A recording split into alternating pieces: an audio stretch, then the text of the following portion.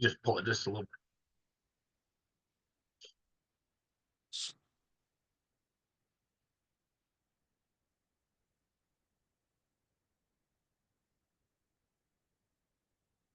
All right, good morning, everybody. This is the Sexual Assault Response Network Committee meeting for October 23rd, 2025.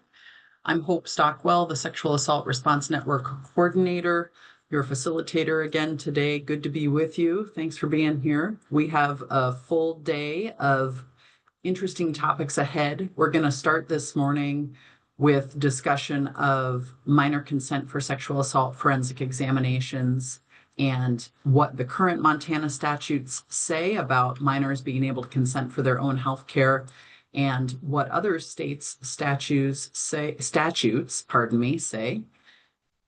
And then we'll be moving on after a break to mandatory reporting requirements in Montana for adolescent sexual assault victims, and then also looking at other states' provisions. Both Celine Kepke and Brett Irigoyen have helped prepare for those discussions, so I really appreciate their work on that.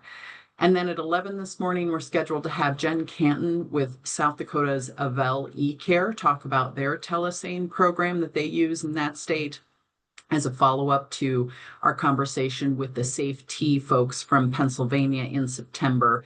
After Jennifer's presentation, we'll have a larger discussion about the telehealth study that you've been working on and next steps that you want to take for considering telehealth. At 1 o'clock this afternoon, we're scheduled then to move on to continuation of our sexual assault forensic exam payment discussion with a continued review of other states' reimbursement models and what that might look for Montana.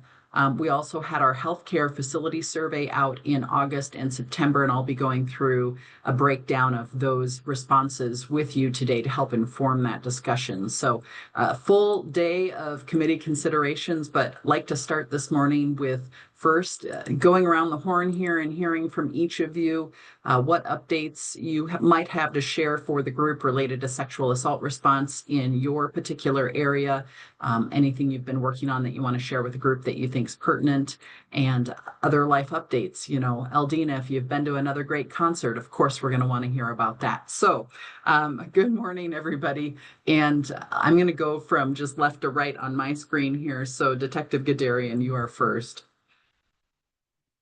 Morning, everyone. I don't really have too much for updates for this group. I did get a guilty verdict yesterday, so that was a lot of hard work. That was pretty exciting. So other than that, I'm on night shift, so I'm just trying to wake up right now. You also helped with the Montana Violent Crime Investigators Conference a couple of weeks ago here in Helena, so got to see you there in person. That was very interesting. Yes. Yep. Captain Honeycutt. Good morning, everybody. Much like Detective Hendren, I am doing nothing but working because we're short about 4 people. So, and it is the domestic time of the year because holidays are here. So other than that, just been busy working. Appreciate you both being here with all your shifts still going on. Suzanne?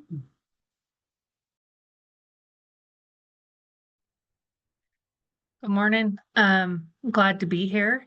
I don't have anything specific updates. I'm just still trying to get my head caught up with everything you guys are doing. I'm just looking forward to hearing what you come up with and being part of the group. We appreciate you being here. That is for sure. Suzanne's been helping me stay organized and think about how to put all the parts and pieces together for whatever steps you might want to take next. So I appreciate her support in that. Jamie? Good morning. On a crime lab level, since June, we have lost 3 analysts. Jen Revis retired. Kate Kolgavi, who was a serologist primarily, one of them that does sexual assault kit testing, moved to Wisconsin, and Amy Howell moved back home to California. We have tentatively filled two of those positions, and one is in-house now, going through training. One of the serologists that was hired, Victoria, is coming from Phoenix, and she does have previous serology experience. So that training program will be a little bit shorter. So we're hoping to get her started at the beginning of the year. Lauren is coming at the beginning of the year, and she's filling the DNA analyst role. She's coming directly from college. And then Bree Harris is in the seat, actively training right now. She came from St. Pat's here in Missoula. So we're happy to have them and get that hiring process going. And we're just kind of plugging away as best as we can. Personally, I'm just getting ready for Halloween. My family loves Halloween, so that's what we're doing. Excellent. Appreciate that, Jamie. Thanks. Ben? Good morning, everyone. I really don't have a whole lot over here in Miles City to report off. It's been just work and a lot of travel with work, but other than that, kind of status quo, which is a good thing. We did note on the news the cattle truck spill. That was interesting there in Miles City. We've actually had two of them. One that was in the roundabouts and one over by the fairgrounds. Yeah. Well, glad to have you with us. And Ben shared earlier this week and through the healthcare facility survey that they've got the pieces in place now to be able to do exams at Holy Rosary. Ben, do you want to share any more of that? Yeah, we have everything in place to do exams. It's the coalition with the hospital along with Billings Clinic and other entities in town to be able to complete exams here at the hospital with victims and work together to collaborate to have the victims here completing them. We haven't had to use it, fortunately, so that is a great thing, not having to utilize it, but it is in place. So one step forward, hopefully, and hopefully not being having to use it in the near future is a good thing as well. We appreciate you building that capability and that collaboration there in the community. That's big. Appreciate it. Brett, you're going. Good morning. We are also working on getting sane exams in a room. We're actually working on an MOU with the Glendive Medical Center, Dawson County Domestic Violence, and some other entities to get kind of an independent sane room. It's going to be actually within our domestic violence building. And sort of independent of the hospital. The hospital didn't want to take on the liability of it anymore. And so we're in the works of that. We have a few sane examiners and some others that are going to be trained. So fingers crossed within the next, 6 months, we'll have the sane room up and running and ready to be utilized. So we don't have to be running people over to Ben. So that will be nice.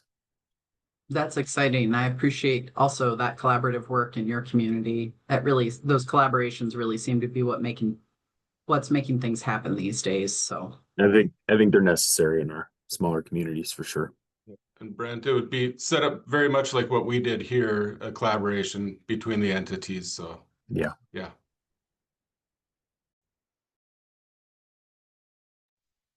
all right, Mark.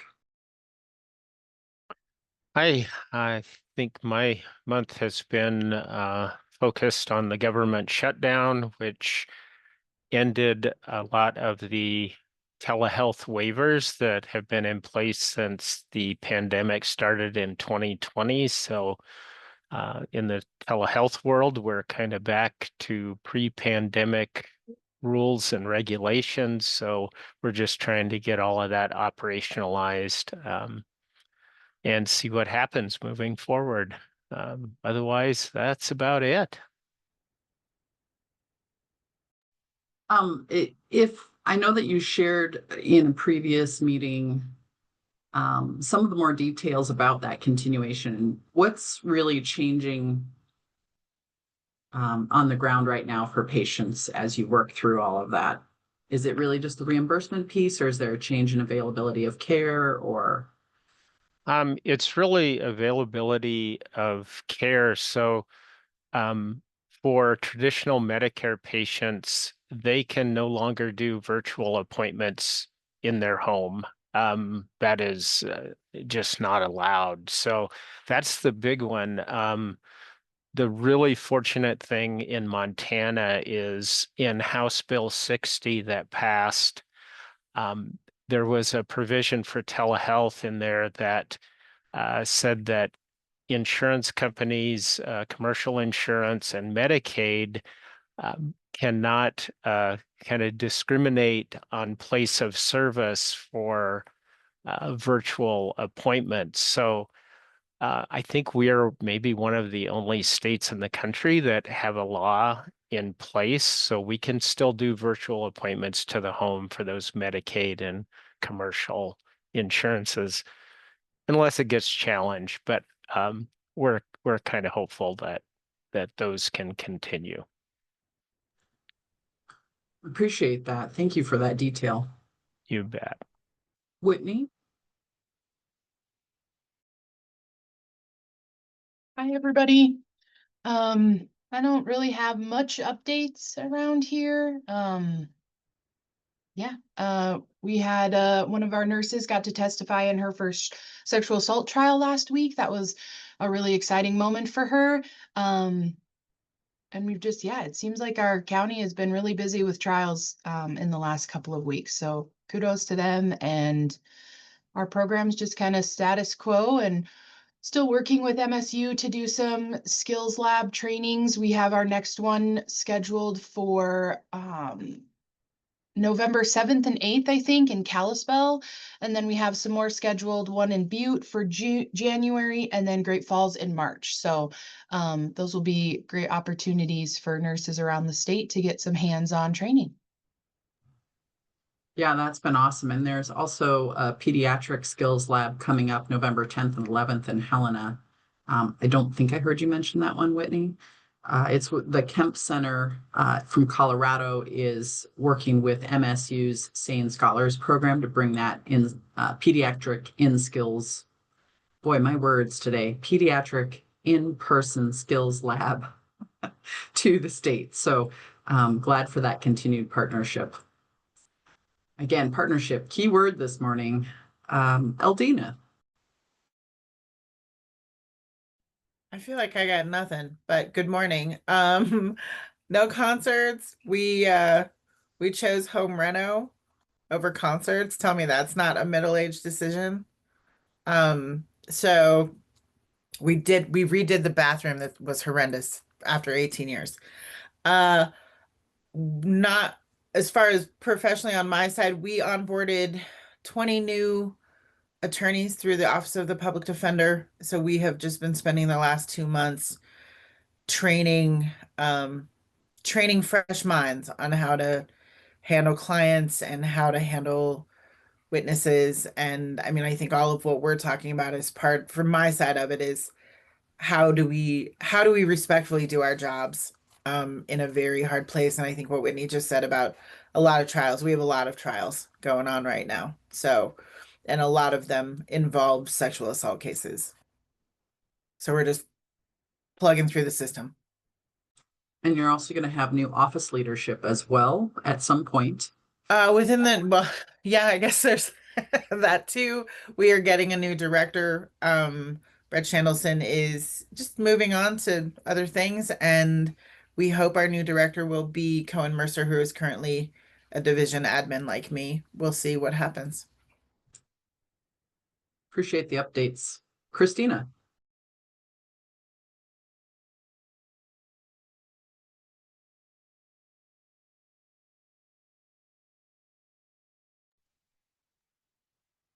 Ooh, Wow. there you go. Yes, having the struggles this morning. Good morning, everybody. We seem to be doing nothing down here but trying to build things and build new systems and build new collaborations. And it feels like we are having to redo a lot of work that we thought was already done, which seems to be the nature of the world these days. So on our personal front, we are still trying to finish out a child advocacy center, which is at least got its walls up now, which is pretty exciting.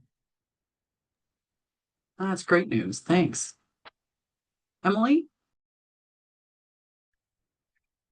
Good morning. We're a little status quo. We've had a little bit of staff turnover, so I am back to taking more call, which is okay because I get to see patients, and that's the favorite, like my favorite part of the job. Other than that, yeah, working on getting new MOUs up and running to expand some services and do some collaborative work.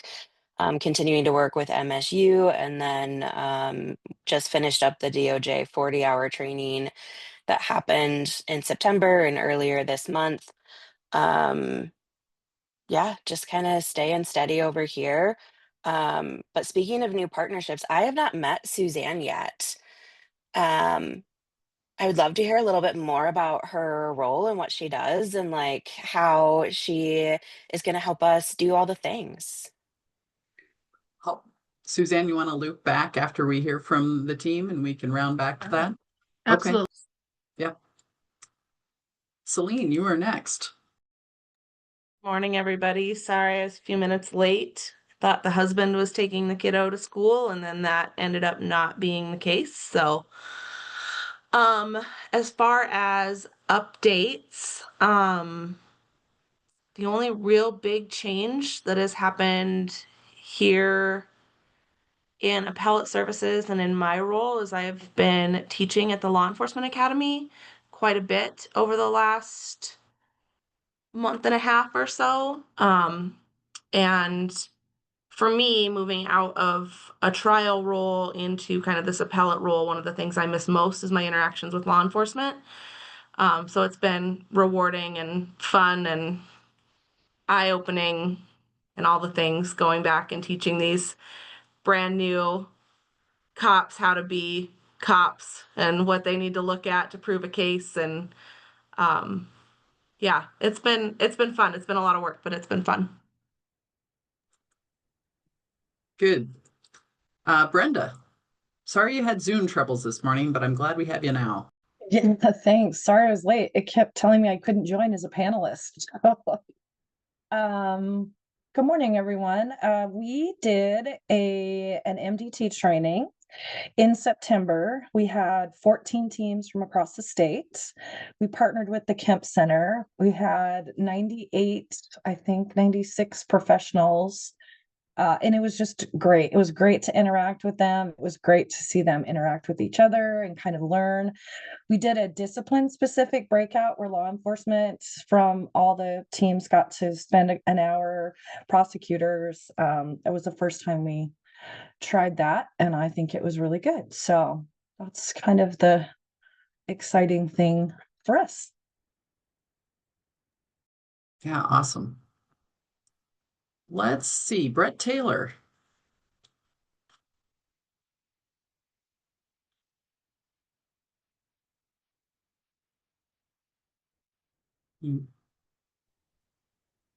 Morning, Brett. Morning.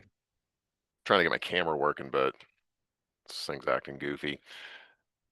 So, okay. It just reassures us that the IT guy has tech problems too. well, I'm on a triple screen dock, and then when I bring the screen up for the laptop, it re-dissociates the screens and it's all goofy. So I was trying to fix it real quick, but doesn't matter. Anyway, I don't know, from the nerdy side of things, there's not really anything for me to add. Other than we had like 8 inches of snow one day or whatever it was. That we did. Yeah, well, we appreciate you being here, especially as we continue the telehealth and telesane discussion later. Yes. It was good to have you at that September presentation to hear what the Pennsylvania folks shared. So I think that was the first time I've actually talked. you had good questions, good IT questions. Something came up.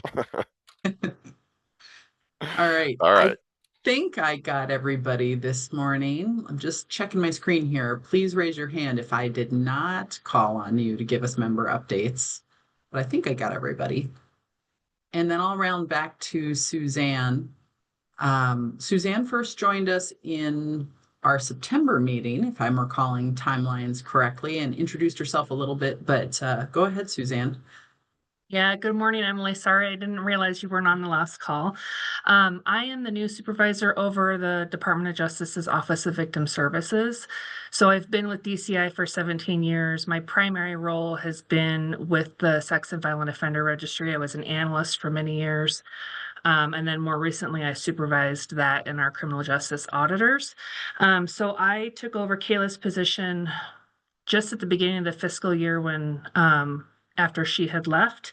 And I've just been trying to get caught up with everything that's going on, helping Hope out where I can. But I'm really just here for anything you guys need on our end to see if I can, get that communication up the chain or whatever needs to be done. And Yeah, I it's don't been. know if Emily's on. Is Emily Cantrell on yet? She is here. She is in sort of a listening mode. She did not join in as a panelist. Okay, I didn't know if she wanted to introduce ourselves, but Emily Cantrell is with our SAO office and she has taken over Alex Sturhan's previous role. Yeah. Yeah, we appreciate it. And actually, it looks like she had to step away here a little bit. But if she comes back later, we can give her an opportunity to introduce herself formally. All right.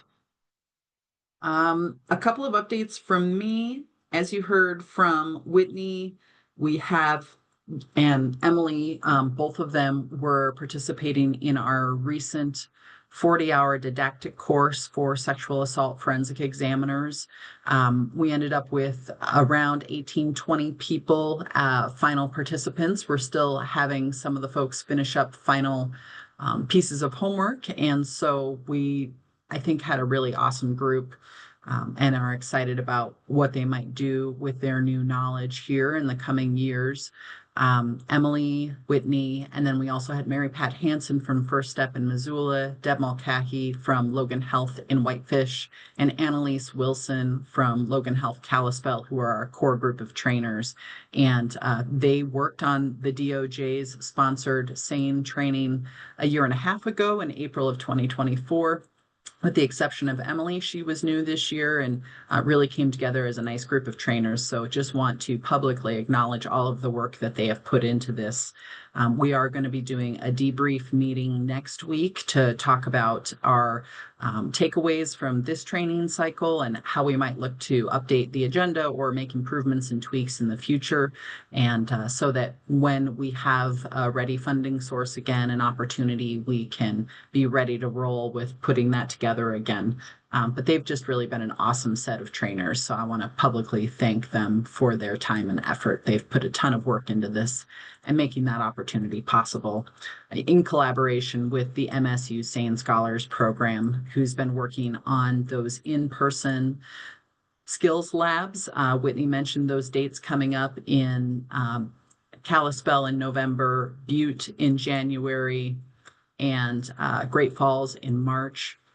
And then MSU's also been working on that pediatric lab that I mentioned before that's coming up here in Helena in November. So lots of things going on with training. And also want to mention we are continuing to work through other training opportunities and development of those. I'm meeting with our core trainer group that Celine has been part of, and Megan Paddock in the Prosecution Services Bureau here at DOJ, and Mary Berry at Lewis and Clark County. We are continuing with our second quarterly gathering of prosecutors to talk about sex assault cases and support each other in a peer format. It's this Friday, tomorrow.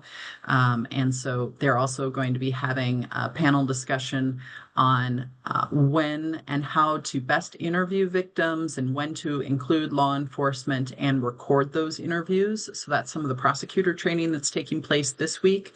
We're working also in partnership with others around the state programs that have other funding pieces and interests in training, including the Department of Corrections, DPHHS, and the Board of Crime Control, to talk about how we can collaborate together to provide more law enforcement and prosecutor training opportunities for sexual assault. And so we're looking toward perhaps a joint training this coming spring, more details to be developed there.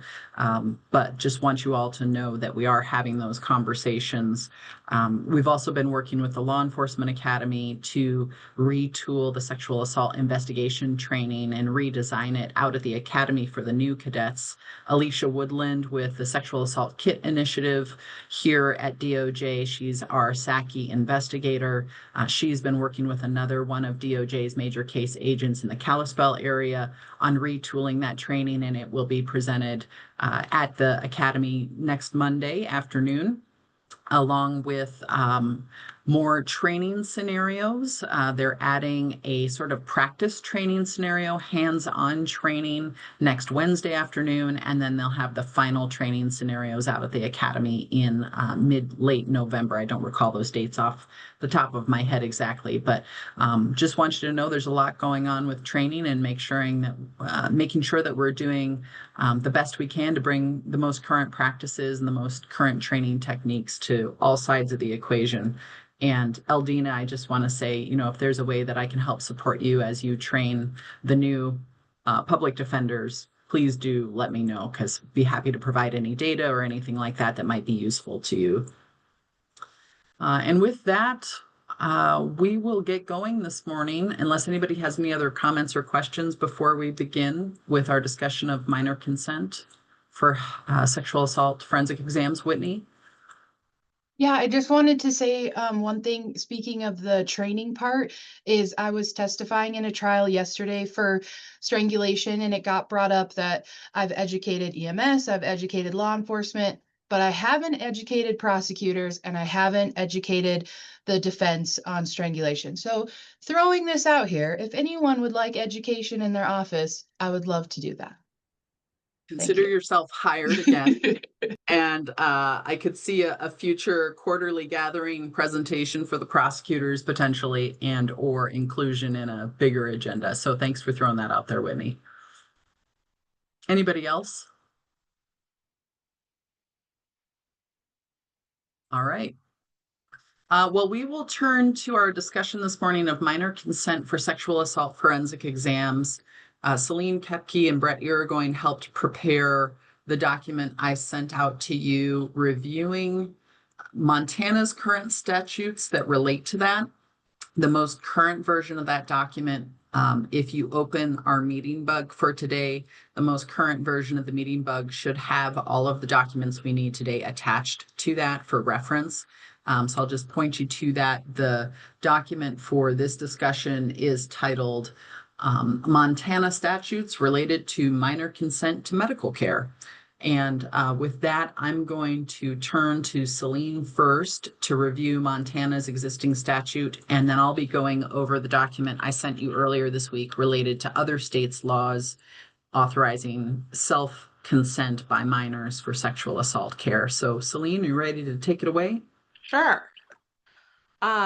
So Brett, obviously you were part of this conversation we had. If you have anything you want to chime in on, feel free as always. Same with Emily or Whitney with like practice pointers or something you guys have seen. But I kind of want to start from the very beginning with kind of our constitutional foundations a little bit.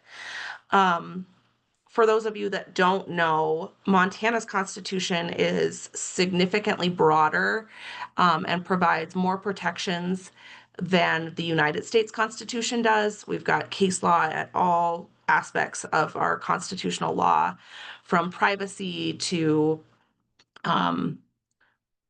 privacy is the one that's like going through my head, all areas, right, in which we have additional protections because we live in the state of Montana. One of those enumerated rights that we have in Montana that is not found in the United States Constitution is called the rights of persons not adults.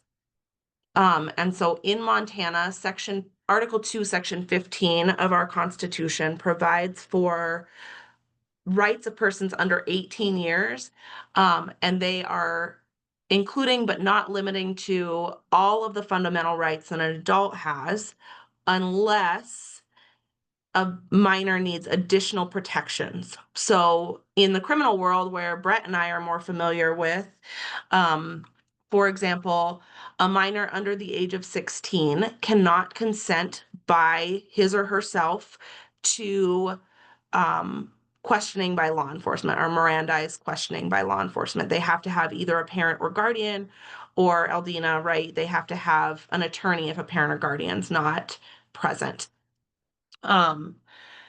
Those are the kinds of protections that it seems like Montana is trying to provide for in Section 15. There are additional protections when seemingly there are legal consequences above what a minor can decide for themselves. So it's giving them an additional layer of protection. It's not really taking anything away from them. So with that kind of framework in mind, when it comes to minor consent to sexual assault care, Montana doesn't have a specific statute on the books that allows them to consent to a SANE exam or something like that. There are things scattered throughout our statutes that give some bases for healthcare without a parent being involved. But the statutes, the way I read them, and we'll go through them a little bit here, can be a little bit conflicting sometimes, it seems like. So if you are looking at that handout that Hope attached to our meeting, the first statute really on point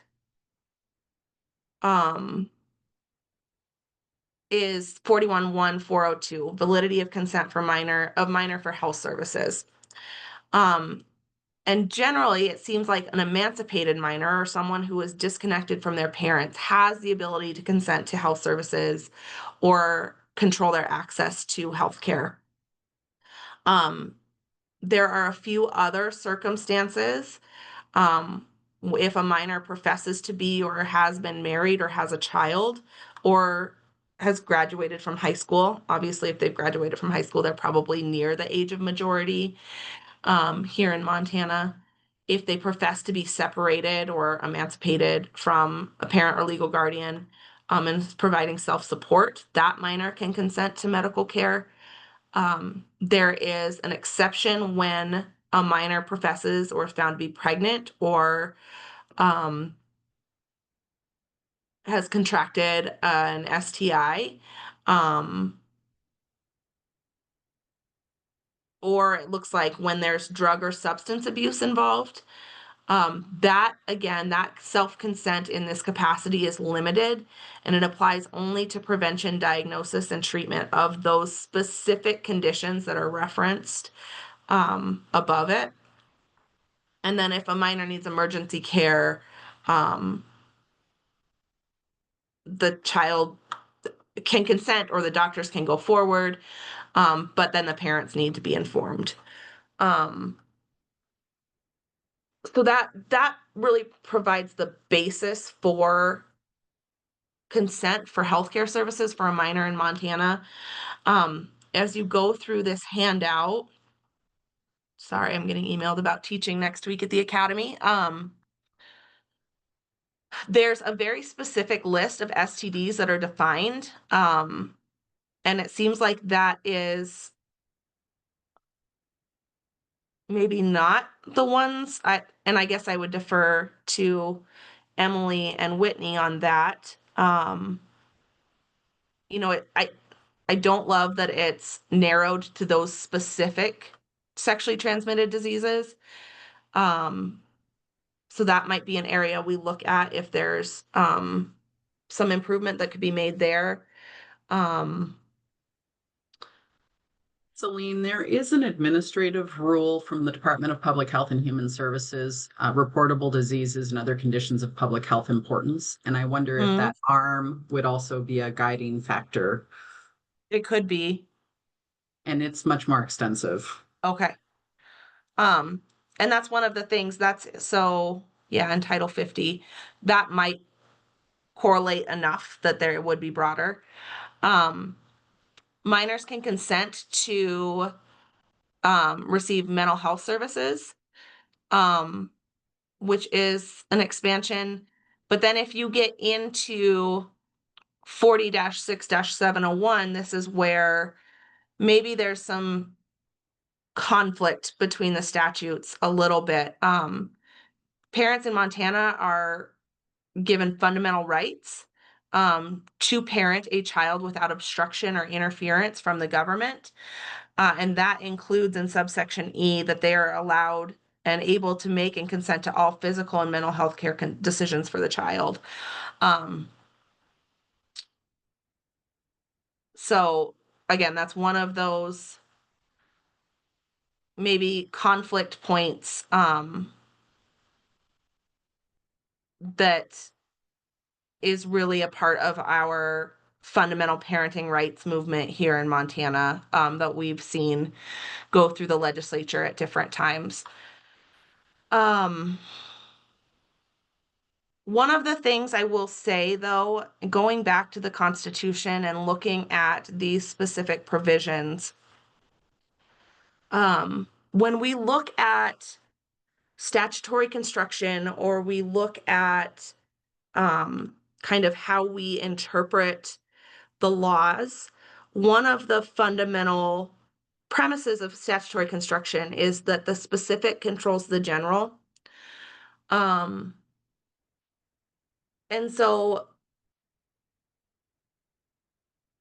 there may be some room if this were ever challenged, and I can't speak to it, I don't have a crystal ball, but between Montana's constitutional rights for minors, and then some of the provisions that are found in 41.4.402, there seems to be at least a legal argument to allow a minor to consent to care in the context of a sexual assault examination. There's nothing specific, but in reading these together, one of the other big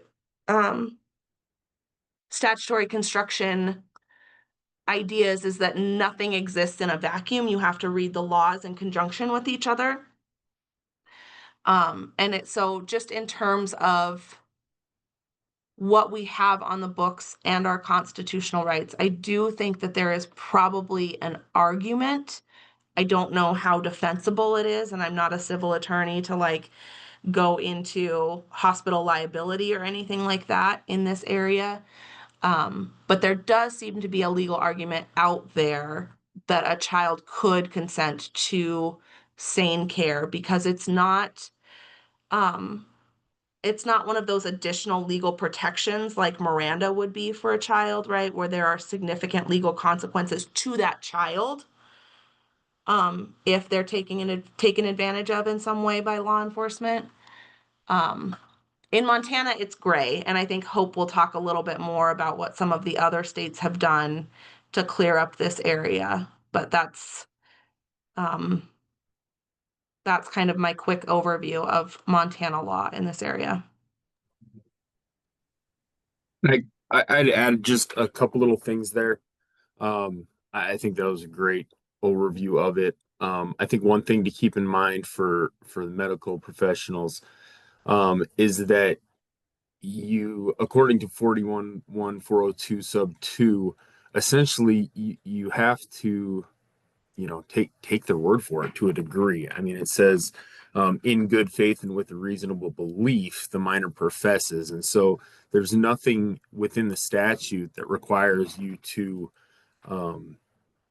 make them provide any sort of documentation or anything to necessarily back up their claims that they're married or they've graduated high school or they're separated from their parents. You kind of have to take a good faith effort at making that determination based on the facts before you. But I don't think that statute requires an investigation into whether or not what that minor is telling you is true or not necessarily. Now, you may have internal policies within your medical facility that address that specifically. I'd be surprised if you don't, I guess. But I wanted to point that out. Another thing I wanted to point out is that, while minors are empowered to consent to various parental related services without their parents' consent, that does not include abortion. And so, under the Parental Consent for Abortion Act in 13, they still do require parental consent for abortion. So I just wanted to point that out, as that is obviously a pregnancy related treatment. That's all I have. And Whitney, maybe you can talk a little bit about like in Helena, but I can't say that I've had any minor come into the hospital and profess any of those things outright. And so we I also don't go digging for those things. So with them not bringing that up, like what would us be bringing that up be a way of like coercing our way around the law to not have parents involved, and what like would that look like if we were the ones who initiated that? Because I can say in my 8 years I've never had anybody like say that they were like I haven't had a minor who's been married. I haven't had a minor who has had a baby come in for post assault care. um and I don't think I've had anybody who's 17 and graduated high school come in for care. Not saying that it can't happen, but like, and if they have, they're not bringing it forward. So what is our responsibility to bring it forward as medical? I guess I would say if you're treating a minor comes in for treatment, and it's a type of treatment that otherwise would be, requiring consent of a parent, I think it's totally fine for you to ask those questions to determine whether or not you can treat that individual. Um, I almost think you would have to ask those questions if you're going to be treating them, to determine whether any of those kind of exceptions to the parental requirement exist. Um, but again, that's probably something that would need to be within your internal hospital policies to some degree. I don't want to tell you do this and then your hospital's like, what the heck are you doing? But I think you would be fine asking those questions. I don't know. What do you think, Celine? I don't think there's anything that would preclude you from asking a few questions about that. I don't think it's you like getting around the law. I think it's you providing informed care as to this particular patient's circumstances and if you can provide care without getting a parent involved. In my experience, Emily, when we kind of talk about the consent thing, and I'll have a conversation with them if they don't want their parents to know, or if there's any concerns about that. And I just kind of open-endedly ask them, tell me about the concerns you have. And I feel like if someone was emancipated or estranged from their family, that would have come up then.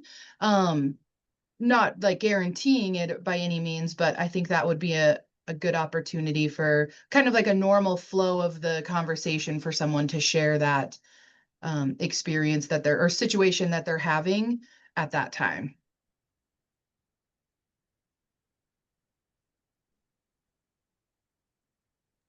Captain Honeycutt? Oh, you are muted. There we are. So I guess a clarifying question. We run into this quite a bit where we have a kid will report something to say a teacher or somebody else, and like a sexual assault. And if we have to notify parents, but the parent is potentially the suspect, where does this leave us from the attorney standpoint? I mean, so this is where I go back to like how you have the additional protections for Miranda. I again don't have anything hard and fast, but there are, and I'm blanking on the provision, but isn't there a provision in law that allows you to conduct a forensic interview on a child without parental consent in certain circumstances? Yeah, there is. Yeah. It's kind of two statutes together. One's 46-15-320, which is interview of a child under 16, talking about the defendant, and the other is, give me one moment, I can pull it up, 40-6701, which is the interference of fundamental parent rights. I believe, There let me it see. is. Yep, consent Yep. before government entity. So sorry, I'll start at the top. A government entity may not interfere with fundamental rights of a parent to direct the upbringing, education, healthcare, Yeah, mental health of the children unless a governmental entity demonstrates that the interference. And then if you go down to number 2I, triple I, so consent before a governmental entity makes an audio or video recording, unless the audio or video recording is made during or as part of law enforcement investigation or a forensic interview in a criminal or child abuse and neglect investigation.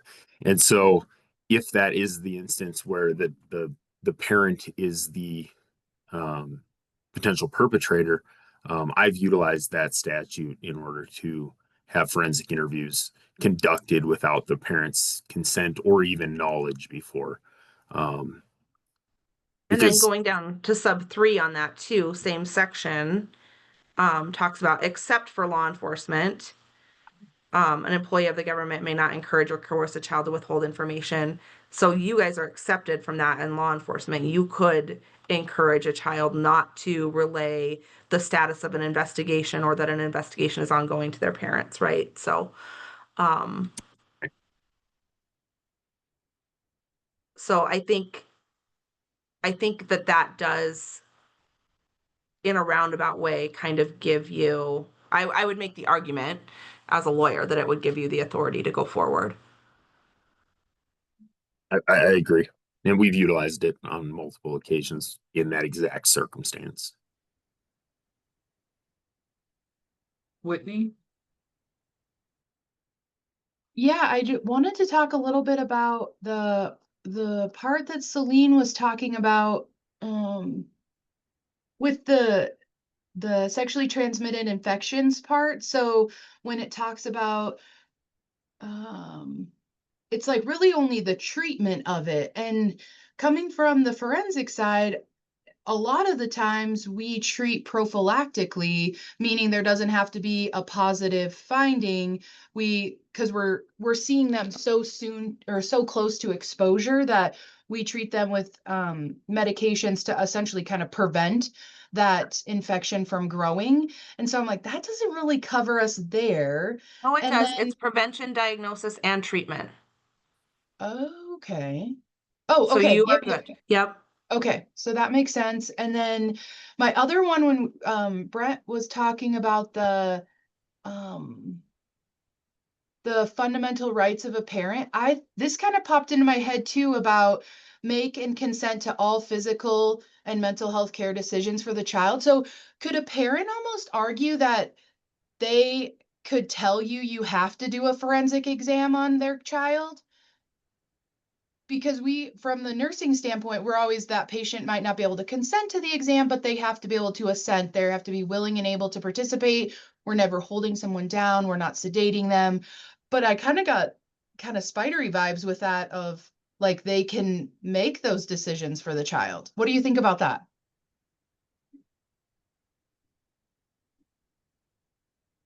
Now I threw it into the universe and someone's going to show up to my ER with this printed out to like say that, but I think that kind of goes against our Nurse Practice Act of making someone do something they don't want to do.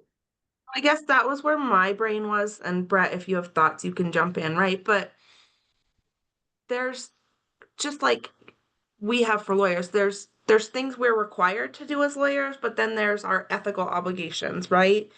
And so that part right there seems to be a huge intersection. I mean, the way it reads, make decisions for the child. If a child didn't want to go through with a sex assault examination, but the parent said, yes, you will. I see your point, and I don't have an answer for you, but I guess what I would say, thinking about our ethical obligations as attorneys, ethics always wins out. Your ethical obligations are always higher. That's my personal perspective here. That is just mine. Like, if I were torn as an attorney between what the law said and what my rules of professional conduct told me to do, and what the law told me was against my rules of professional conduct, I would have a hard time going forward with that. I agree. I don't, that's an excellent question, Whitney. And I don't know that we can give you that answer necessarily. But I think you would be well within your rights to deny that treatment on ethical bounds, you know, um, because I think that there's a good argument that that would potentially cause more harm than do good for that child under that circumstance.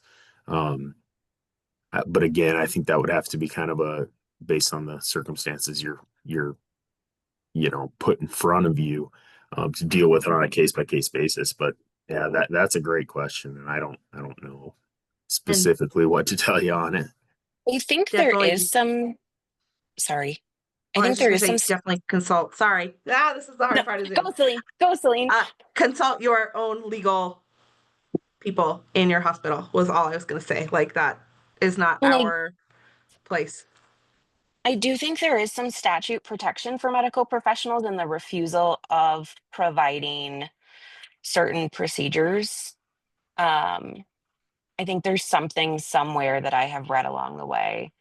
I'd have to go back and look and see what all qualifies for that, but there is some protection around that for medical providers. And then my last thing was when we talk about the under 41-1-402 under the letter D, when it talks about minor needs emergency care, I know there's that argument that the forensic exam could be emergency care, but it's not life-sustaining emergency care. It's not CPR, it's not a blood transfusion, but there is that timely piece to it that could be kind of an emergency or urgent. I was just kind of trying to think of like how different hospitals across the state or different programs kind of interpret this. And I know that everyone's legal department's going to interpret it differently. I really appreciate you bringing forward all of this stuff because as a healthcare provider, I have no idea how you even got all this information and the highlighting is super important. So thank you for that. I'm interested to see in the next part of our conversation what Hope has to say and then maybe what changes would be useful for our state or realistic. Yeah, so cool. Thank you.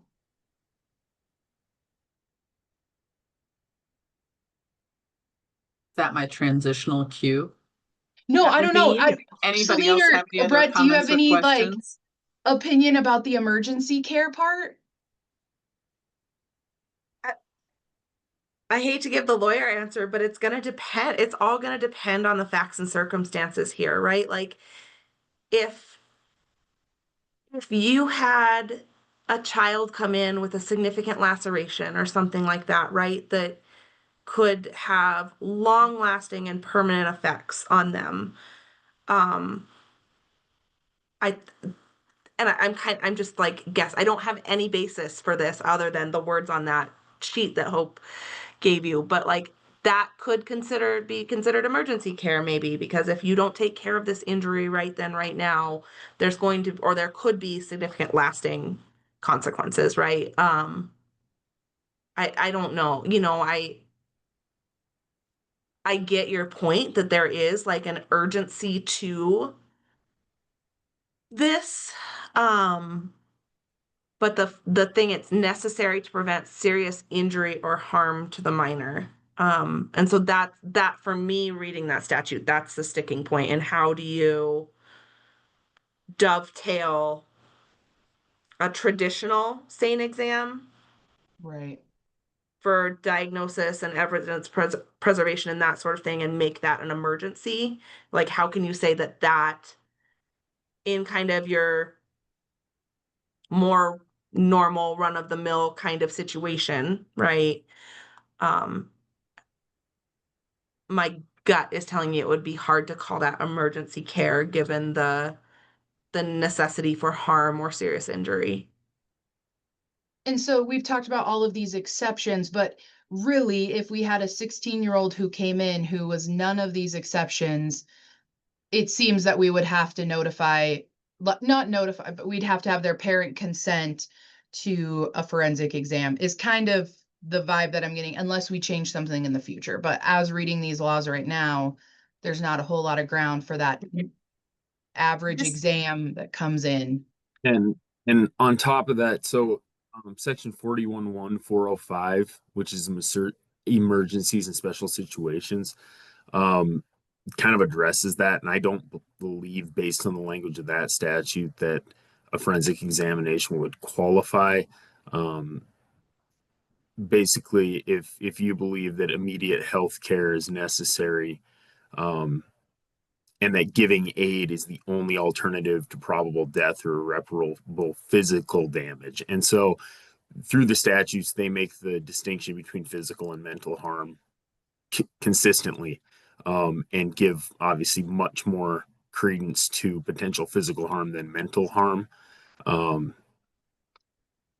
And so I think that would probably preclude you from doing it under an emergency basis.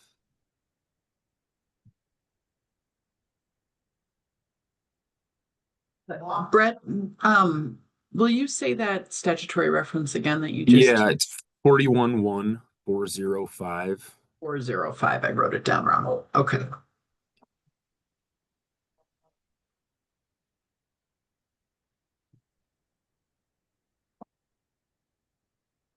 Whitney, to the last part of your question, like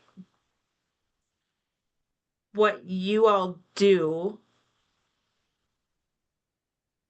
it's really in this gray area right now. And the way the law is written, I would absolutely defer to your legal advice within your facilities on what the best path forward is. Because there's just not a clear-cut answer. I think there's avenues to argue that a child could consent to this. But it's just not clear right now. Yeah, and that's something that, I mean, we know that as forensic providers across the state, we know it's clear as mud. And we've found that like every program is kind of navigating these laws differently based on their hospital recommendation, which is totally fine. We found that it's difficult to teach new people that. That is something that comes up in our trainings, whether that's the 40-hour forensic nurse training or these in-person skills teachings.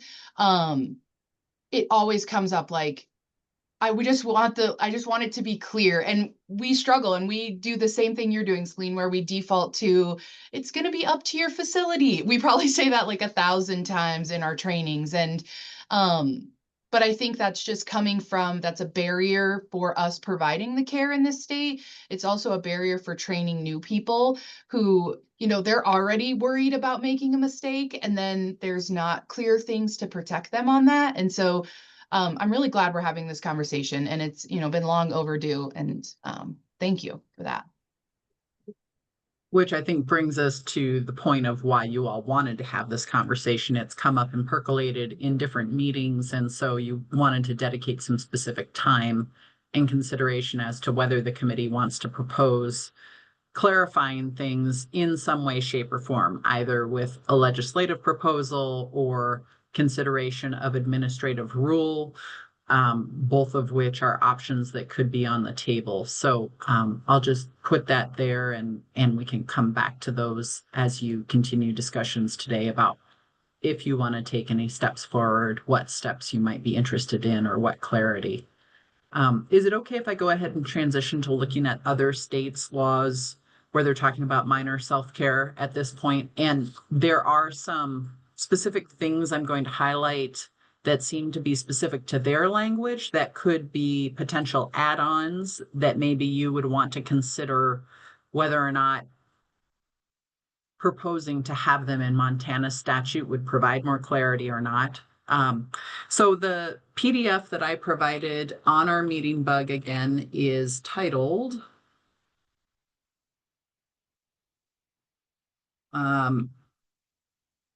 sorry, I've got too many things open now. But it is a PDF. It has a very good title to refer you to here, so it'll be easy to find. There it is. Minor Consent for Sexual Assault Care State by State Comparison. So that's the document I'm looking at right now. And This information comes from a national resource. I found a compilation from the National Center for Youth Law, which put together a compendium of all states' statutes related to minor self-consent for healthcare. And they have it's a whole host of things related to healthcare, but they did have specifically looked at each state's statutes on whether or not they spoke to anything specifically about sex assault care. And that was super helpful for me in putting together this resource for you. So within looking through that compendium, I found 22 states that had language specific to sexual assault care of some kind, but maybe not forensic care. There are 2 states out of those 22 I would refer you to first, just to point out their differences. Texas and Utah, which are listed toward the bottom of the second page. Texas, their language is not about a forensic exam, but seems to be instead, it's focused on consenting, allowing minors to consent for counseling related to sexual, physical, or emotional abuse. And that if they're doing that, the consent of the parent or guardian is not necessary in that circumstance. And Utah also is not talking about, it doesn't seem the forensic exam itself, but it does say that in Utah, a minor victim of a sexual offense may request a test for HIV infection. So those 2 states are much more specific than the other states on this list. And I just wanted to be sure to point that out. I don't want to give you the impression that all 22 states said minors can consent to having a forensic exam. Now, looking more broadly at the rest of the states, the other 20 states and their language, most of them are referring just to a minor. And Arizona and California, though, specifically talk to a minor age 12 or older may consent to the exams.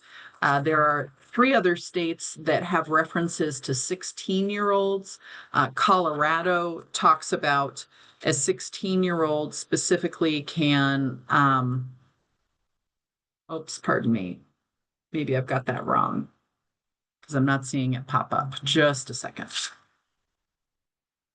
Missouri and South Dakota. Somehow I got to Colorado. Missouri says a minor may consent for a forensic exam, but then it goes on to say a minor who is at least 16 years of age and is self-supporting and has express or implied parental or legal guardian consent may consent to having admitting themselves to a rape crisis center. And then they may also contract for services as a victim of sexual assault, including but not limited to counseling, court advocacy, financial assistance, and other advocacy services. So Missouri goes a step further with some specific language about 16-year-olds and older. And then South Dakota, their exams, their general allowance for minors to consent to a forensic medical exam is that they be 16 years or older. In South Dakota, like some other states that I'll highlight here, they go on in this consent language to say that there are some steps that the physician or hospital or clinic has to take. So South Dakota's language is that if the minor age 16 years or older is consenting to the forensic exam, the physician, hospital, or clinic shall take reasonable steps to notify a minor's parent or guardian that the exam has taken place. But then, much like Captain Honeycutt's question, they do offer an exception that is unless the parent or guardian is the suspected perpetrator. So that South Dakota is one state. There are half a dozen states, 5 or 6 states that have language about the healthcare facility or provider going the extra step to notify the parent in some case. California and Colorado are 2 of those. In California, the minor's treatment record has to note the date and the time that a professional person attempted to contact the parent or guardian and whether the attempt was successful or not, because the professional person has to attempt to contact the parent or guardian in California. Again, there is an exception that does not apply if the professional person reasonably believes the minor's parent or guardian committed the sexual assault. In Colorado, the provider must make a reasonable effort to notify the parent or guardian or any other person with custody or medical decision-making authority prior to commencing the exam or treatment.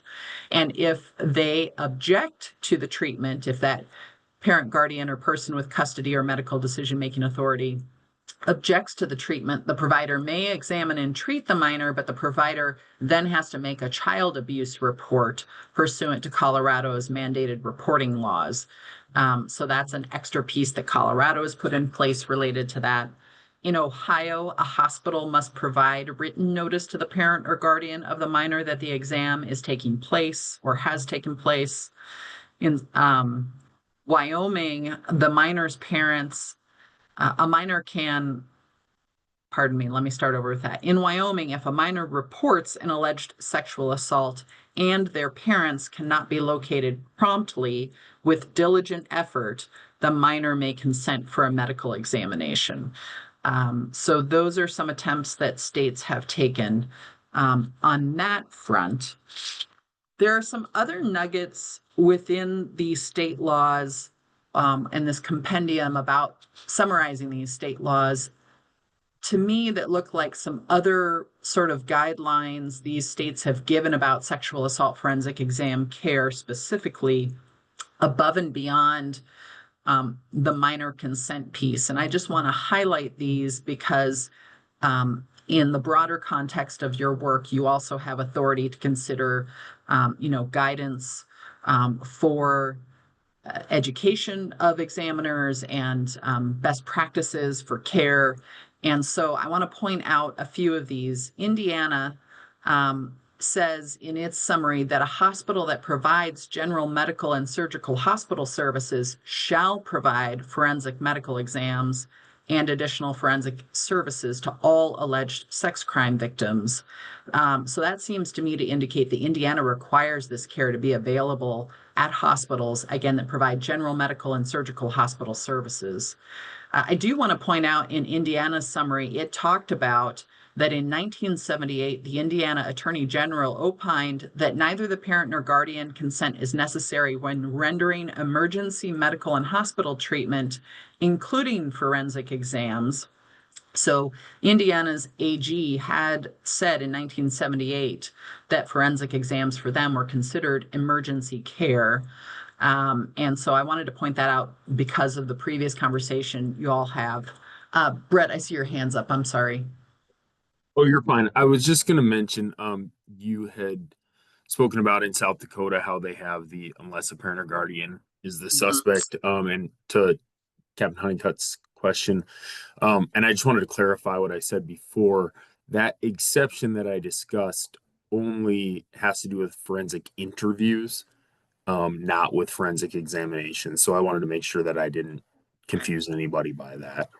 But that language, like what is in South Dakota and some of these others, I think would be fantastic to have in our state. Just making a note of that. But that's. I appreciate that. Thanks.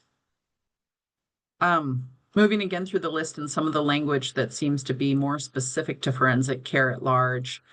In Kansas, it seems to stipulate that it has to be performed by a physician, licensed physician assistant, or registered professional nurse who has been specially trained in performing sexual assault evidence collection and who is on call or on duty. So it might be worth digging more into things like that, just to see what those states are doing more specifically. Kentucky specifically said minors who are victims of a sexual offense shall also be informed of available services for the treatment of sexually transmitted infections, pregnancy, not including abortion, and crisis intervention and other mental health services available. So it seems maybe Kentucky has gone a step further in stipulating what healthcare providers need to share information-wise with those minors. And I'm, based on my observation of Montana's examiners and the training provided, I think that information generally is being provided, but it seems like Kentucky has stipulated that in their statutes. Michigan, it points out that the administration of a sexual assault evidence kit is not considered a medical procedure. So that might be also somehow related to different guidance related to medical procedures and requirements. I would have to dig in more to learn about why that is there, that specific language, but just wanted to point that out. Oklahoma says that self-consent by minors only applies to a forensic medical exam by a qualified licensed healthcare professional. So it seems to go a step beyond, like Kansas, and saying who can be doing this. New Jersey says that minors who, in the judgment of the treating healthcare professional, appear to have been sexually assaulted may consent to the provision of medical or surgical care or services or a forensic sexual assault examination. So they're also going a step further with their language, it appears. New York also talks about being sure that hospitals must provide patients, including minors, with a range of services, including offering and making available appropriate HIV post-exposure treatment therapies. And then the last one I wanted to highlight was West Virginia, where it specifically says that a sexual assault victim has the right to receive a forensic medical exam conducted by a qualified medical provider in accordance with best practices, taking into consideration the age of the victim and circumstances of the offense. So I think I'll pause there and see, Celine, I see your hand is up. Yeah, I was just struck and I missed the state you were talking about, but the one that said forensic exams aren't medical care. Yeah, that was Michigan. It says the Um, administration of a sexual assault evidence kit is not considered a medical procedure. So that I wonder if medical procedure and medical care are two separate things. maybe where my brain went is in Montana. And we've had this right at the bottom of all of the forms. We say that this is for evidence collection purposes. And there's case law out there that although in some circumstances we can get a medical provider's hearsay statements in, right? If it's for treatment, that sort of thing. Our Supreme Court has said that forensic exams are not eligible under that hearsay exception. They're not for medical care. Which is just another way of like thinking about this, right? And how we go forward and whether we can go forward without parental consent. If it's not medical care, for hearsay purposes, which is a different thing, but we kind of do have the start of that foundation to go down that path too, that this is for something, this is for essentially law enforcement purposes, right? This is investigative. This isn't medical, which might take us out of some of those statutes that we talked about earlier in terms of medical care. It's just kind of like legally where my brain went. And I know Emily and Whitney, you would absolutely disagree with me that this is entirely medical care. I'm just thinking like the way our Supreme Court has structured it, and where, law enforcement can have these interactions with children that go beyond what parents have to know or can consent to, right? Like I'm just kind of trying to pigeonhole it in a different spot, maybe for a future argument. Let's see. I'll go Emily and then Captain Honeycutt. I do, Celine, view that this is medical care. You hit that one nail on the head with what I think this care is. My worry is that if we try to define it as not medical care, where does that intersection of like law enforcement's want to collect evidence and patient-centered, victim-centered care come in? And I would hate to see agencies kind of going back to the day where like they demanded these exams and nurses did not great things to patients in terms of like how they perceive their medical care and creating medical harm around this exam and evidence collection. And I just would want us to be mindful about not taking a step back in the way that the care would be provided if we move it out of the medical realm.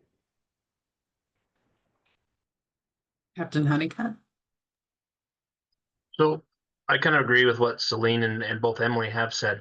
We've argued in a couple of motions hearings about this For us, the SANE exam is evidence collection purposes.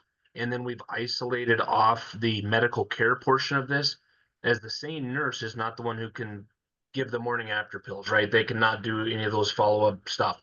So we basically just kind of split that and said, all right, let's get the SANE kit done first. Law enforcement takes what we need, we bow out of the way, and then I'll leave the person in the care of the doctor to receive any medical treatment or anything else they need in the down the road, so to speak. I would and Emily, argue go ahead. that the same nurse is usually giving the morning after pill. Like a lot of us have protocols. So yes, there is a provider signing off on that. But like in my practice, I'll be very honest, like the ER providers trust me and my decision-making skills to use our protocol to order medications. So ultimately, I would say in 98% of the cases, like I am making that medical decision with the patient on what medications they receive, and either myself or another nurse are giving those medications. So it may be different by jurisdiction and facility. Yeah. Celine, did you have something you wanted to say? I was just going to say that, like Emily, absolutely, this isn't like, we don't want to have unintended consequences here and turn this strictly investigative, and that the law enforcement gets to direct or whatever what happens like that. I would hope that, I won't say all, but the majority of jurisdictions would know that, especially in this area, this is victim driven and victim centered, and we're not going to conduct an exam for investigation purposes if the victim doesn't want to go forward with that. My comment was merely looking at like the way the Montana Supreme Court has dealt with this in the criminal legal context, and said that this is not for purposes of medical treatment, the actual exam itself. And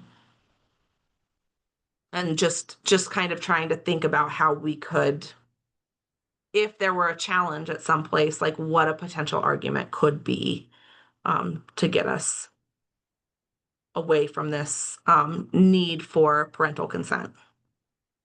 Because I think that a child can consent and agree to participate with law enforcement in an investigation without their parents, right? There are circumstances where that absolutely makes sense. But I think in general that would follow, right? If a child comes in and makes a report to law enforcement, there might be a notification element to the parents for other reasons, but that doesn't negate the fact that the child came in and wanted to engage in an investigation and bring something to law enforcement's attention. And so I guess that was kind of the vein I was thinking about all of this in. And I didn't think that you were trying to like put it in that realm for that purpose. I just wanted to have a call out so that we can keep that in mind, because I think sometimes we forget little pieces along the way that really make the patient's experience a positive one. And so, but kind of moving on, I really like Maryland statute. If I don't remember, Hope, if you read that one out, but it says a minor has the same capacity as an adult to consent for physical examination and treatment of injuries from an alleged rape or sexual offense and a physical examination to obtain evidence of an alleged rape or sexual offense. I like that language personally. I'm going to hold us here. We are on the agenda, have an opportunity for public comment in this item, and I want to make sure we make time and space for that before we go to a break, because it will be easier for us to delay. We have time later on the agenda today to come back to further committee discussion and questions and next steps consideration. So I want to be sure to honor the public comment time. If you are a member of the public interested in making comment on this topic specifically, so please, if you do want to make comment, keep your comments to this topic, minor consent for sexual assault forensic examinations as discussed. And if you would click on the raise hand button at the bottom of your screen, and those who are interested, I will call on you and click the button so that you can talk to the committee and share your comments. But please do raise your hand now so that we know how many people might be interested in making a comment. I do see one so far. And the first person who will be making comment is Mary Pat Hansen. Go ahead, Mary Pat. Hello, can you hear me? We can. If you would please introduce yourself and let us know if you represent anyone other than yourself. This is Mary Pat Hansen. I am a nurse practitioner and I run First Step at St. Pat's in Missoula, which is our child abuse and adult sexual assault and strangulation response center. I have so many things to say. My first comment would be, I had a conversation with Brett and Celine and Hope earlier about this topic. And one thing that we talked about that has not come up, that I just want to state, is I would hate to bring forward some sort of legislative proposal that the result is there is a explicit restriction from children being able to consent to these evaluations. I felt like listening to Celine when she first gave her presentation. I listened to hopefulness. Like I listened to maybe the laws actually do allow for kids. It has never been argued. No one's ever had to defend that. But I felt like Celine was saying there could be an argument that kids could, under current laws, there could be an argument. It's not explicit. So I just want to express my fear in bringing something forward and the outcome being something explicitly prohibiting children from consenting without a parental consent. And then my second comment is, oh my God, I wish somebody had me before that ruling in the state of Montana that SARN exams are for purposes of investigation, because it is the biggest misunderstanding of what we do. And I wish I could have had a voice in that room, because it is something I argue all the time. If I were doing this work for purposes of criminal investigation, I should have quit my job a long time ago, because I've done like 1,500 evaluations and I've been in court like 50 times. The vast majority of work I do is about the health and well-being of the clients that I serve. And so I just do not, I would beg you to not make a proposal that includes any language specifying that this work is for the purposes of investigation, because that is a tiny, tiny, tiny little fraction of the work that we do that serves the well-being of the people we serve. I appreciate all of you. Thank you for taking this on. I've wanted this topic to come forward for so long because I think it's such a complex issue, and we've been struggling with how to guide, programs across the state. Thanks for your time. Thank you, Ms. Hansen. Anybody else in the public? I don't see any other hands raised, but I will make a last call to click the raise hand button on the bottom of your screen if you'd like to make public comment at this time.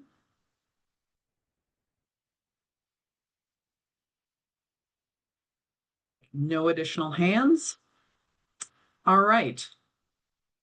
We have about 5 minutes before our scheduled break, and I wonder, I imagine we will probably come back to this later today and discuss more, but any particular items you'd like to discuss right now, or next step ideas, requests of me for further information, that sort of thing, or we can just set it aside and contemplate until this afternoon and come back to it. Whitney? When you think about next steps moving forward, is it easier? And I don't understand all the legislation stuff or our capacity as a committee, but is it easier to try and change something that's already in law or create a whole new thing specific to this? It just seems like, since there's so many different laws, and like Celine kind of said, sometimes they support each other, sometimes they contradict each other. What's easier to do moving forward? In my experience, being someone who previously worked for the legislature doing that sort of thing, putting the pen to paper on somebody's concept, it really depends. I think it depends on what avenue of a proposal you're interested in, and then doing a little bit more research about what the existing laws may or may not say. And then it becomes more clear, if you have a lot that needs added or spelled out, it might be, more clear and better to make a new section. Or if it's a discrete change or something that you think really impacts existing law, you could amend that section. I don't think your odds necessarily are better one way or the other. And there would be proposals that would come in where the people had explicitly written them as amendments to existing law, but there was so much going on and so many moving parts, and or based on the relationship with other laws in that part that it would be codified in, it just made more sense to have a new section. And so as the bill drafter, I would say, look, this really should be a standalone section. So even if you put a proposal together one way, shape, or form, when it gets to the legislature and gets to the formal bill drafting process, they might propose doing it differently anyway, based on their expertise and editorial advice. So I wouldn't worry about that so much, I guess.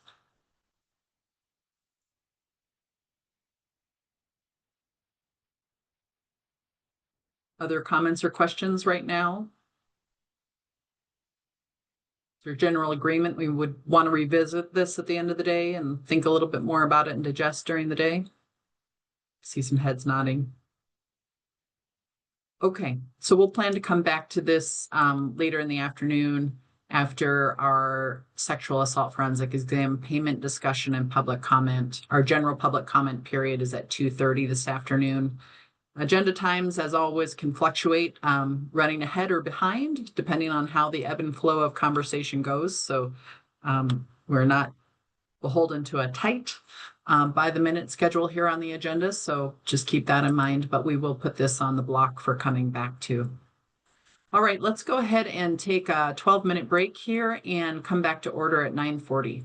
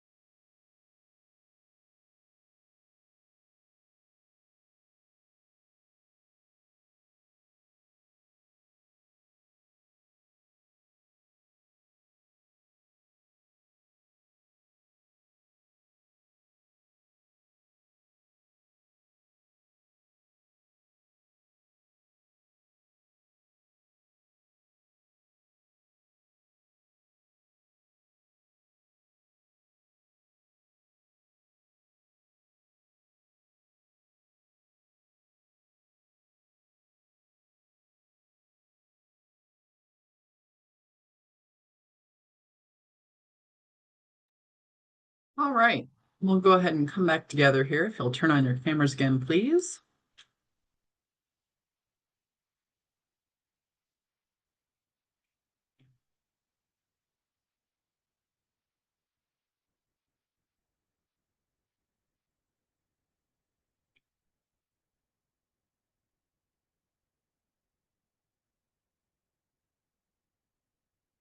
Next on our agenda this morning is the mandatory reporting requirements for adolescent sexual assault victims. This has been another area where folks have expressed some grayness sometimes in practice within healthcare facilities and differences between jurisdictions and sexual assault response teams. And so it's come forward for further discussion, much like our last topic.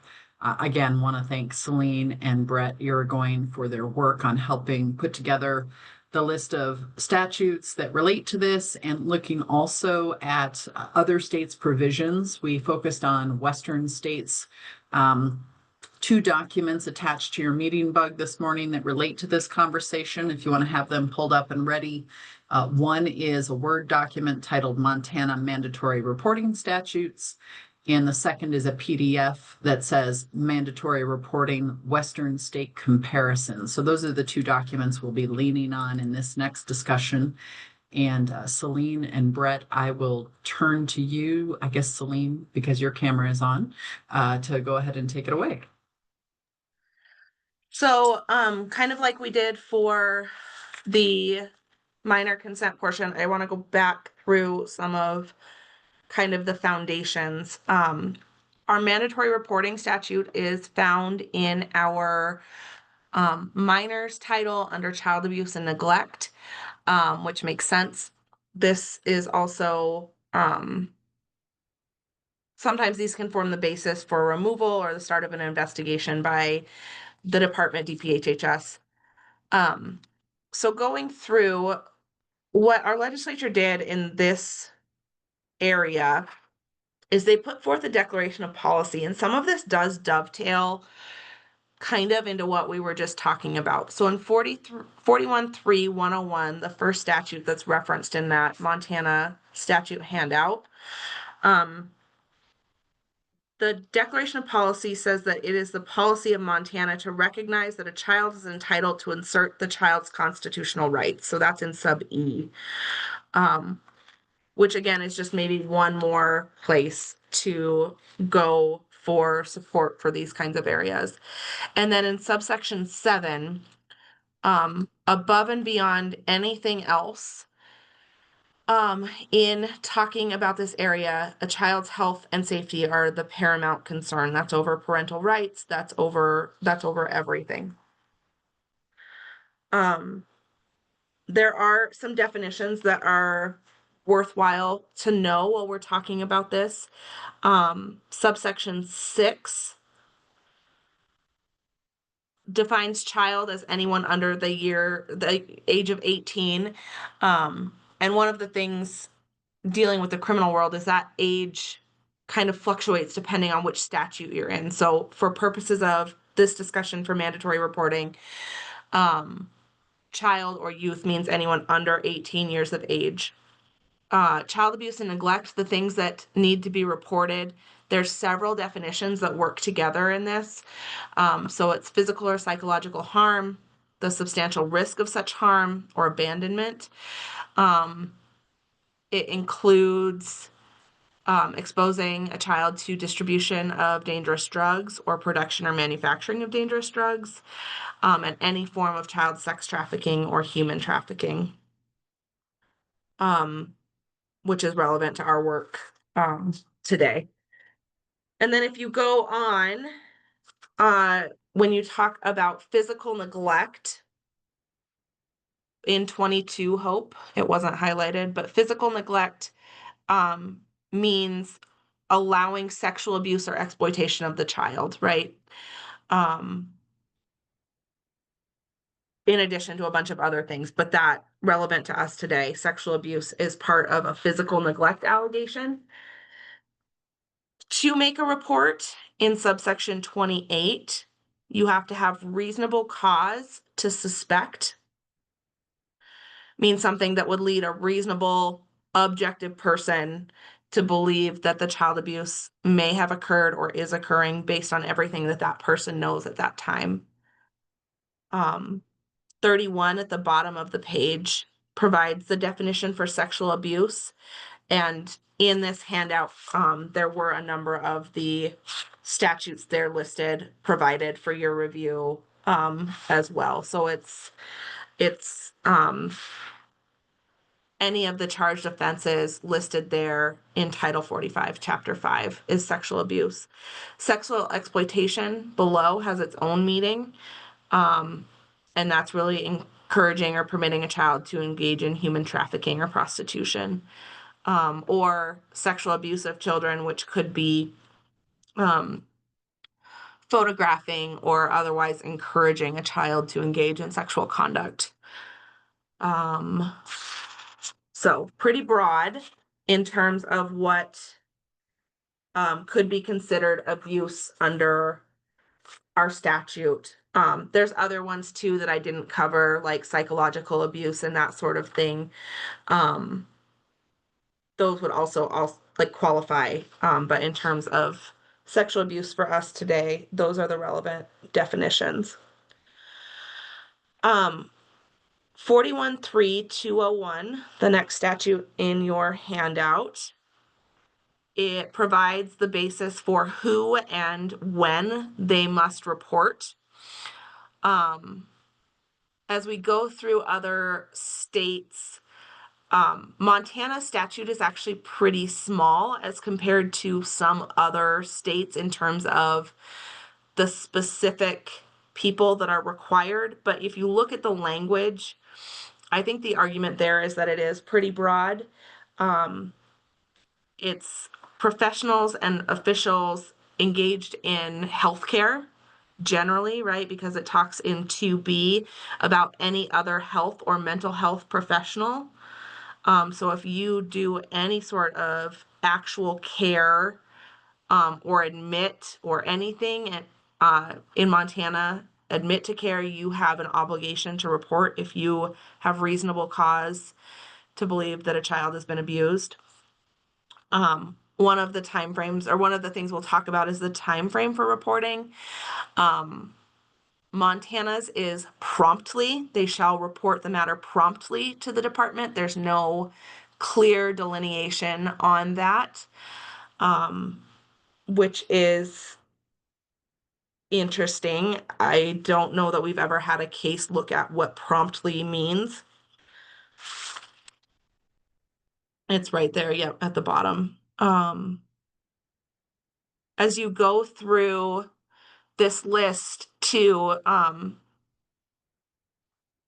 right, we know school teachers and employees that work during regular school hours at schools, social workers, anyone licensed pursuant to Title 37, which is our labor statutes, CPS, operators of a registered or licensed daycare, or any operator or employee of a child care facility. This is pretty broad, right?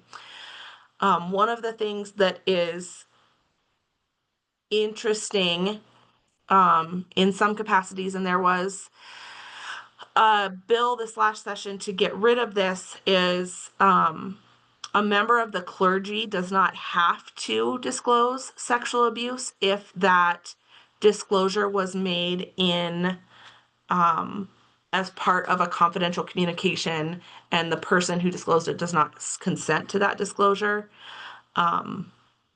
There's just been a movement among states to try to get rid of that exception for members of the clergy, which is all I want to point out there. And then anybody may make one if they believe that someone has been, if a child has been abused. It's not required that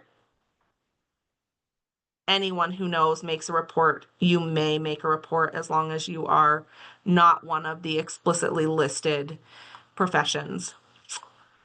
In terms of what happens after a report is made, those go to the Department of Health and Human Services. They're Child and Family Services Division in there.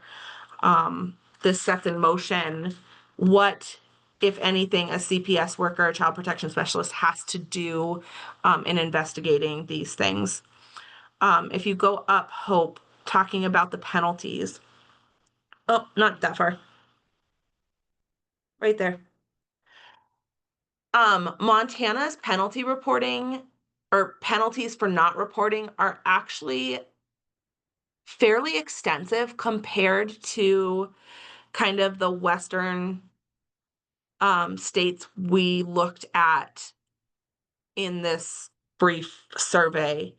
In Montana, if you are an official person who does not report, you may be additionally liable for damages caused by that act that you don't report. So there is a new civil action.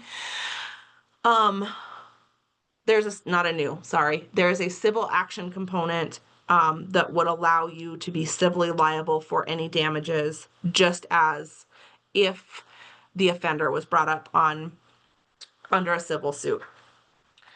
For most child abuse, if you as a professional know that something is happening and you fail to report, it's a misdemeanor, up to 1 year in custody or a $5,000 fine. If you as a professional fail to disclose child sexual abuse or exploitation, this is one of those places where Montana goes above and beyond. It is a felony offense with up to 5 years in prison and up to a $10,000 fine. So that is something that in the states that I reviewed, and as you'll see in the handout, I don't think any of the other states that we looked at have that felony component for any type of abuse whatsoever if it's not reported. And then the rest of this handout is just, like I said, talking about some of the different ages for the relevant statutes, right? So a child under 16 cannot consent to sexual abuse or to sexual intercourse if the offender is more than 3 years older. Obviously, if a child between the ages of 16 and 18 is raped in any capacity, that would still constitute abuse, just not under the age provision. So it's just one of those things to keep in mind. For example, like sexual assault, a child under the age of 14 cannot consent, but 14 and up can consent to some level of sexual touching as long as the offender is not more than 3 years older than the victim. And as you go through there's a few of those in here that give those age restrictions, that if you know that this offense has been committed by someone, it's probably important to know what those age restrictions and those limits are in terms of your reporting. Brett, to be honest, I don't remember which states I specifically covered and which ones you did. Do you remember? For the handout?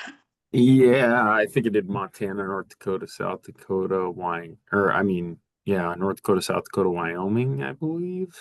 Yep, Is there that's anything I left out in terms of Montana's mandatory reporting that you think it's worthwhile to cover?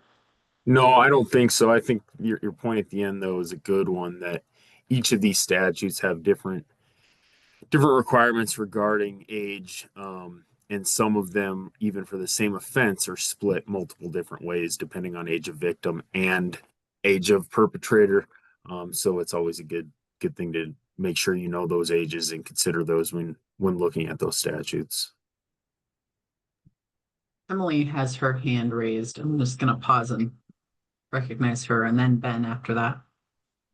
Sorry, I just want to make sure I heard it correctly. We're talking about age differences when it comes to like sentencing and repercussions after the fact, not like an exception rule around consent to have sex with somebody who's like you're 16 and you can have sex with a 19-year-old because they're 3 years older than you, but not have sex with a 20-year-old. I'm trying to, Well, It's not a Romeo and kind of, Juliet law. It's we do have sentencing a Romeo only. we and do have a Romeo and Juliet law. Um, Let's find it. so in certain circumstances, Emily, right, the age of the victim in terms of whether it was, how do I want to say this? Right, a child under the age of 16 generally cannot consent to sexual intercourse without consent, right? If you have a child that comes in under the age of 16 and they have been involved in some sort of sexual act involving penetration, generally that is automatically an offense that would require mandatory reporting. Does that make sense? So maybe I'm missing the point of your. I knew that piece. I was getting a little confused on like the ages when you're talking about like these age differences. In this case, it's more important when it comes to like how those individuals might be sentenced versus the mandatory reporting piece. Correct. It can be, the age absolutely plays a part in sentencing, but it also plays a part in whether or not an offense has occurred that would make this physical abuse that is mandatory reporting, that needs to be mandatory reported. So what is our Romeo and Juliet law and what does it cover then when it comes to mandatory reporting? Did you pull that up? Yeah, so it's subsection 5 in 455503. If a victim is at least 14 years of age and the offender is 18 years of age or younger, then there's a lower penalty for that. 5 years and $10,000 fine. And the court can actually suspend that time, which is not allowable under any of the other parts of that statute.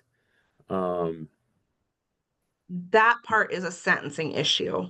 Right, but the fact that is- it's right, but the fact that it is an offense at all depends on those ages. If they're within the appropriate age range, it's not a crime at all. So let's say it's a 16 and 17-year-old consensually having sex, that would not fall within the statute.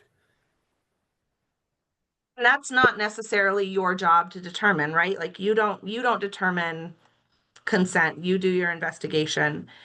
The better practice is probably to make the report if you think and you have reason to believe that there was some sort of sexual act that occurred with somebody under the age of 16, right? Probably the better case is to report because your job isn't to determine whether it was consensual or not. But the point is that sometimes those ages really do matter, right? That I guess was just the bigger point is to kind of be familiar with those.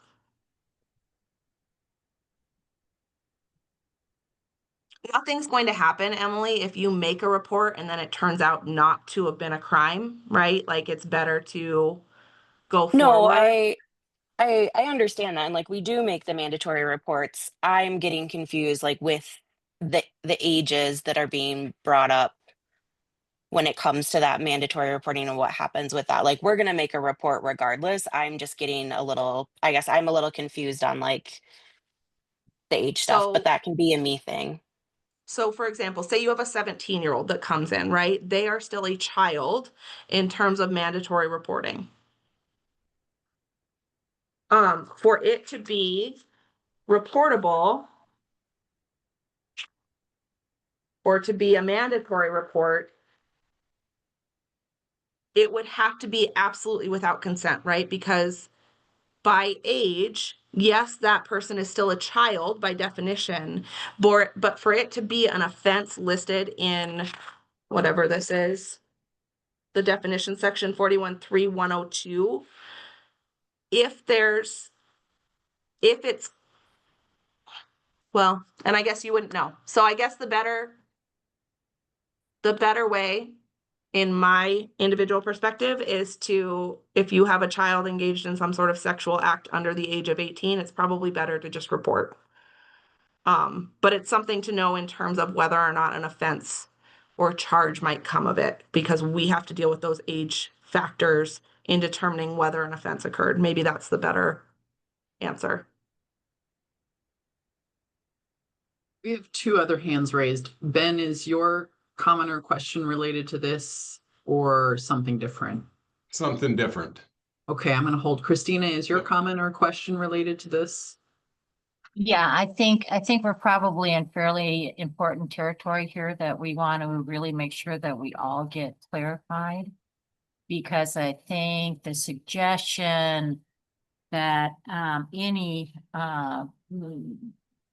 that we have to be very careful with mandatory reporting because it is a direct impact on who is going to report and not report these crimes. So in terms of the children going for services. So I am a little confused as to the question of the 14-year-old, so that I just think it would be really helpful if we could nail this one down a little tighter. As what we are saying, you know, because while I really appreciate, Celine, you know, that it probably would be, you know, safer to just do all the men to report. I think that you would find the backlash to that is that then people under 18 would not come in for services. So we just have to really know what has to be reported with no exception. So if you have information that leads you to believe that anyone under the age of 18 was involved in a non-consensual sexual encounter, that is an absolute mandatory report. Maybe that's the better way to frame it. Okay. If How about you consensual? have anyone under the age of 16 coming in for some sort of care in terms of sexual activity, right? That's where things get messy, because there can be consensual relations with somebody 16.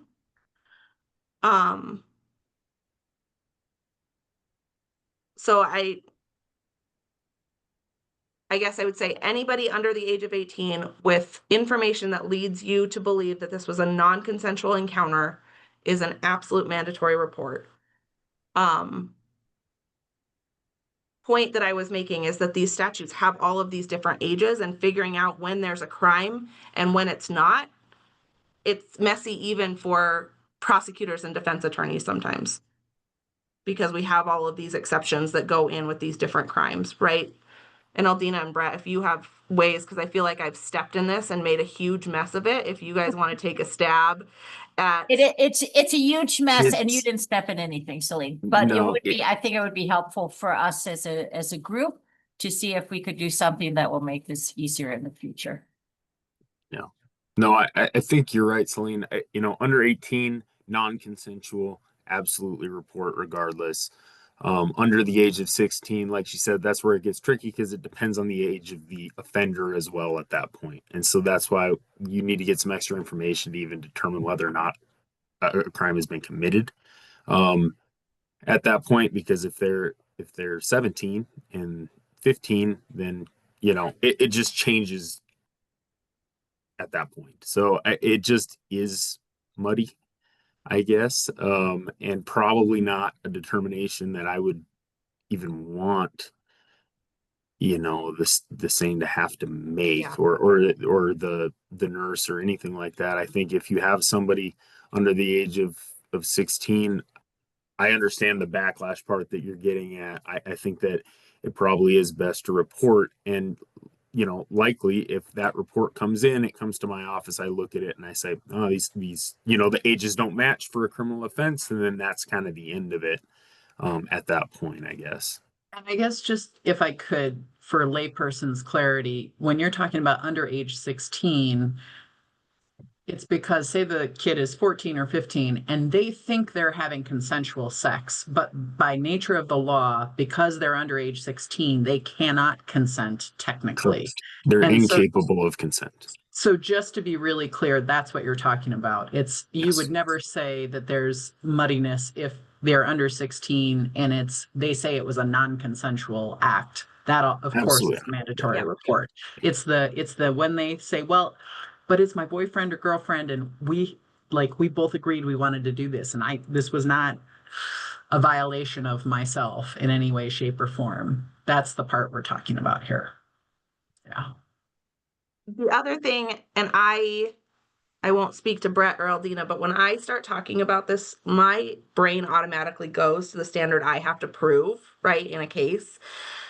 You guys, anyone who's reporting you just need reasonable cause to suspect that something happened along these lines, right? So you don't have to flush it out. That's not your job. That's the job of law enforcement. That's the job of prosecutors looking at it after the fact. If you have reasonable cause to suspect that sexual abuse has occurred, you report it. As long as they're under 18, right?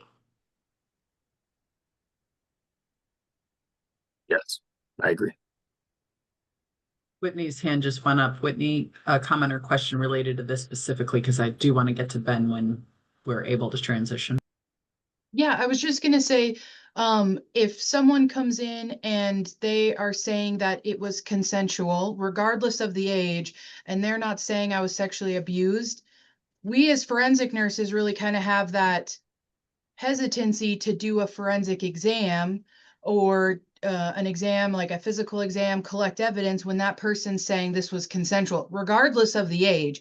Even though I know that's against the law, that person can't legally consent. They're saying that I did this consensually, I don't need this exam, then that's something that we're not doing. Correct, Emily? Right? Would you agree with that? Okay, so that also kind of throws that out there as well. Not our job to decide who's consenting or who's not consenting. They have to be willing and able to participate in our exam for us to do it.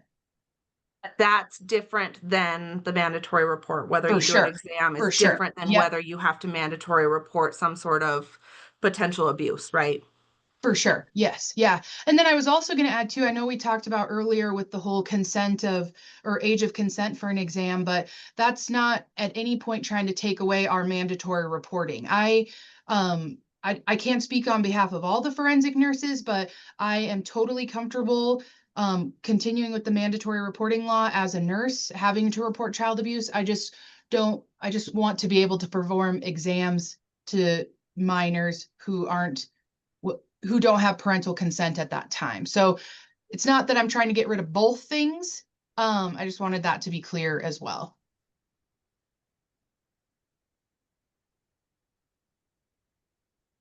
Ben? I just had a question kind of going back to the subsection with dangerous drugs with the scheduled 1 through 4. It's a pretty broad range of medications, and like 3s and 4s are prescribed frequently. Is there a delineation between prescribed, non-prescribed, especially in like scheduled 4s get prescribed quite frequently?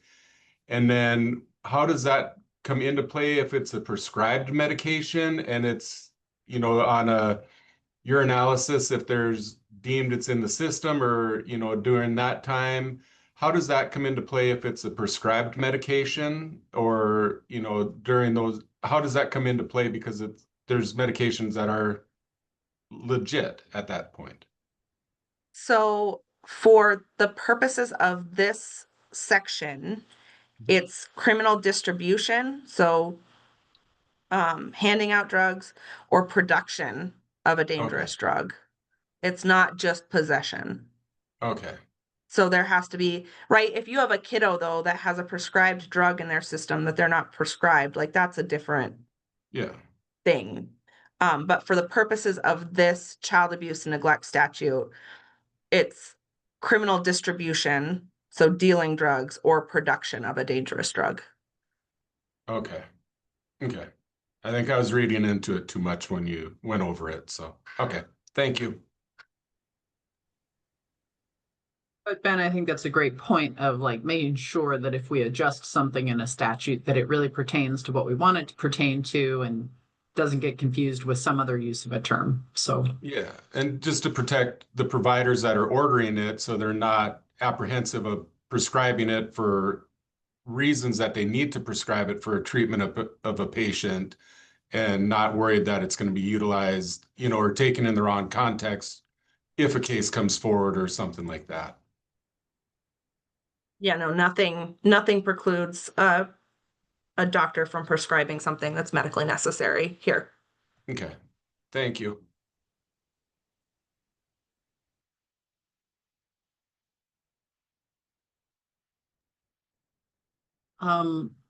Celine and Brett, do you want to specifically look at that comparison of the Western states, or where would you like to take this from here?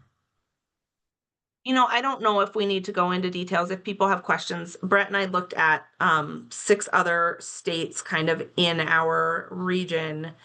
Some that are more similar to us, and then like we looked at Utah and Washington, which are a little bit bigger, generally have some more fleshed out laws as compared to Montana in some ways.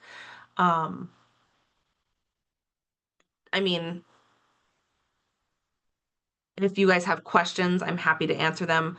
What I will say is that like Montana statute is actually pretty small in comparison to some of these others, but I don't think that that negates the breadth of what it covers and who has to report. And Brett, if you disagree with me based on your review, let me know. Some of these other states are very, very, very explicit as to everyone that needs to report, whereas Montana makes it a little bit just more broad. It just leaves it open. And I think the idea behind it is if you work in one of these areas, you should be reporting if you have reason to believe that a child has been exposed to abuse or neglect. But like I said, Montana has some of the higher penalties for not reporting, and it gives that civil liability on that person that fails to report, which is different than I saw in any state I looked at.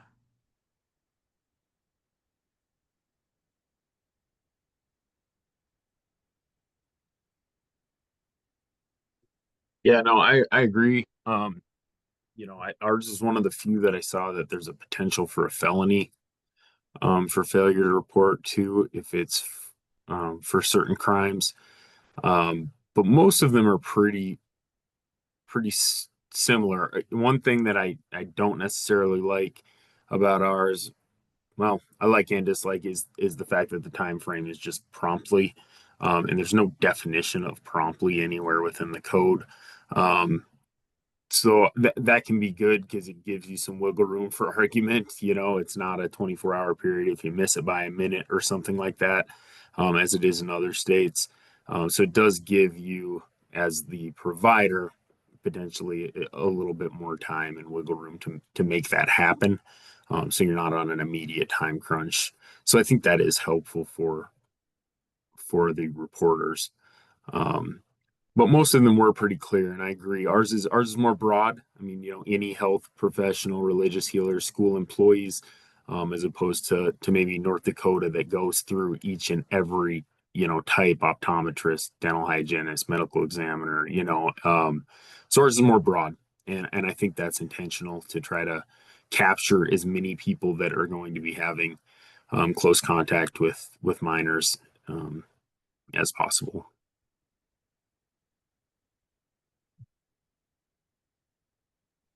Captain Honeycutt? Thanks, Hope.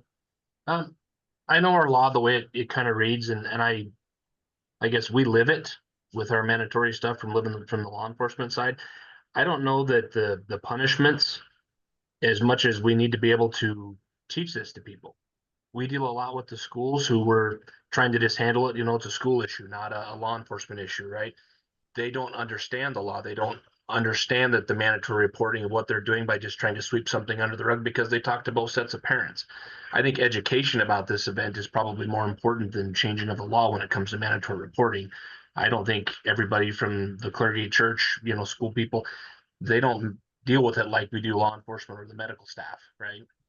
And I think getting that out there and maybe education would be more important on this than changing the actual law for the mandatory reporting part.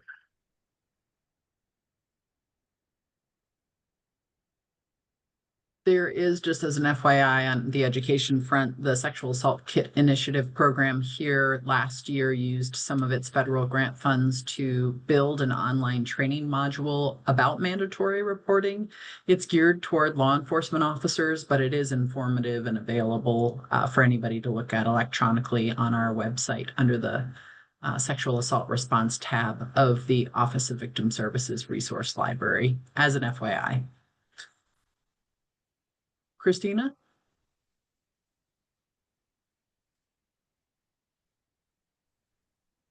Yeah, that's in essence what I was going to say, was that I think that the confusion that we have is more about consenting children than it is about non-consensual activity.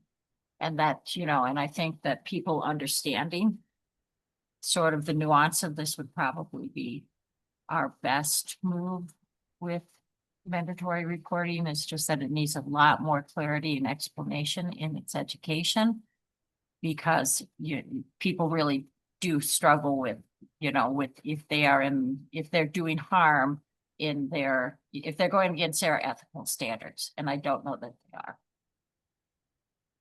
I think that there's just a lot of misunderstanding about what their duties to report are.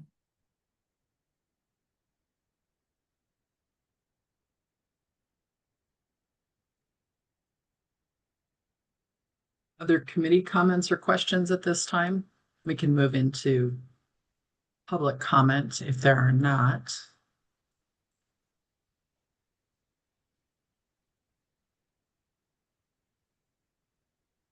Okay. Well, let's take this opportunity for public comment on this topic specifically. Again, if you are interested in making a comment, please click the raise hand button at the bottom of your screen. And the public comment at this time is limited to this specific discussion of mandatory reporting requirements for adolescent sexual assault victims. If you're planning to comment, we will ask you to identify yourself and also say whether you represent someone other than yourself. You have one hand raised at this time, and it is Mary Pat Hansen. Shut her up. God, what is she doing? Public It's Mary comments Pat- for everyone. It's Mary Pat Hansen again, First Step. I just wanted to make this comment if it's potentially helpful. It is a lens that I teach my staff when I talk about mandated reporting. The way I read that law, and I just tried to look back at the mandated reporting law, says me as healthcare provider have an obligation to report if I believe a child's been harmed, if they've been abused or neglected. It is not my job to interpret Montana state law, which is really helpful, because if I'm working in a primary care practice, let's move me away from sexual violence, and a 15-year-old comes into me and wants, say, birth control pills because they're having sex, by law, that 15-year-old can't consent. But also by Montana state law, I can provide that to her. And so it's really conflicting, right? But me, as the mandated reporter goes, do I believe this child's being harmed? Well, if that 15-year-old says to me that a 30-year-old is having sex with them, you're damn right I'm going to make a mandated report. But if that 15-year-old says to me I'm having sex with a 15-year-old, I don't believe I have a mandated report, because it's not my job to interpret the law, right? It is my job to decide if I believe this child is being harmed, which is really different. So in the world that most of us sit in, like Whitney and Emily and I, most of the time, by virtue of the fact that someone's in our office, there probably was somebody who was harmed, right? Probably we're not dealing with the 15-year-old who just wants to get tested for STIs because they're having sex with their 15-year-old boyfriend. We're dealing with someone who was sexually assaulted.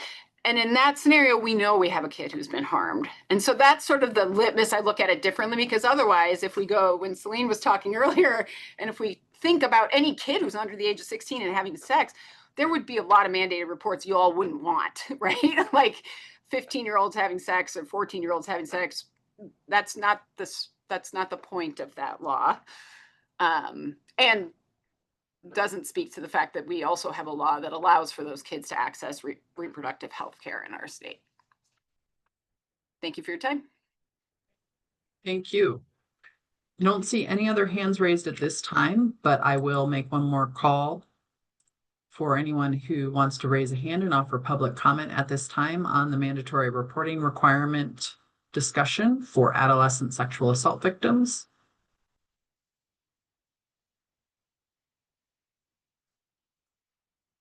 Okay, no additional hands at this time. So we're back to committee questions, discussion, and consideration of any next steps on this topic if you are so interested.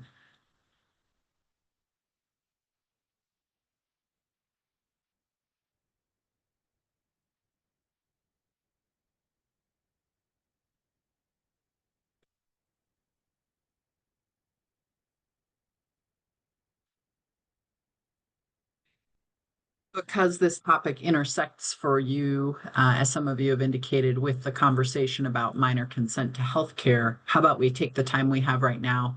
We have about a half hour scheduled before our 10:50 break to go back to that discussion and continued committee questions, discussion, and consideration of any next steps that you might be interested in.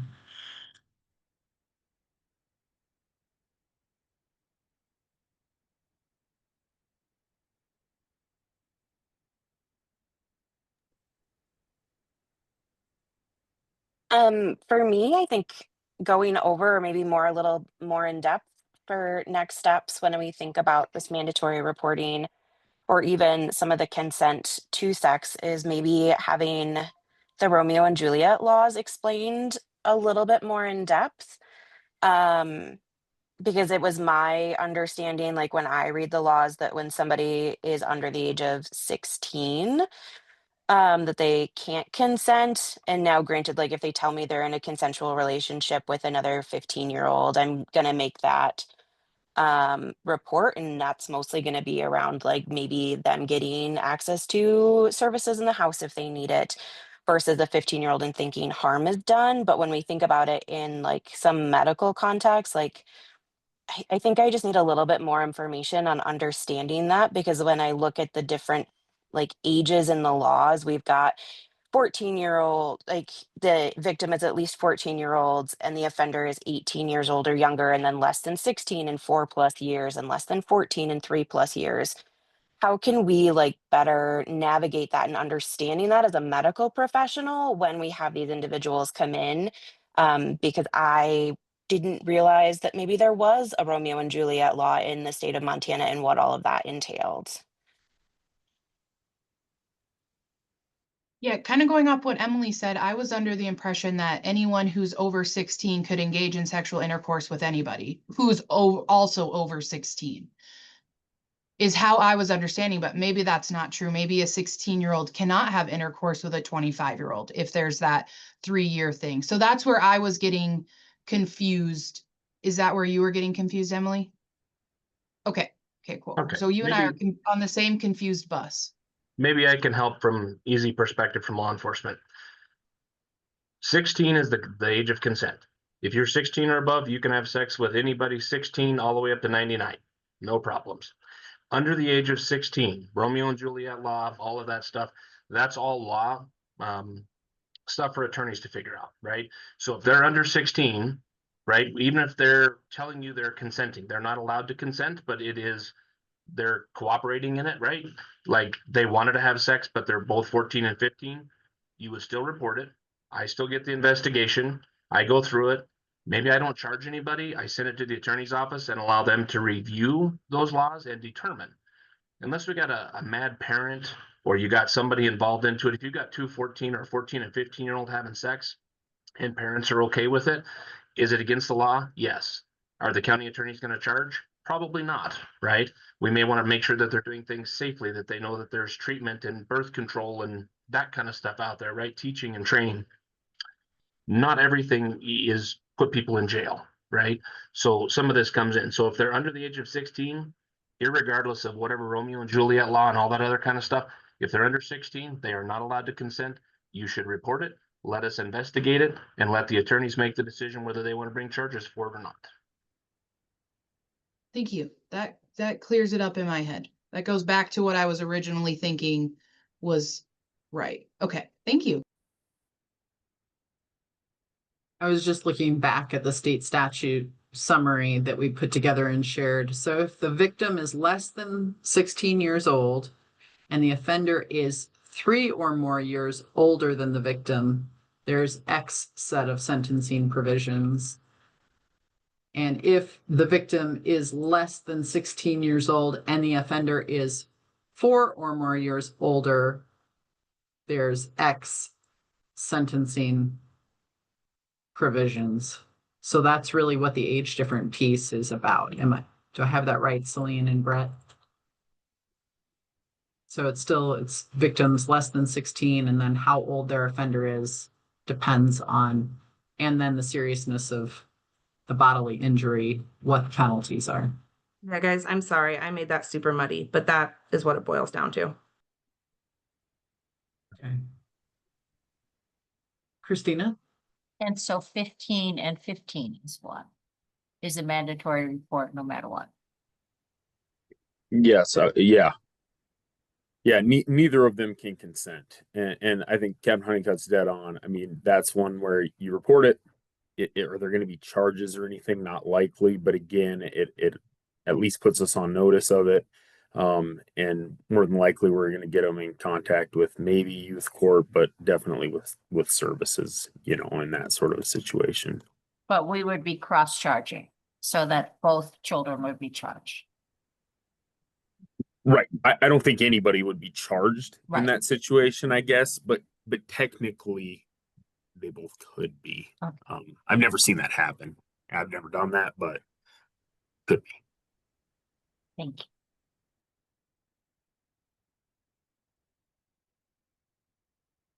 Is there more clarity that anyone needs at this time that would be helpful?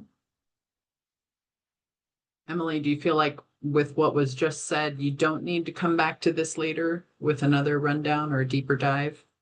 Yes, that really helped and sort of circled back to my original question on like if those ages were more towards sentencing or more towards like actual ability to consent. So thank you so much for bearing with me in my exhausted brain and talking that out. I really appreciate us being able to have that discussion and all get to a point of better understanding. Thank you for that.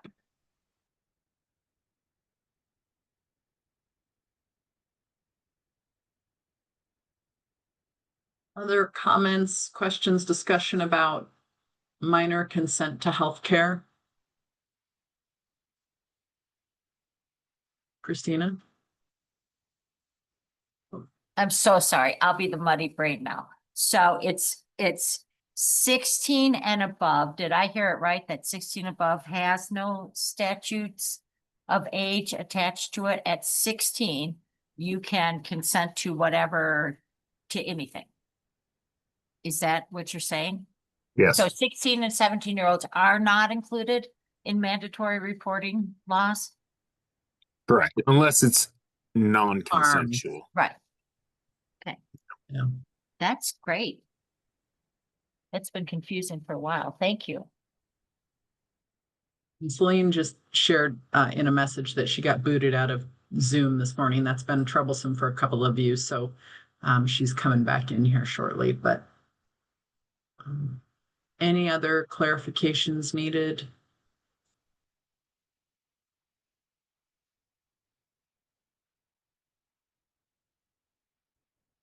Whitney? This isn't about the mandatory reporting stuff. This is more about the age of the minor consent laws for medical care. Does the group have any like initial first thoughts about what they would maybe like to see in our state, if they would like to see changes, if they are comfortable with what we have? Just kind of curious on what people are thinking.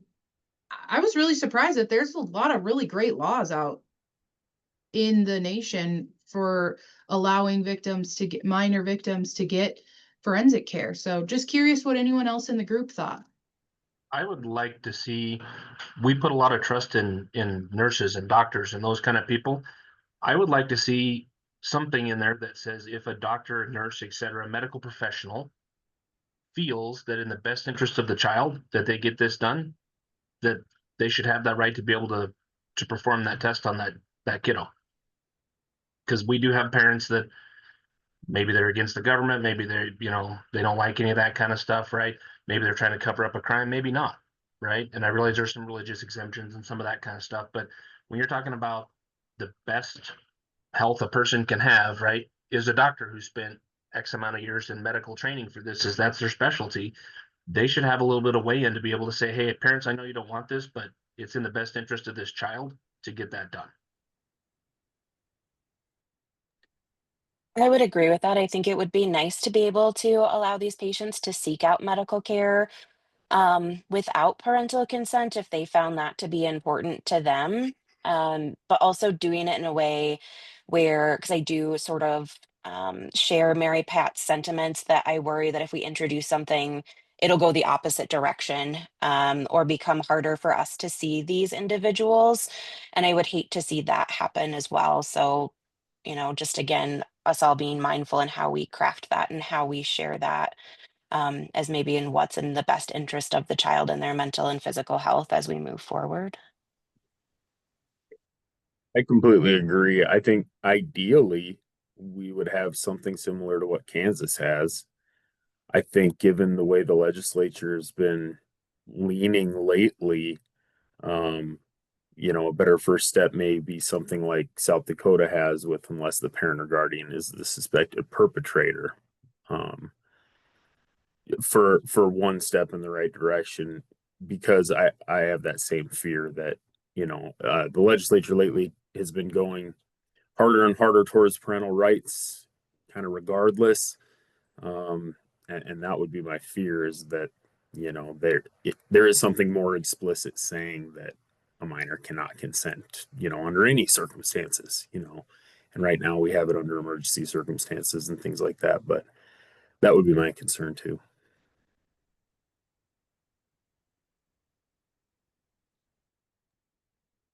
Yeah, that would be my concern too.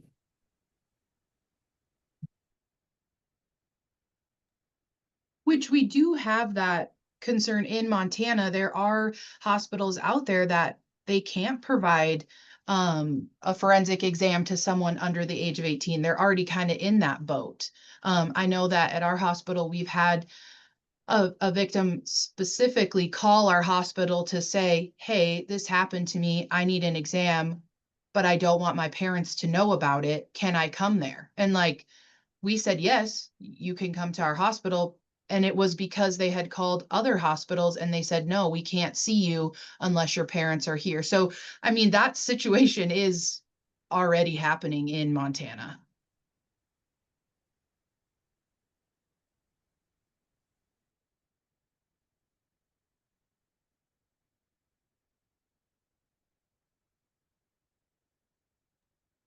I also wonder when we think about this, do we need to think about an age rather than just saying the word minor or child? Because is a 15-year-old or a 17-year-old different than a 9-year-old who is being brought in by somebody? And how do we address that piece as well? So I think that's another factor when we think about this and being successful in moving it through the legislative process, is how is the age range going to be defined for who can consent to this care without parental consent?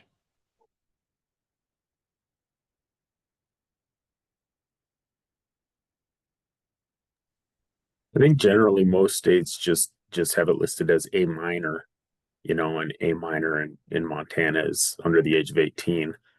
I guess I would think we would want to keep it as broad as possible without trying to pigeonhole ages for being able to provide care, would be my thought.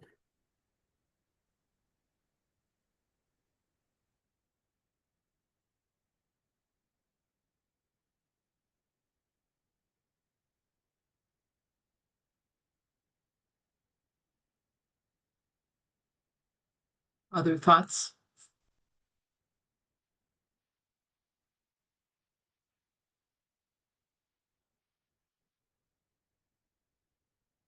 Would you be interested in having me bring draft language for you to look at a future meeting?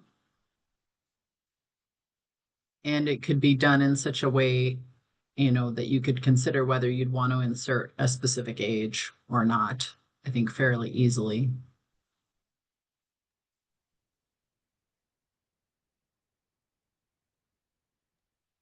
Hope, I think And that would be one- very helpful to sit down. We've got a lot of ideas spinning around, and actually put it all on one sheet of paper to sit down and discuss, I think would be very helpful to make sure we're looking at it from all perspectives, from the medical point, the law enforcement point, the legal aspects. I mean, all of it, to make sure we're on the right track. Christina? I mean, I do wonder if we should look at the, you know, the pros and cons to legislation versus education.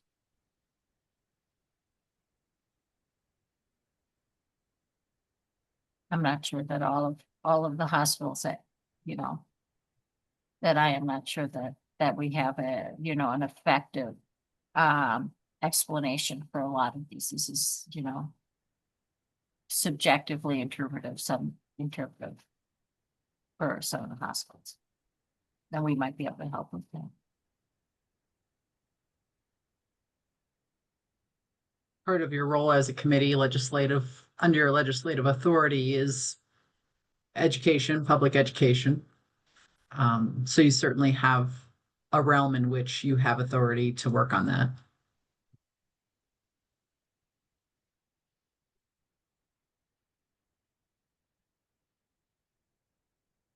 We could do both, potentially. I could bring you a draft education piece, a flyer or something, brochure on existing law.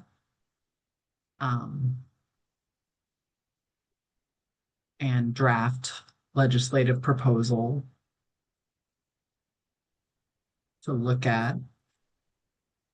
I think education is important, but I also feel the struggle, like Celine and Brett were saying, like it really is up to legals in like every hospital's legal system interpretation. So what are we wanting that education to look like for those parties? Is it like, here's those laws in conjunction? Is it like further education, like that maybe Brett and Celine can like help us like with? Or is it better to consider how do we make the laws better?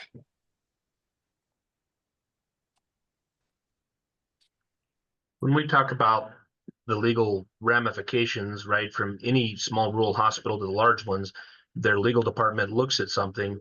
What are they looking at, right? They're looking at the law. What does the law say? What is the bare bones minimum I have to do to make sure I am doing things correctly and not violating somebody's rights, or, you know, something like that? If we help and assist in looking at what's out there and changing it so that it makes it a guideline for hospitals to use for a bare bones minimum, and if they want to go more, they could. But I think it's something that if nobody really understands, they have to look at the law, the Montana Code annotated in 27 different sections to try and figure out which law is right, which one's contradicting to the other one. It just needs to be plain, and that's very difficult to do with the law. But I think it's something that, while we educate people, is super important. To Christina's point, I think we have to know what we're supposed to be educating them on, and they need to know. Most people are black and white. What is the bare bones I have to do, and what else can I do to make it better? But at minimum, I need to be here.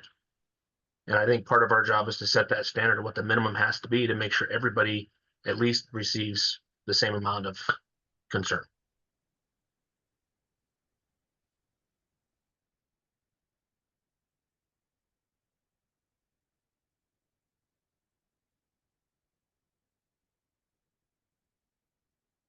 That sounds like still interest in having a legislative proposal drafted.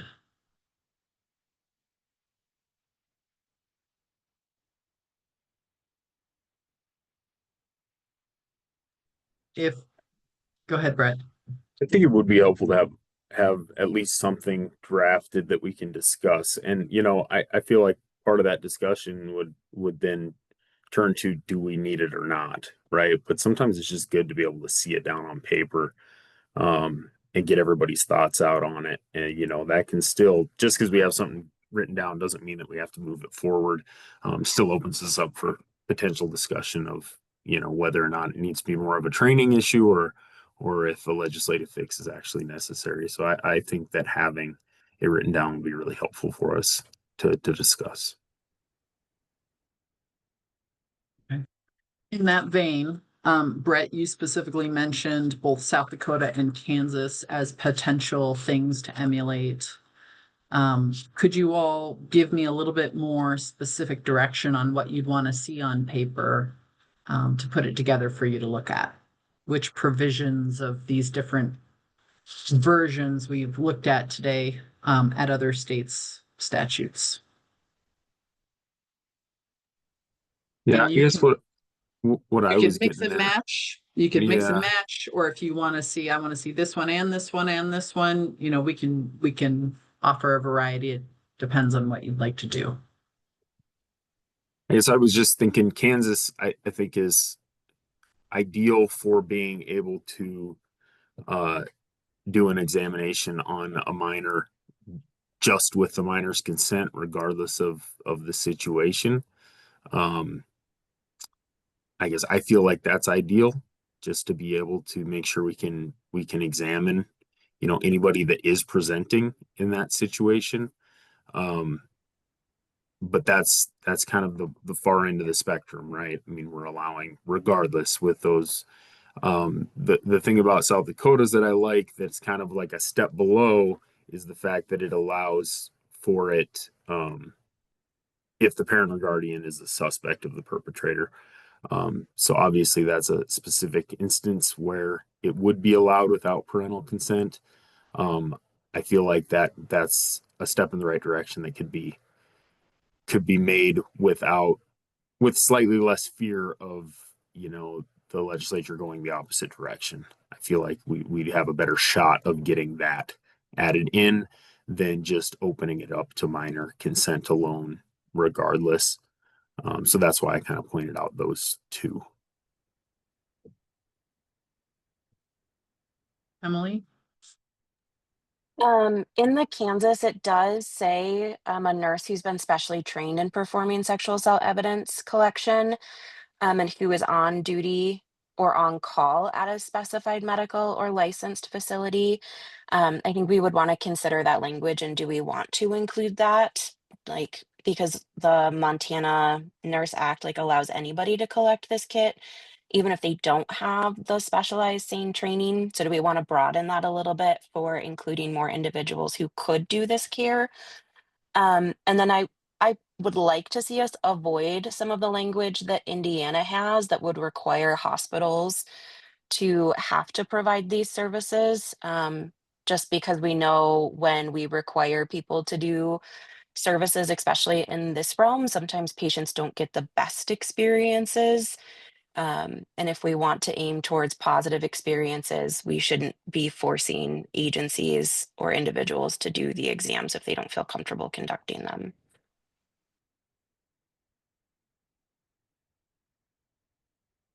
So Ben, give that a thumbs up. So, okay.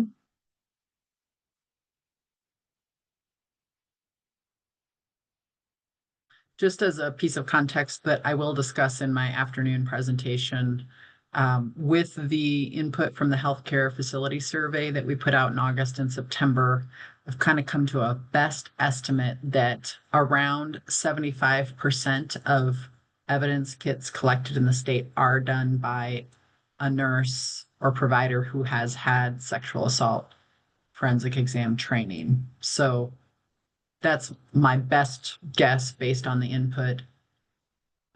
So around 25% of kits being collected are by people who are not had the training.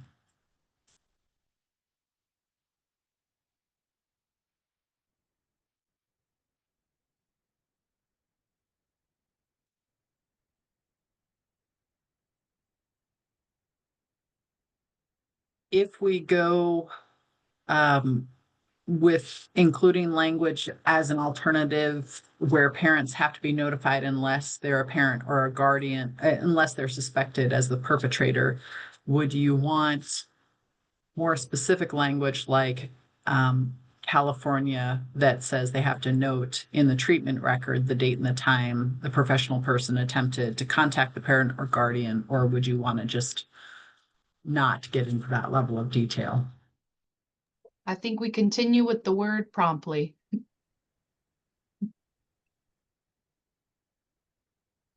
I agree. Agreed. I wouldn't think we'd want to add more restrictions.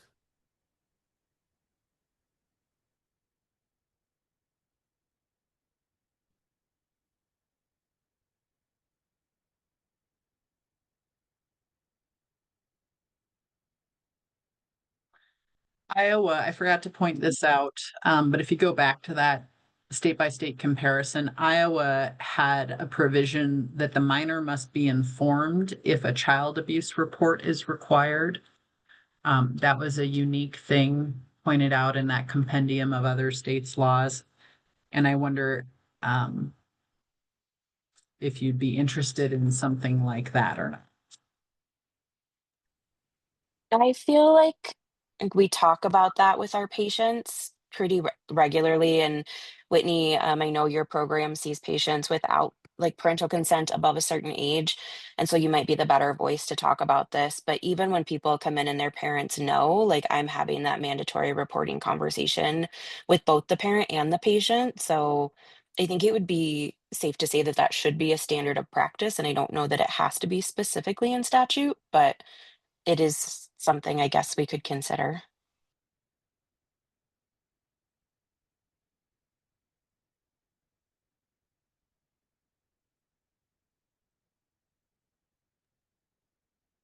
I don't want to sound like jaded, I guess, in one aspect, but please just keep in mind the patient is ultimately the main concern, right? Making sure that they're okay.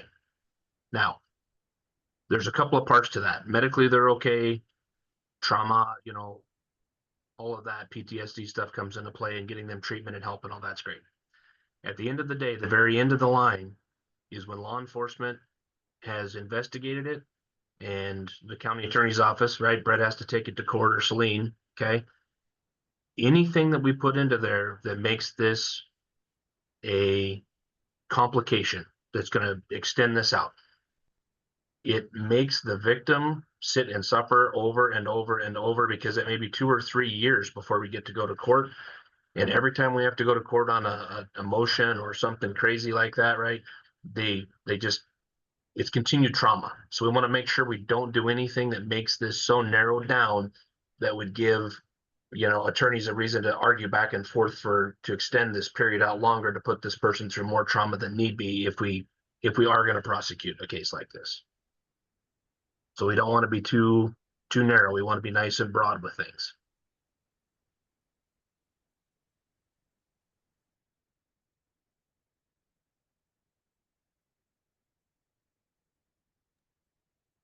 Kind of going back on a comment from a couple minutes ago, I go back and forth on, I don't know if requiring is the right word, hospitals to care for these victims or patients and perform these exams, because I recognize that ideally it is best practice to have someone who's trained to do these exams, because they have a very positive or they could have a very negative impact on somebody. When you think about Montana and the ruralness, I can't help but think about those patients that they go to these smaller facilities and they're told, we can't do this exam here. The closest one is 4 hours away. And is that patient now not receiving any care because of all the barriers that come with trying to get 4 hours away? And when you get to like central Montana and over, it's not normally 4 hours, but I keep thinking about that eastern Montana, northeastern Montana, where they have to go to Billings or they have to go, I mean, because then are we saying like, oh, we can't, no care is better, or yeah, no care is better than no care? I go back and forth with it. And so I'm just throwing that out there. I have internal debate. I don't know if I want to say someone should have to do an exam or not. I know that's why we're talking about the telehealth stuff too, but I just feel like those patients can get pushed to the side pretty quickly in those rural areas. So, and I see 3 hands popped up. So apparently I lit a fire or something. I'll go with Christina first, then Brett, then Mark. Yeah, and I agree with Whitney. I think that the first obligation is to make sure that some care is provided under all circumstances and not 4 hours away, because that will just make it so that people don't go.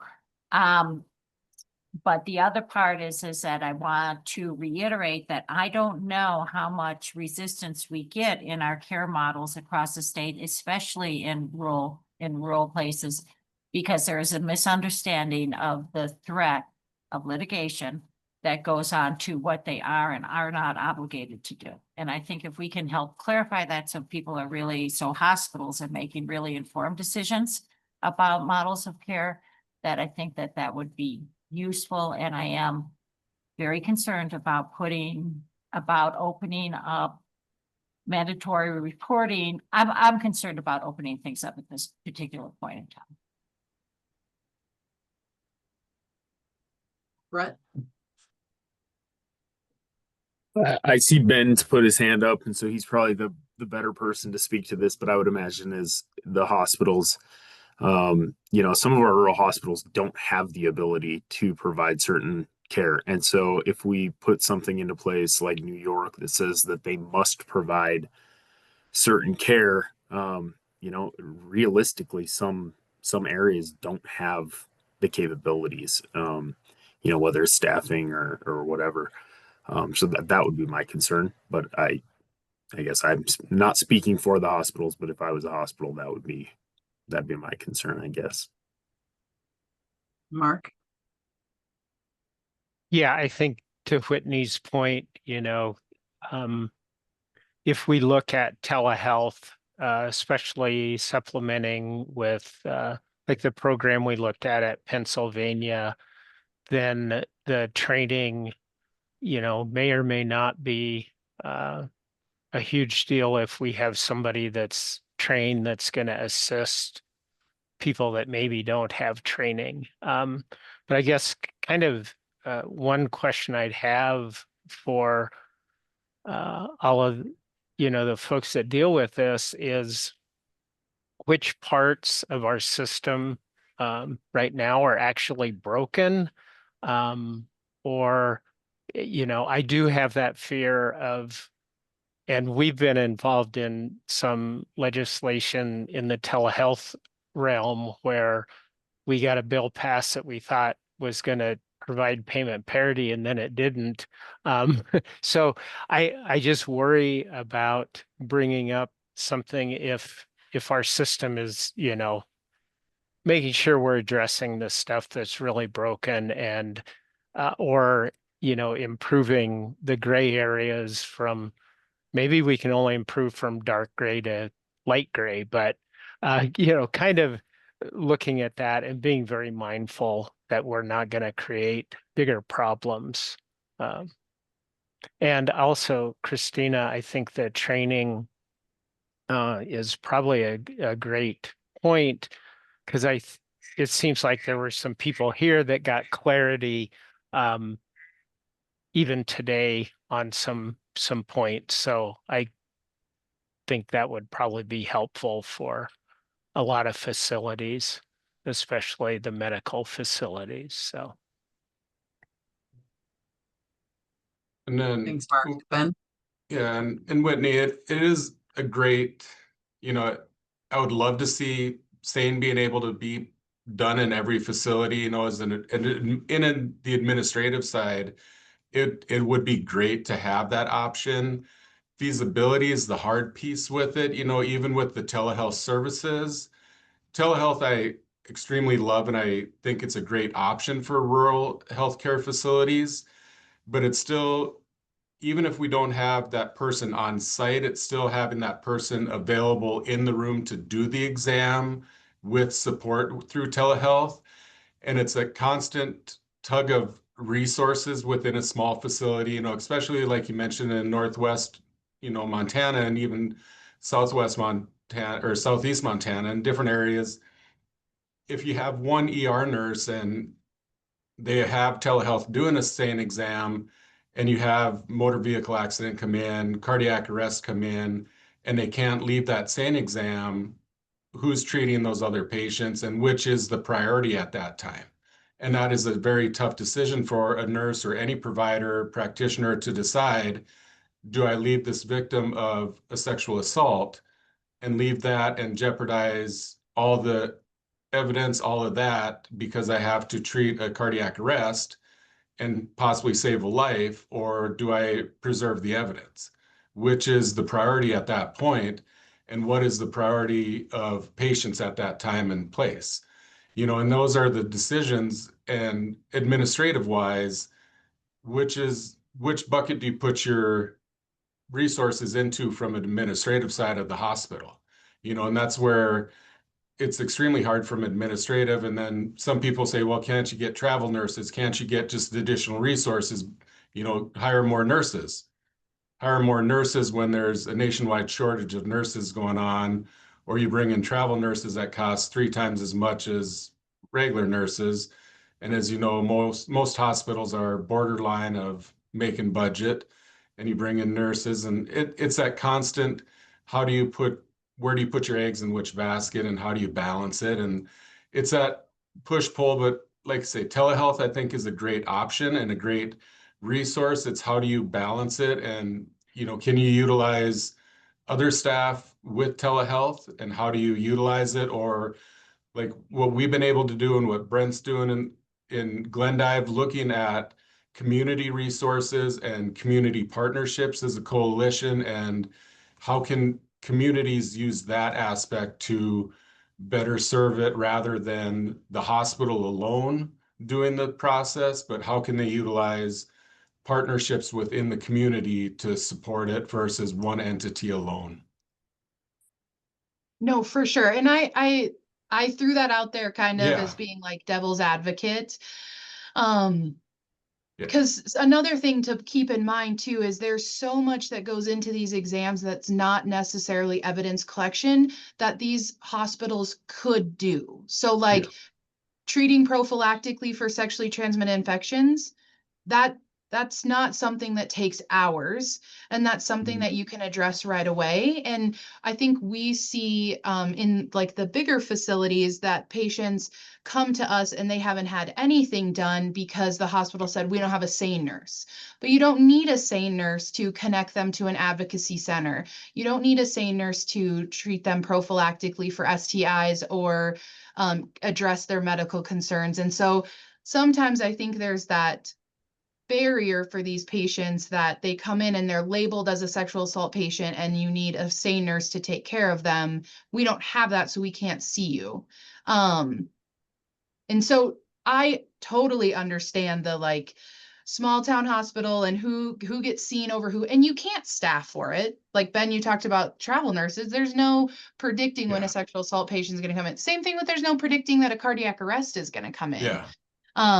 And so I know that there's tons of barriers, but just kind of keeping that in mind, that takes a lot of courage for someone to come forward to a hospital of strangers, or maybe not strangers, and tell them a very intimate personal thing that happened to them, to then get turned away to say, go to the next hospital.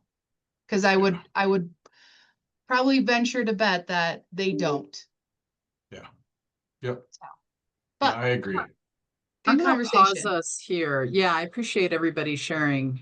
I'm going to pause us here because we are scheduled to have our next presenter at 11 o'clock, and we do need to take a short break. I also want to pause and give Emily Cantrell, who's joining us from the Attorney General's office, an opportunity to introduce herself. Emily is taking over the role that Alex Sturhan previously had with the committee when you guys were starting up last year, of representing the Attorney General's office here in our conversations and just being present when we're meeting.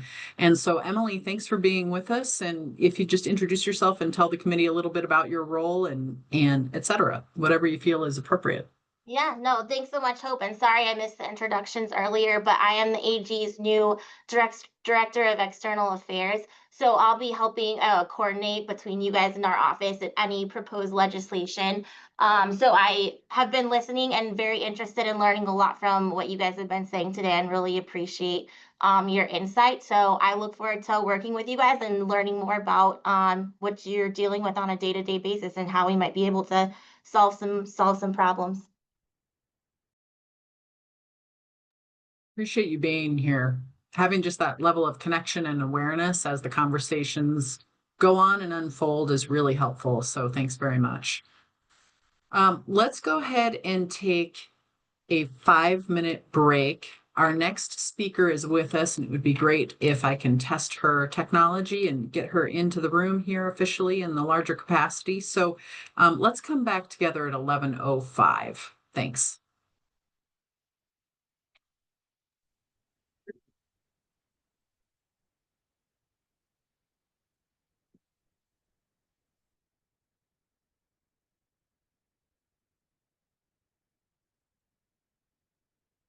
Hi, Jennifer. Can we test your microphone? And do you want to test your PowerPoint sharing? If you have one?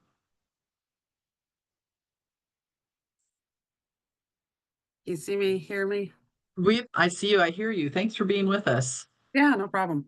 Yeah. I actually am not gonna share a PowerPoint. I'm just gonna Okay. talk about it. So Okay. if anybody wants like examples of things after the fact, I guess I can share those, but otherwise I'm just gonna Okay. speak Yeah, to the program. that's fine. Great. Thank you very much. Mhm. And so we'll be back at 11:05. Do you have a hard stop at noon? No, Okay. Okay. Great. We'll be back shortly. sounds good. Thanks.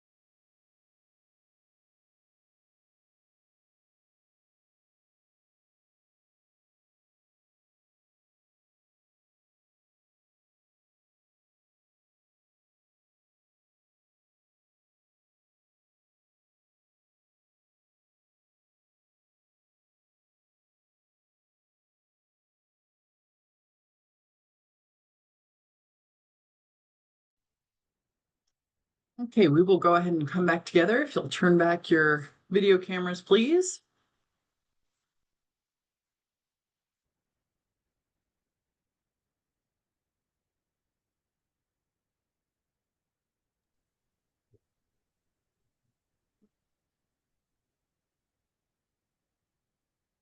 With us this morning to continue our conversation on telesane is Jen Canton, who is the SANE supervisor for Avel eCare in South Dakota, if I've got that right. And if I don't, you feel free to correct it. But we are really glad to have you here with us. The committee was tasked by the legislature with looking at the opportunity of telehealth and whether telesane could be used to expand accessibility of forensic care here in Montana. And this is our second presentation by another state that is actively using telehealth for telesane services. And so thank you so much for joining us today, Jennifer, and go ahead and take it away. Thank you very much. So as she said, my name is Jen Canton. I am actually the former nursing supervisor or forensic nurse supervisor. I'm the one that's was responsible for creating the program and expanding it to the point it is right now. But I have recently turned over that position, and I am now working for the International Association of Forensic Nurses to build their own telesane program. So that's a recent switch there, but I still work for Avera and Avel under their telesane program as well. So our program, just a little background information, was so we have had a telehealth program for a while, not telesane, but other type of telehealth services for ER, ICU, behavioral health, hospitalists, all different types of specialties there. And in 2019, we looked at adding SANE to that telehealth options. We applied for a couple different grants through the Department of Justice. We're awarded a couple of them, which really kind of catapulted our ability to build this program. So started first with telesane 2019. Since then, we have built that program and expanded it to be in 63 different facilities in 6 different states. So we currently have services in North Dakota, South Dakota, Minnesota, Iowa, Nebraska, and Kansas. In the process of expanding still and adding more sites as we speak.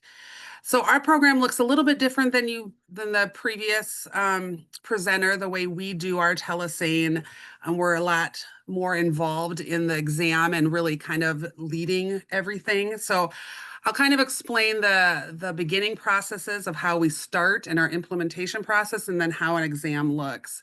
So once we identify a facility that wants telesane support, there's about a 6 to 8 week implementation process we go through with them, meeting with key people in those facilities weekly to discuss various topics related to this level of care, whether it's meeting with pharmacy to discuss medications, HIM/medical records to discuss storage of documentation, photos, confidentiality in their EMR, those type of things, leadership, to discuss staffing concerns, getting supplies ready, kind of all of that. So we meet weekly with key personnel to make sure that we have everything in place to be able to offer this level of care. Once we get through that whole implementation meeting process, we go on site and we do training with the staff. We're not training them to be SANE nurses. We're really training them to know how to use the service and what to expect. So it's a 2-hour training with the nurses, a 1-hour condensed training with providers. And like I said, that's really just getting them ready to know how to access the service, what to expect during the service. Some key points they need to know before they call us, going through equipment, all of that. Then once that is done, they're considered live with the service. The way it looks if they have a patient present is, the patient comes in, reports that they need care post-sexual assault. They first there's a kind of a set of a checklist that they kind of run through, making sure that everything's done before our involvement, things like taking into consideration law enforcement notification, urgent needs. So assessing if there's some type of like trauma, uncontrolled bleeding, chest pain, shortness of breath, some type of emergent medical need that would need to be triaged first. So we discuss things like that. There's other education they're taught about, like calling advocacy, not having the patient get undressed into a gown unless they have to, kind of that basic education we do ahead of time, right? And I can go into more depth than that if you want to see that document, but they kind of have this checklist that they make sure is all taken care of. And then they call us as long as there's no urgent medical needs that need to be addressed. We do what's called a pre-encounter phone call. So when they call us, we talk to them on the phone. Usually it's the nurse that calls, sometimes the provider. We first get any information they know about the patient, so how they presented, any details they might have told about what happened to them, any medical care that's been delivered so far. And then we also go through the staff's level of experience and comfort doing these exams. So had they never done an exam? Had they done a couple of them? Are they SANE trained themselves? We can really help anybody of any level of experience. We just need to know how involved they want us to be. And so we go through that plan of care first on the phone, and discuss who's going to be doing what, who's going to be asking the questions, who's going to be doing the documentation.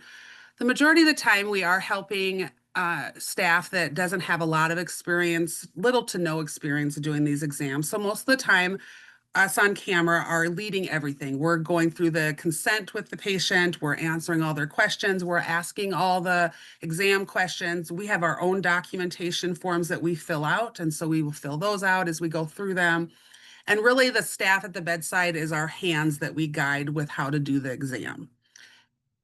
If they're a SANE trained nurse, that can look a little different, and we can be there more as like support, fill in on areas. Like one area that tends to be just easier to do with us typing on our computer is typing up the narrative of the patient of what happened to them. So we can like fill in little areas if the SANE nurse wants us to. So once we've discussed all that and kind of decided how involved we're going to be, what the bedside nurse is going to do, what the SANE nurse is going to do, we then pull the patient up on video camera. Our equipment is a live video feed. Nothing is recorded. It's a Polycom system that we use, if you're familiar with that at all. So it has the ability for us to see the whole room, scan the whole room, zoom in and zoom out, and so we can really see the patient and do a thorough assessment. And then we can also hook up a handheld camera and a colposcope to it, so then we can see and help guide with pictures, genital assessments, those type of things. So once we log into that Polycom and we pull the patient up on that camera, we introduce ourselves, get verbal consent to continue this encounter. If the patient does not want us on video camera, we can turn the video off and listen via audio, or we will help over the phone. We'll help in whatever way the patient is comfortable with. Once we get that verbal consent to continue the video encounter, we go through the informed consent with the patient. Even if the staff at the bedside has already asked the patient if they want to have an exam or they want a kit or something like that, just to make sure that it's explained in the appropriate way. We go through it again with the patient, explaining all their options. And of course, that looks different based on what state the patient is in.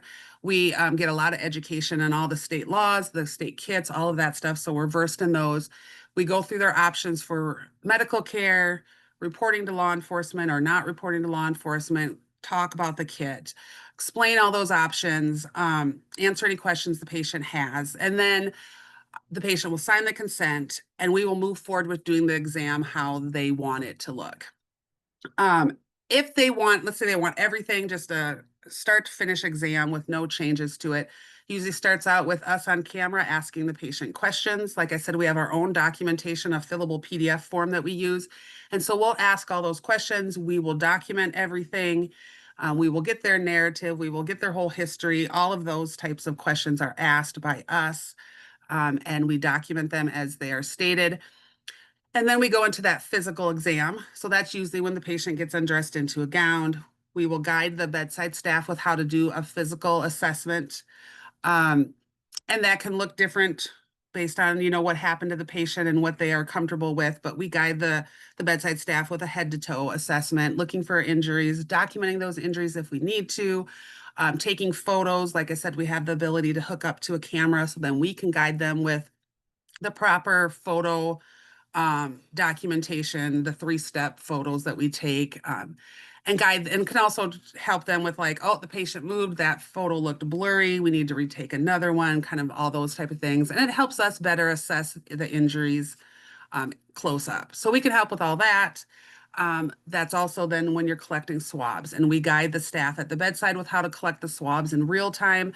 They get a little education, you know, at that implementation, or that we call it a go live training, at the go live training when we're on site, but it could be months in between before they've had an exam. So it's really in live or at the moment direction on how to collect those swabs, how to label them correctly, how to store them, all of those things.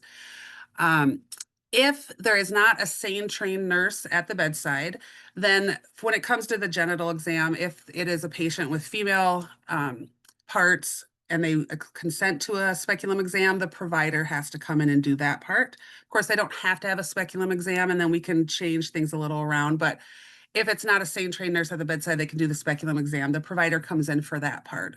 Otherwise, the nurse is the one that's doing all the other evidence collection. If the provider comes in for the speculum exam, then we're guiding the provider with how to do that as well. We can hook up to the colposcope so we can see what they're seeing for the genital exam. We can help guide them with pictures and injury identification as well, how to collect those swabs. It's no different as if it's a nurse or provider of how we're guiding them to do the exam and collect swabs and all of that. Once all of that is done, then we have a conversation with the patient about post-assault medications based on what happened to them, whether it's STI prevention, pregnancy prevention, HIV prophylaxis. We discuss all of those, give them education on all those medicines and why they should or shouldn't take them, go through safety discharge planning, discharge education, a recommended follow-up, all of that. We do it just like we would if we were at the bedside providing this care, except we're just on camera with them. Once all of that is done, we will instruct the bedside nurse with kind of containing all the evidence, getting it boxed up as much as possible to be able to take it out of the room. We will end the video encounter, and then we do what's called a post-encounter phone call with the bedside staff, and we go through everything again, just making sure all the evidence is labeled, timed, sealed correctly. That is when we would finish up our documentation and send it over to them to be included either in the kit, their medical record, both if needed. We'd have a conversation with the provider as well of what medications the patient wanted and if there's any labs that are needed before those are given, just kind of wrapping up everything, making sure that the exam is completed, discussing how to turn it over to law enforcement. If they're reporting, are we calling them right away? Or if it's an anonymous, what is the process for that? Discussing secured storage. Really, all of those details are handled in that post-encounter phone call. And then after that, that's pretty much the end of that patient encounter. And then we follow up a day or two afterwards, depending on if it's on the weekend or not, with a designated person at the facility to make sure that everything went okay, evidence got turned over, there's no concerns, there's no questions, there's no like tweaks in the system we need to make.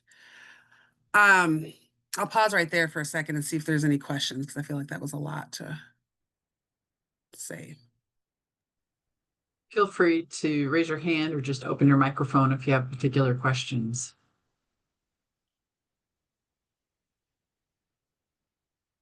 Yeah, Whitney.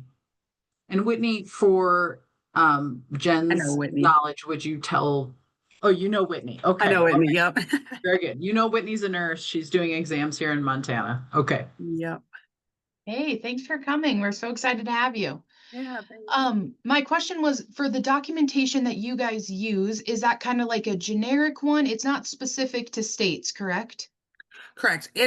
And that depends. So like for states that don't have a required documentation form, we use ours and it's a generic one. But like Nebraska has a required form that they use, and then we use that one. But it's also available as a fillable PDF, so we can still do it on our side and send it over. But yes, if the state required us to use a certain document, we would. Oh, okay. That makes sense. Yeah, we just turned our forms into the fillable PDF, so that would maybe be an option for Montana to use our specific form. Yeah. Okay, cool. Thank you for that. Yep. And I should expand on that too. A lot of states have their own specific consents that are required. Those are always used as well, so. Mark? Hi, I'm Mark Horn. I'm a telemedicine manager at Billings Clinic. Just a quick question on the equipment. So that your Polycom system, that's purchased through you, and is that a cart system or wall mount? So it can be both, but what we use for telesane is a mobile cart, so it pulls up right next to the patient. Our telehealth system in general has both options, but we didn't feel like the one on the wall was the most patient-centered approach for this situation. So yeah, it's a mobile cart that pulls up right next to the patient. Okay, thank you. Mhm.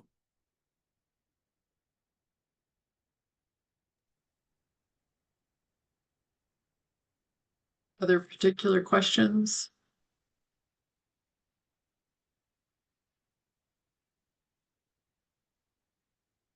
While people are thinking, maybe I'll fill in on a couple other details. So we also just, outside of the telesane encounter into real time with the patient, we also will do mock exams with staff. We will train them. So if there's SANE trained nurses that want to practice, need to get in mock exams, we will do those with staff. We also do like yearly, at least yearly. Sometimes we recommend more depending on how often the facility uses us, but education with their staff to make sure they're staying up on the service and know what to expect. And then we do equipment checks with them at minimum monthly to make sure that the equipment is still working. There's no issues. Some facilities use wireless to hook up to get service to the cart. Others use a wired port. And so if they use the port that you actually have to plug into, though, that requires us to check it more frequently because sometimes the ports get deactivated and there becomes issues with those. But so at minimum, we do equipment checks with the facility every month as well to make sure everything's working well.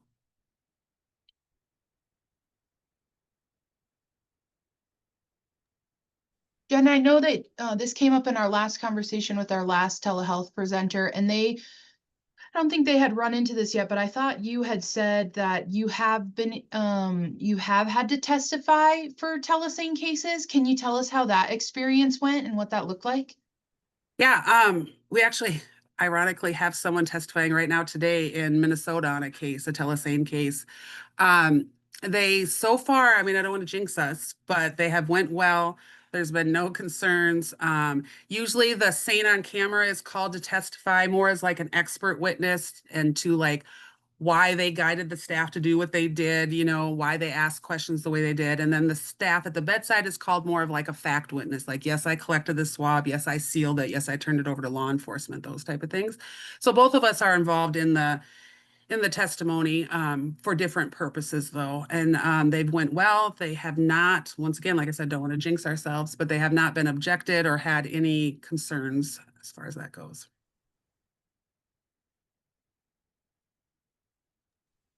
What are the costs to your participating facilities? Yeah, so initially when we started, we were all grant funded. So there was no cost at all to the facility. Now that they are not grant funded, it varies a little bit, depending on if they want all the equipment or if they want to, they can kind of choose. Like some might only want the mobile Polycom cart and they don't want to use the colposcope. Colposcope can be a little intimidating to staff that don't use it a lot. And so it's sometimes a barrier there. So the mobile Polycom card itself is about $15,000. The colposcope is also around 10,000 if we use that one. So those are a little bit more expensive. We have looked at looking at different options for cheaper equipment. Haven't found one that's yet anyways, that's as reliable or that we like as much, that has the ability for us to like hook adjuncts up to it. So. Other than that, the cost for using the service, we right now use a per click service. So if they don't pay for it unless they actually use us for an exam, And it has to be, so sometimes they'll call with questions, right? And if they call just with questions, there's no charge to just call and bounce ideas off us or ask for advice. But if we pull the patient up on camera and walk them through an exam, then it's a per click fee each time. And honestly, that is being reevaluated right now, that cost. So I can't speak exactly what that is at this moment. What has it been? It was $800 before. And it's probably will be around there too. I'm not expecting them to go up a whole lot on that, but So that's, make sure I understand, that's like per patient essentially is what per click means? right. Yeah, correct.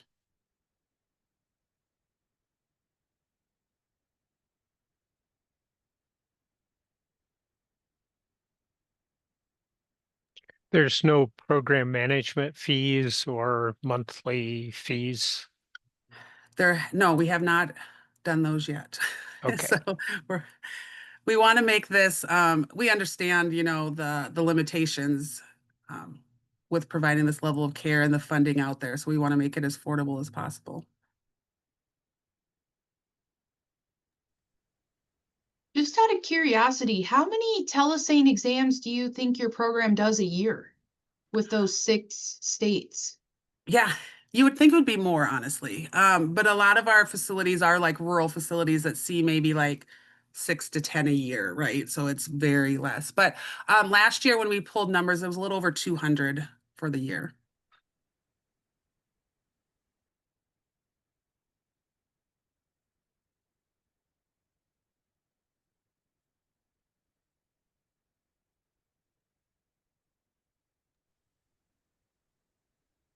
Maybe you want to address this later, but I'm curious at some point to hear about what the IAFN is putting together for a telesane service.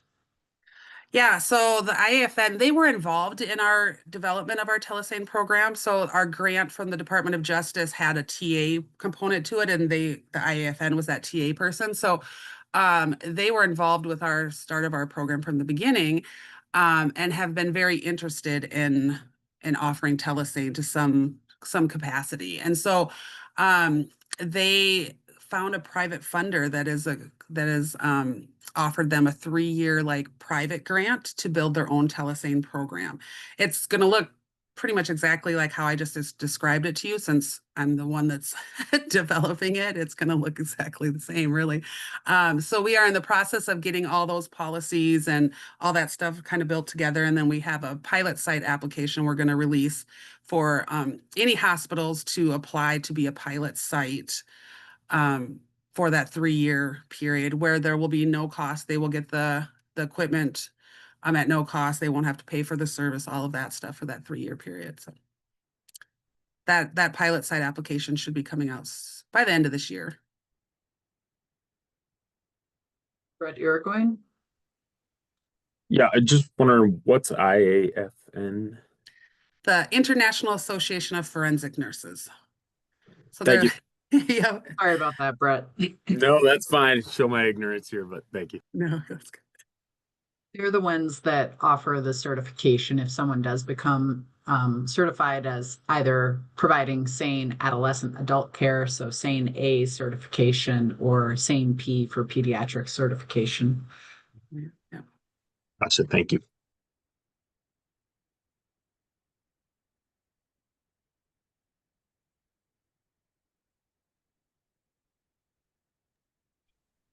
Other thoughts and questions at this point for Jen?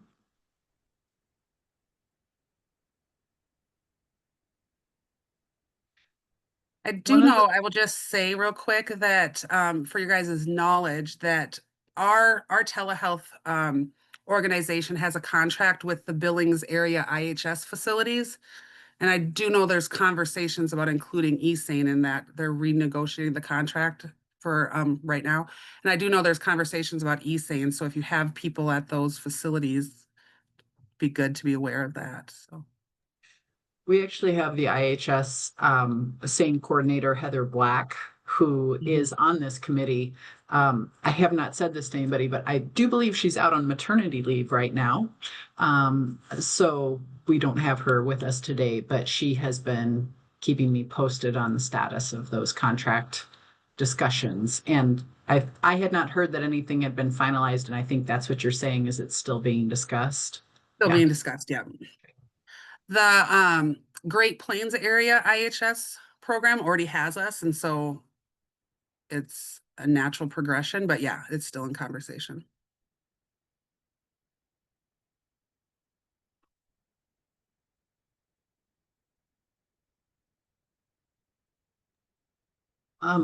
Some questions that have been asked in the past in relation to these discussions with the committee is, can you talk about reluctance or acceptance of telehealth by victims in these circumstances? Yeah, and I know that always is a huge concern for people that work in victim services, that if the patient is going to feel comfortable with it, um, and I get the hesitancy, honestly. I do two things to that. I will say that in medicine, telehealth has been used for a long time, right? So as patients, people are a little more comfortable with it than others think. I also think COVID has helped that comfort level with all the virtual meetings and appointments that have been. But it really is about the way that you present it to the patient. So if you, and I say this when we're doing training to the medical facilities, because a lot of them are unsure about doing it. I'm like, if you show that uncertainty to the patient, if you come in there and like, we have this service, I don't really know about it, you can use it if you want to, patient is going to feel that and be like, yeah, I don't think so, right? But if you come in there and you present it as a positive, like, we care about you, we don't want to make you drive however many miles somewhere else and tell someone else what has happened. Like, we want to provide the best care for you here where you presented. So we have this amazing service to offer you. If you present it in a positive light, we have yet to have somebody decline our service. Knock on wood on that one too.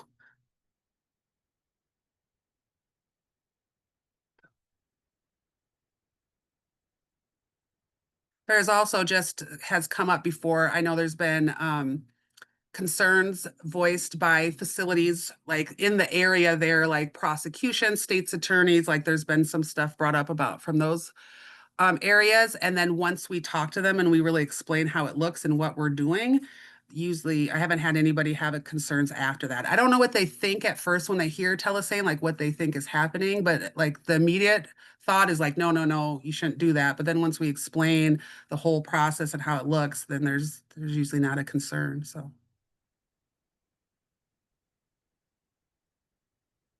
I'm just going to continue to be bold and ask questions I've heard the committee ask before, which is, we've had discussion around on-site staffing capabilities. We just had some earlier this morning. What or how do you help sites navigate that? If, they're a rural hospital, they've only got a couple people on staff. What's your experience with that? Yeah, and that is a concern, and it's a valid concern. So a couple things. First, we really just have a very direct conversation about the importance of staffing for this situation. So usually smaller facilities have some type of staffing plan for if they have a trauma that comes in, right? Or if their ER is completely full, right?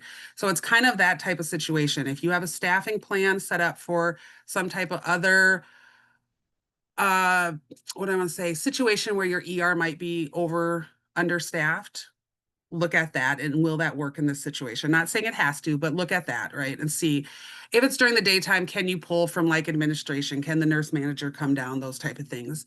But first, it's really just having that conversation. Like, it's important that you are prepared to offer this level of care, just like you would a cardiac arrest or a trauma that comes in, right? You look at it the same way. And so we need to have staffing plans in place. Now, understanding limitations to that as well. So how can we adapt to fit the staffing? There's a few different ways we've done where we can break up the exam a little bit. So like, we don't open the kit and start that chain of custody until we're actually collecting evidence, right? So we don't, like some states have to open their kit to get to their like documentation, right? And then you started the chain of custody. Well, since we use our own documentation, you don't have to open up the kit. We don't have to start that chain of custody. So we can have a conversation with the patient, and that can be like the first hour of the exam, having that conversation with that patient. And during that time, if the nurse needs to step out because something has happened, while not great, we understand and they could step out because it's not breaking chain of custody, right? So you kind of break up the exam a little bit and narrow down the window that they have to stay in the room where they can't leave, or they break that chain of custody. So there's those conversations. There's also like, if, let's just say, a trauma does come in, let's say, I don't know, a 3-vehicle rollover and there's all these patients that come in and they have to step out. Well, then we discuss a secured location where they can lock up that evidence, maintain that chain of custody until they can come back to it. So we kind of talk through all those different options.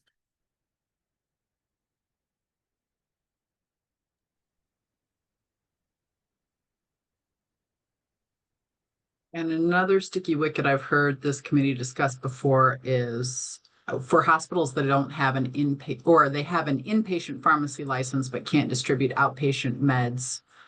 How have your partners dealt with that?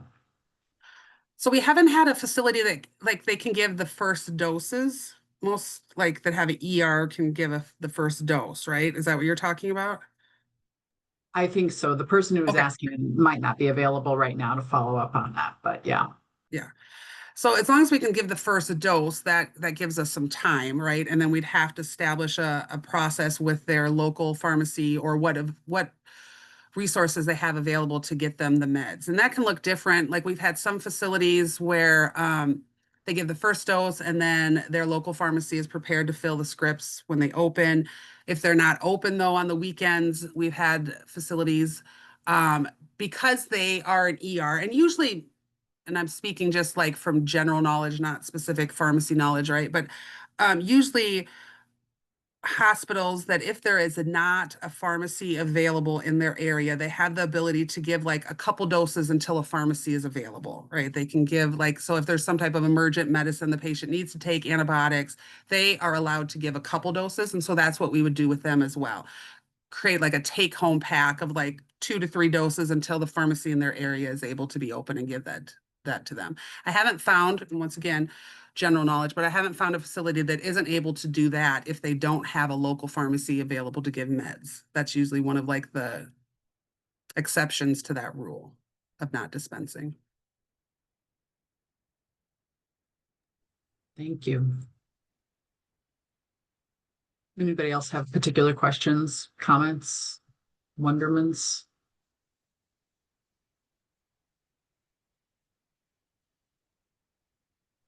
Jen, how many people are on your team for nurses? We have 12 now. Okay. And most are of they them are all full-time? Oh, okay. Are they all from the Sioux Falls area or are they remote workers? Nope, they're all from the Sioux Falls area because we also respond to in-person exams in the Sioux Falls area. So we both do both the telehealth and in-person. So yeah, they're all right here. And most of them are full-time. That's all they do, the 3/12s a week. And then we have a few PRN. Cool. Thank you. Mm-hmm.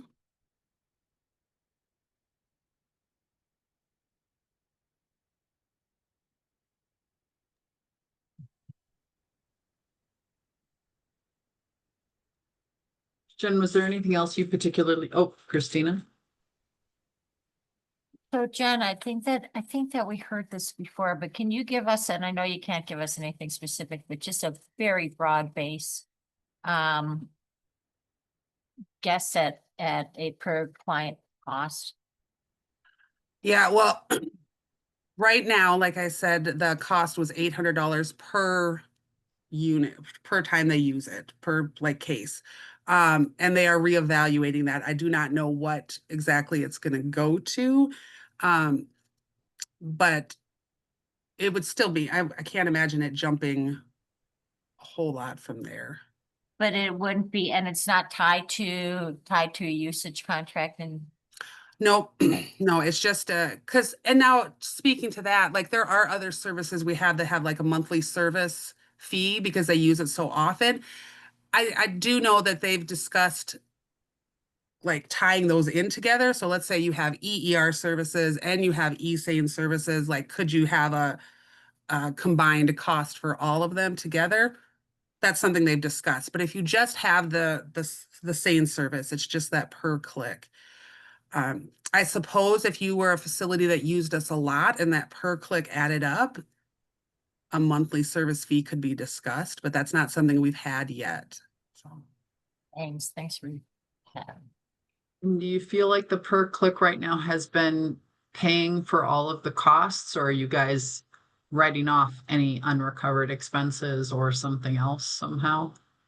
Yeah, so we're lucky, I will say, is that because we also do in-person exams at our local hospital, they cover some of our costs for our nurses. And so if we have a nurse that's staffed 12 hours, they need to be staffed for our hospital regardless, right? So the cost of it is shared, if that makes sense. So it helps reduce that for us. Brenda? Hi, thanks. Thanks, Jennifer, for all your information. Two-part question. When you do you testify a lot, or have you testified a lot? And kind of what are they bringing you in for? What do they want to know? I guess it's three-part. I lied. I'm sorry. What is it, exactly they're interested in your perspective for testifying? And then are you able to do that most remotely? Have you been able to testify remotely?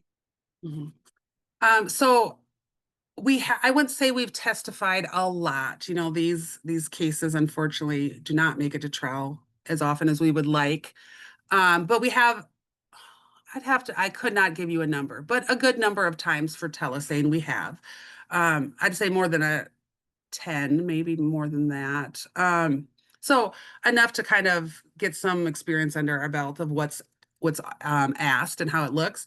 We have not been allowed to testify virtually yet. They have all wanted us to come in person. We have asked a couple times because there's been some like scheduling conflicts, and like the one where our nurse is testifying today, it's like 8 hours away. So, good distance to drive.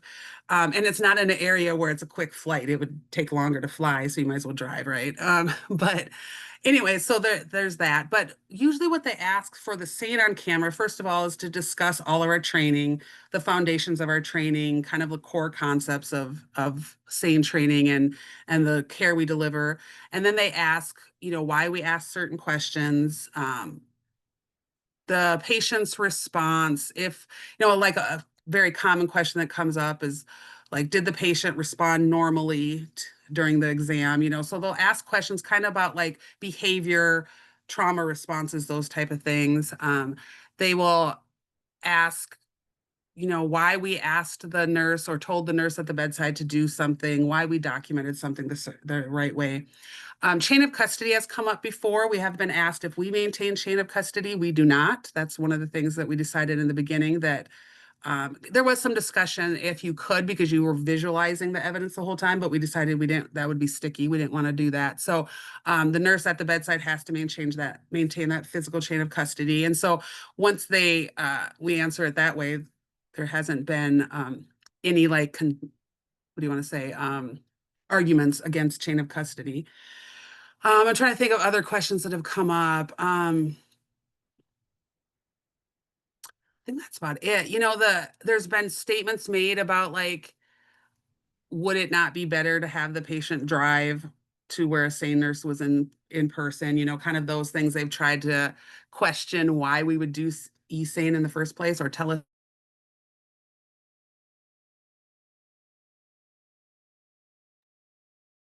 Did she freeze for everybody, or is it just me? Did I freeze? You did just a little bit there, Jen. Sorry. So we last heard the question about why somebody wouldn't just drive. Oh, yeah. There's just been like statements made, I think, in a way to kind of like invalidate the service, that like, why wouldn't you just have the patient drive to where a SARN nurse was in person rather than do it over camera, right? And so, and that's an easy question to answer, but it's been mentioned before.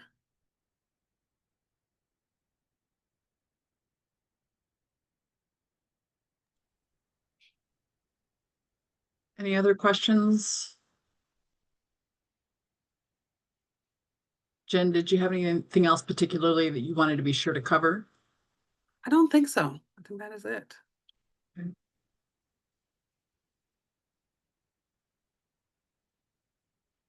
Well, we sure appreciate your time. Thank you so much. Yeah, no problem. I'm glad you guys are looking at this. Hopefully can discover or figure something out. We have all the answers percolating amongst this group right here, guys, right?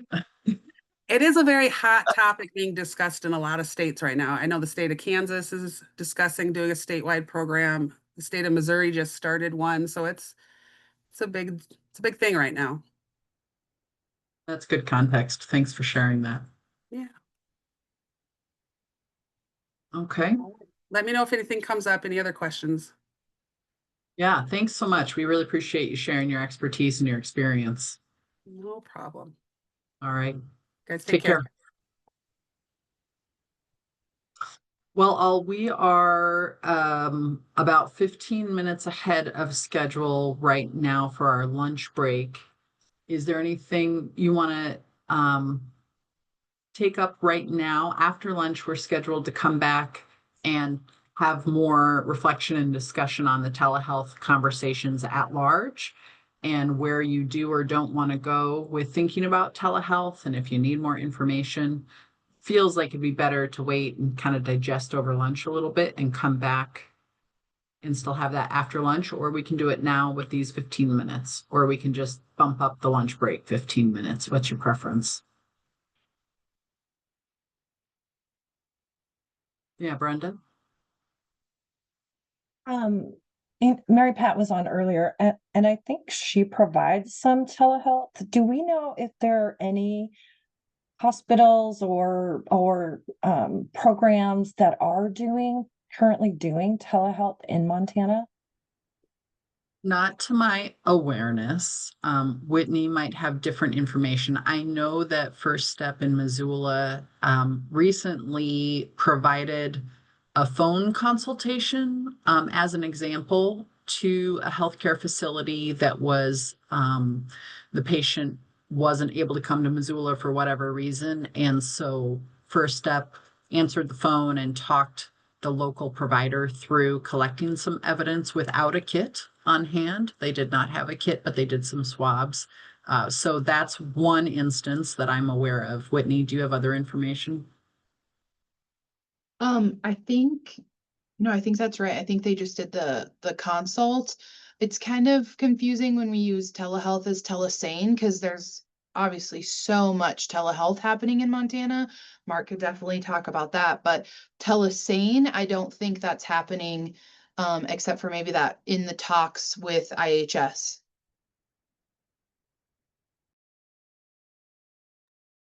So then I guess hope a follow-up, and I'm sorry if I should know this, but is sort of the question for this committee is this something we would like to implement in Montana with an organization, or is this something that we would like to look at another organization, like using another organization that's already figured this out to come into Montana? I guess I'm not sure what our role is in this, if that makes sense. So the statute says about your responsibility that, oops, sorry, that's the Department of Justice. Let me make sure I'm looking at yours. So the statute says that the committee's duties include, but are not limited to, developing statewide telesane partnerships, collaborations with hospital and clinic leadership, and strategies that include interoperability of healthcare systems, secure health information exchange, and assessment of telesane models of care to increase equitable access to quality sexual assault care. So that's the committee. And then the department's language in the statute related to telesane is that the department shall adopt rules to establish researching telesane models. Oh, pardon me, I apologize. The SARN program, the Sexual Assault Response Network program within the department, its powers and duties include but are not limited to researching telesane models and technological solutions to increase access to sexual assault forensic exams and sexual assault nurse examiner care, along with promoting availability of care and training to support increased care. And so while your language says more specifically, your duties include but are not limited to developing statewide telesane partnerships, collaborations, et cetera. I mean, it doesn't tell you how you have to do that. And I think that the committee, after considering the topic, could also decide, is it appropriate to have a statewide effort of some kind? Is it appropriate for individual hospitals or individual networks of hospitals to make their own decisions on this? Would the committee want to put forth simply guidance rather than developing a statewide network? I think there's a lot that you could consider within what the statute says. And I could do a better job of rereading the statute right now to answer that over lunch and think more about it after lunch. But I think it's any of the above potentially. To include, we looked at it and we don't think it's a good idea, or we don't think it's feasible right now and we should come back to it later, or. So, yeah, Christina?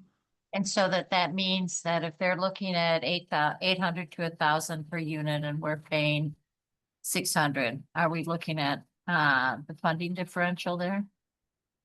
Well, I think that's a great question, and it's something that I was thinking about also in relationship to this afternoon's discussion on sexual assault forensic exam payment structure.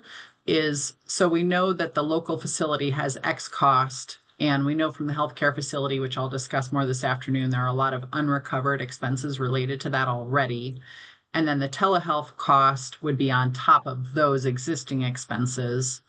And so I think that would be a consideration of in the future, if telehealth were incorporated somehow, would the payment structure anticipate somehow reimbursing if there was, say, a statewide single payer system reimbursing specifically for telehealth use on top of any base charge, or would that simply have to be absorbed in whatever the base charge is and leave the healthcare provider with deciding whether or not they want to add that difference to their unrecovered costs? Yeah, probably not. Probably a lot of money there. Okay. Brenda? And I probably should have asked South Dakota, but I was trying to like absorb all the information. So let's say we had a couple of rural areas that have a brand new sexual assault nurse coming on, and they're just seeing like 4 to 6 kids a year. Would this be something like with South Dakota? Would we have to buy in as a state? Did you guys understand that? Or could this be like a facility, a rural clinic, or like one organization that could opt in to using their services? It wouldn't have to be like a statewide initiatives. That am I reading that, or did I perceive that correctly, I guess? That's Yeah, I my think you're perception thinking as about it. well. Yeah, I Yeah, think sorry, you're thinking Whitney. about it right. Because in those other, like in North Dakota, I just from working there, I know that not every hospital is a part of this teleprogram, this telesame program. So it's kind of you get to choose. And I don't think also there's any barriers if someone wanted to move forward with one program and someone else wanted to move forward with another. I don't know that that's really like restricted either. It might make sense that everyone uses the same, but I don't know that that's a restriction. I think Pennsylvania's program, when they spoke to us, it was really facility by facility. Or in Idaho, pardon me, in Idaho, I think it was a network of facilities that were partnered with Pennsylvania. I mean, the real thing is the cost of the equipment on site. And that's certainly a facility by facility cost. And so how's that covered? I think is probably the most limiting factor is getting the equipment on the ground, since right now it doesn't sound like there's grant funds necessarily available all the time. Brenda? So if we were to make a recommendation let's say create a resource for hospitals and clinics. Could that resource be, here are the 3 programs that we sort of researched, and here are the costs of those programs if you're interested in, sort of having this service? Because I see one of the hardest parts, as you all know, is of doing this in rural areas, is the feeling of not getting enough exams to have the expertise. Or, most of the training right now is only online, except for, I know we're also working on that. And so it feels a little strange to the providers to do this online training, but not sort of have that hands-on help. So I was just wondering if that could be a resource that we could generate that might be helpful, rather than trying to make a large decision and implement something several years down the road. Because I would imagine, and Mark, you probably know better, what it would take if we said, yes, let's do one in the state. Would Billings Clinic want to take that on? So I don't know, just trying to think through what we can do and what our responsibility is. And I'd love to make some recommendations to some of our providers about these services. Brendan, make sure I understand what you're saying. You're saying sort of assemble a menu of information, a menu of options for the facilities to individually consider on their own if they'd want to proceed with one of them. Yeah.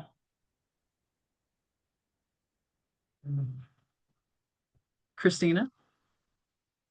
Well, and I just even hate to say this is close to lunch, but there is a question.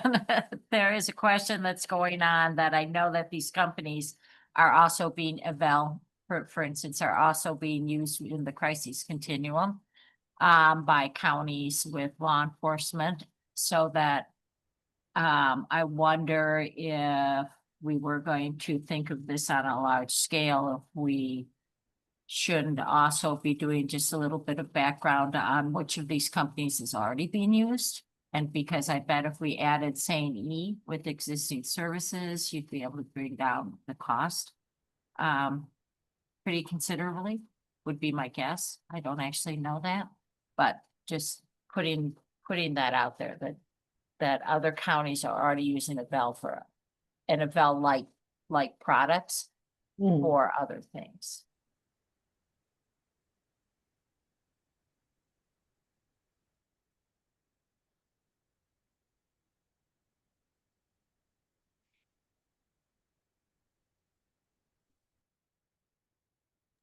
Sorry, Brenda, go ahead. Yeah, I was just letting you write notes. Sorry, I'm not going to try to keep you off from lunch, and I'll try to be quiet. I did like I was interested in the International Association of Forensic Nurses, that they're developing their own. And if I understood her correctly, they have grant funds for 3 years. So pilot sites could opt in at no cost to that site for 3 years. And Christina, I like your idea, who's like already has some exposure, maybe not to the same part of it, but I think you're saying globally to telehealth resources and that.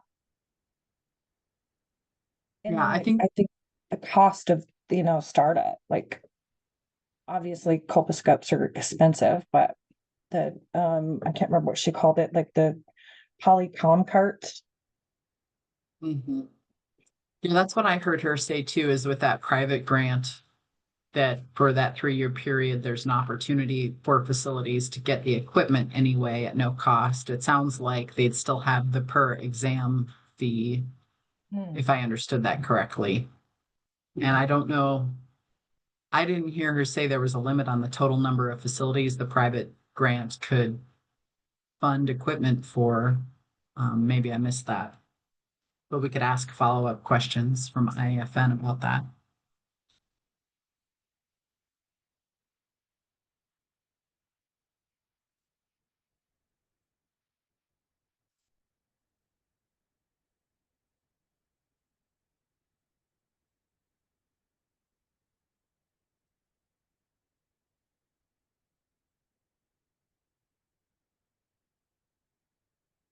Anything else before we pause for a minute?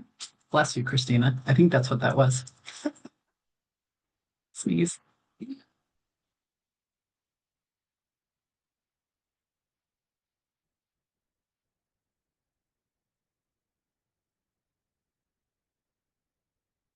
Okay.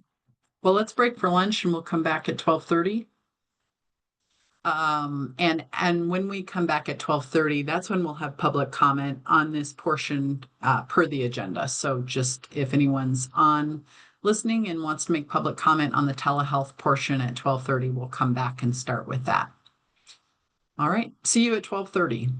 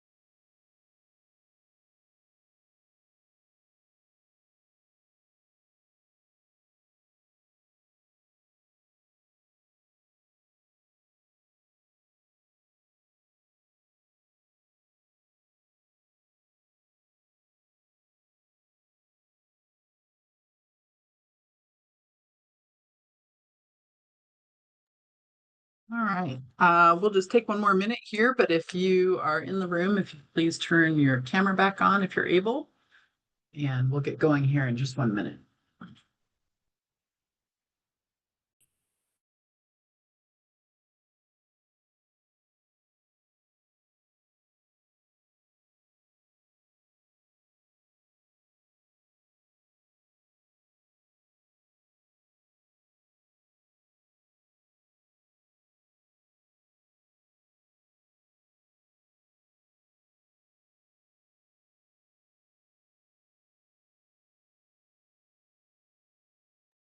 Emily is about to pop back in the room. Okay, there she is. Great.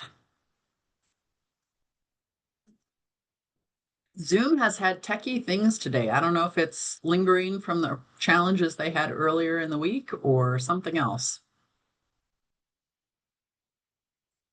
Or Halloween's approaching.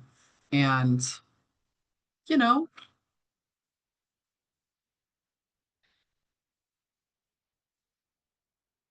all right, so we will call the Sexual Assault Response Network Committee back to order. It's 12:31 on October 23rd, 2025. Coming off of our discussion right before we went to our lunch break, I did review our House Bill 79 enacting legislation from the 2023 legislative session and sent you a copy of the statutes with highlights around the telesane language and things related to those responsibilities that you have, and that the SARN program has related to the telesane. So just wanted you to know that was in your inbox if you have not seen it yet. And we were going to start back up with the opportunity for public comment on the telesane presentation and study discussion in general.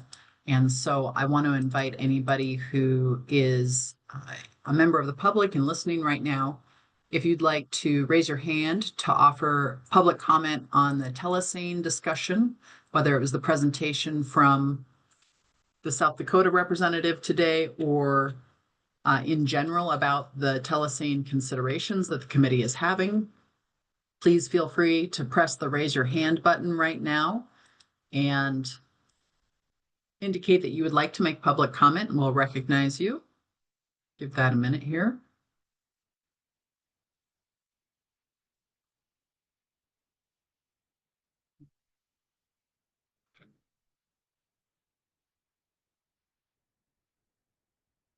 We don't have any hands going up, so we'll take that as no comments at this time on that topic. So we're back to committee discussion. Anything in particular that might have percolated for you and you're thinking over lunch here about where you'd like to take this next in thinking about the telehealth study and telesane and what you might or might not want to do moving forward?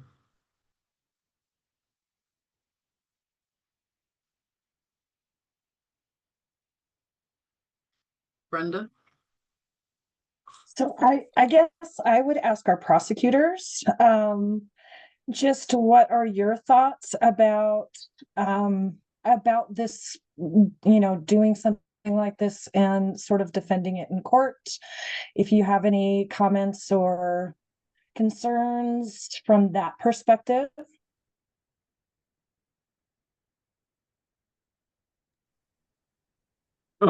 I've kind of voiced my concerns on it before. I think it's one of those things that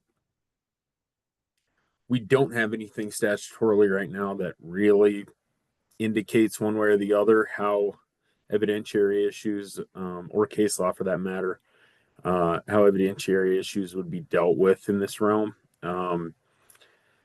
It's kind of one of those things that, if it comes in, we're going to have to figure it out as we go. I feel like we're going to probably need a Supreme Court case to address it at some point, before we really know. But yeah, I think there are definitely evidentiary concerns with it. Chain of custody, who's going to testify? It sounds like most of the time it's the nurse well, based on our last telesane discussion, it sounded more like it'd be the nurse that was in the hospital. In this last one today, it sounded like maybe it was their people testifying. So I'm not really sure how that process will work, depending on the type that we put in. But there certainly could be some evidentiary issues with it that I could anticipate. That's not really an answer to your question, I guess, other than just a raising of more potential concerns, I guess. Gadarian or Sergeant, pardon me. Yeah, I guess I have two things piggybacking off Brett is that as far as testimony, I think that most courts wouldn't allow the virtual testimony anymore. So that's something to consider that people are going to have to drive there or fly out here.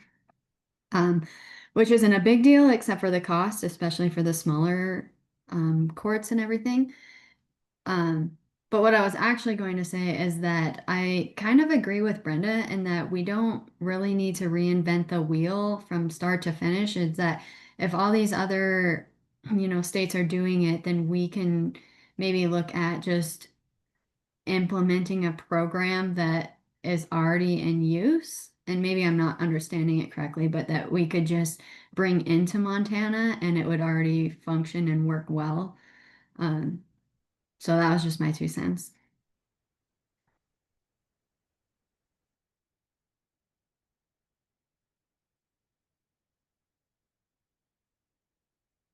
Other thoughts? Yeah, Whitney.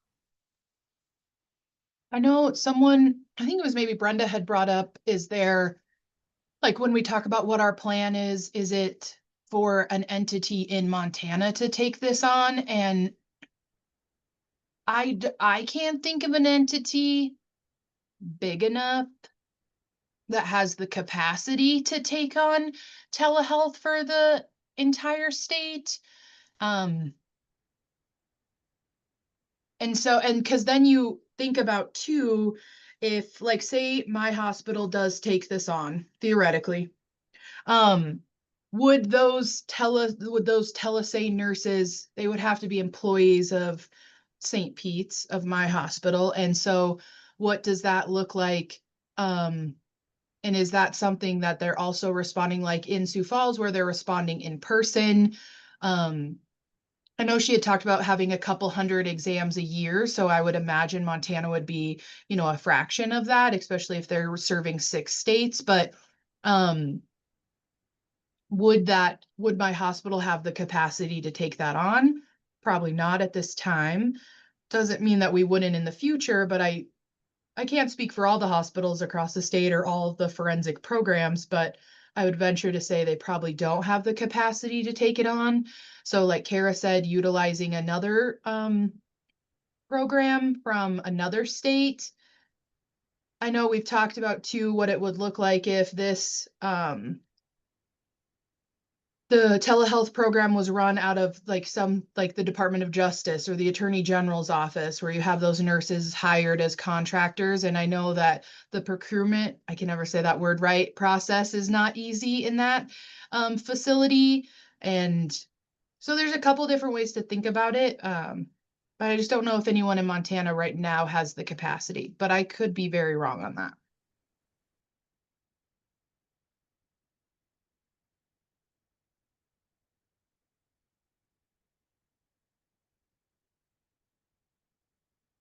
Mark? Yeah, I think to Whitney's point, I don't think there's not one entity in Montana that could take on 24/7 coverage. So, if you're looking to do a Montana program, I think you would need to build one and figure out funding, to hire nurses to cover and, the technical aspects. So I think it'd be very hard to develop a program in state right now. I think from what we've seen, I think the Pennsylvania model to me kind of makes the most sense. From a technology standpoint, it would be, I think, easier for people to use because they were using iPhones. Seems like they had the security set up very well. Yeah, the AVIL program, if they did just 200 exams last year at $800, that's $160,000. And if you have 12 nurses employed, the numbers don't really seem to jive. So that's why I'm sure they're re-looking at that model. But and I also know that the Polycom system, 15,000, there is a yearly maintenance fee that would be on top of that. I'm sure the sites would own that equipment. So you would be looking at least at a 3,000 probably dollar per year fee to make sure that that equipment was current with software updates. So you'd have to keep that in mind too. So yeah, I agree. We'd probably would want to look at somebody that's already has the program developed to offer that service. Christina? Yeah, I would just clarify, Mark, that Avel's program is what's used for a lot of the medical response and in their mental health system, and for South Dakota, it's probably their primary response. So that this is an additional part of it, but the nurses they're used across the entire system. So that's how they're getting the cost of efficiency out of the nurses.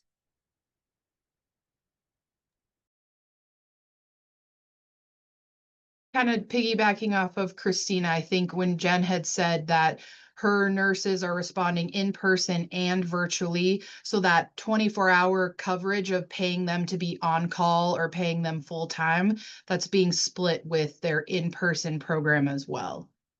So that is a cost that they don't have, or they do, it's just being covered by somebody else.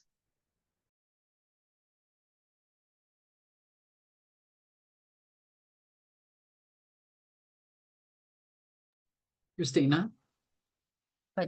But remind me, does anybody remember what the Pennsylvania organization was thinking its costs were?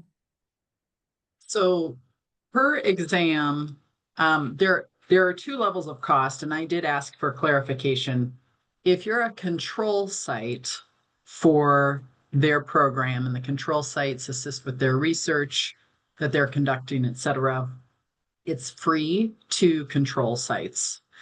If you are simply a telehealth site looking to use their telehealth services, I guess I'd need clarification on whether you have to buy the equipment yourself. I would assume so. And then the cost per exam is $1,500. So it's about twice what the South Dakota price is right now. And I'd have to go back and look in my notes and see what the equipment cost was that Pennsylvania talked about. I feel like $25,000 is sticking around in my head, but I'm not certain of that. I think so. Mark? Yeah, and on my notes anyway, I think it was $20,000 to $25,000 for that first year with the Pennsylvania program, but that included them coming out with training and the equipment to get it started, and then $1,500 per exam.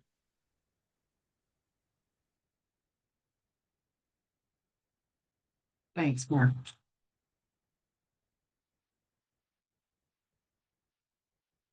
Celine?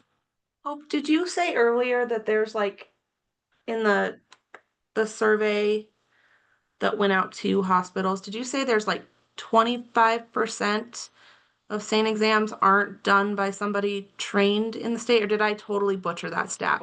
There was something about Yeah, and we're gonna revisit that in my presentation coming up, but that's my best rough estimate, and I'll explain that further in that presentation, how I So, arrived at that.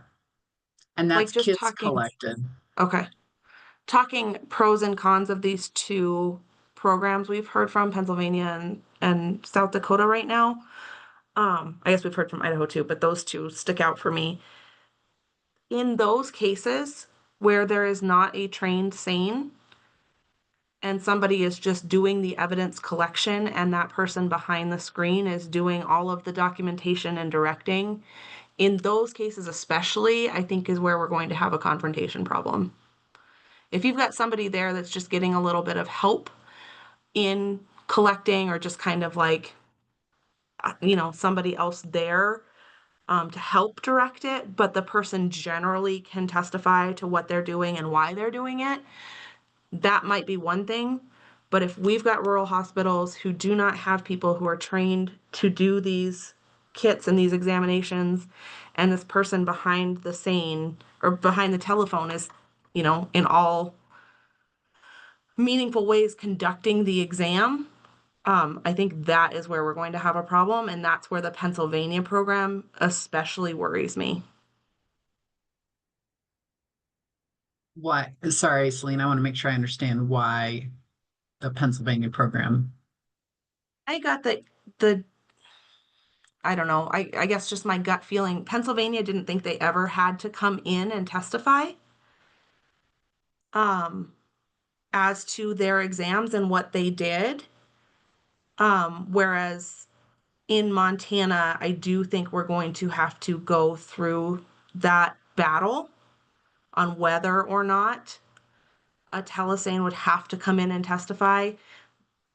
But especially in cases where we have exams done by someone who may not be trained in a way where they could testify to the full procedure and explain it to a jury, right? Like we're talking about people that aren't Emily and Whitney here, that were kind of there and doing it. We're going to have somebody with that knowledge and with that experience, and probably the person who was directing that come to testify in person. And I don't think Pennsylvania got that. They don't have the same issues there that it seems like South Dakota is already addressing, and they understand that there's a likelihood that they will have to testify. Thanks for clarifying that for me.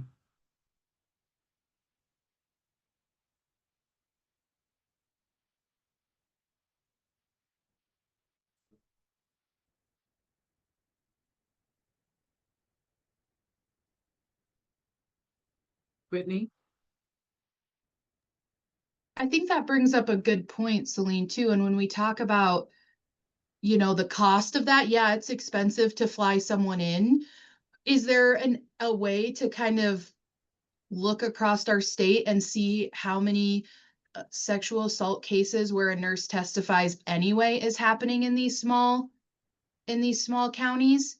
Because maybe this is a number that we're blowing out of proportion. If, this only happens 1 or 2 times a year in the whole state of Montana, it's not that it's happening hundreds of times that we would have to fly in a nurse multiple times to testify. Definitely not going to be in the hundreds, right? Like Brett, how many, you are kind of quasi-rural, quasi-urban in Montana's way. How many times do you have a SANE nurse testify per year, do you think? Per year, Yeah. maybe one. Not often. So, right, in these rural counties, I mean, I don't know.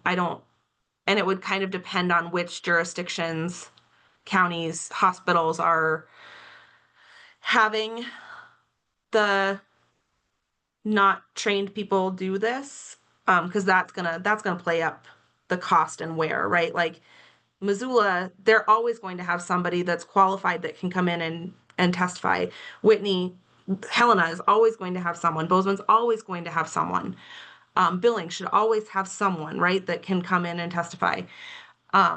and I don't know the number of rural cases that would require SANE exams that would need somebody to come in from out of state, but it's not in the hundreds. And if it's even like 20 across the state per year, like in all rural counties, I think that's probably even a high estimate. What do you think, Brett?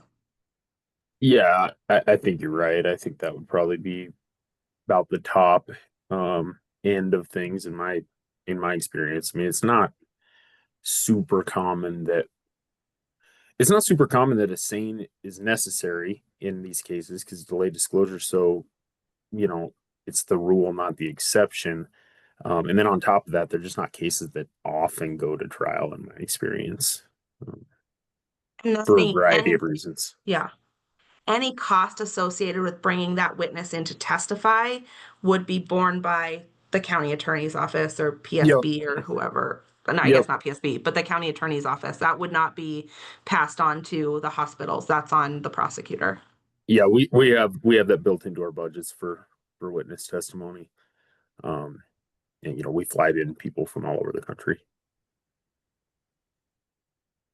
And there is a mechanism now that went into place, I believe, this last year, for witness reimbursements from the state for rural counties as well. It's kind of a first come, first serve thing, but that is an option too. Molly, I saw your hand go up and go down. Did you have something you wanted to? I was just kind of thinking like long term, if this is something that is used and is successful, especially in these rural counties, would there be need for consideration on cost increasing over time as maybe we're using these services more and needing to bring people in more often? If that's anything we wanted to consider, or if that is just going to be we're going to have to see how things play out type thing.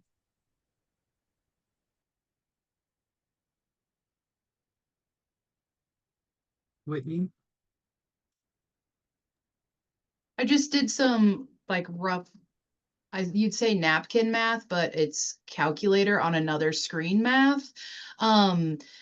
Just to pay for a program to have 24-hour coverage, and that's just to be on call, and it's a very small amount. My nurses make $3.50 an hour. It's still over $30,000 a year just to have someone on call for a hospital. So when we think about that, if we're looking at the cost of this stuff, and for those programs that are only seeing a few patients a year, divided by $800, that's still 38 patients that they would have to see for it to make more sense to have a fully on-call program. And so this is a pretty great fiscally responsible options, especially in those small communities. They're not seeing 40 patients a year.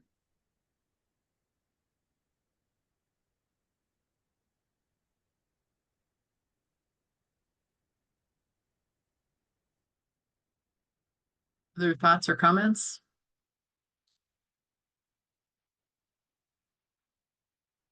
Christina?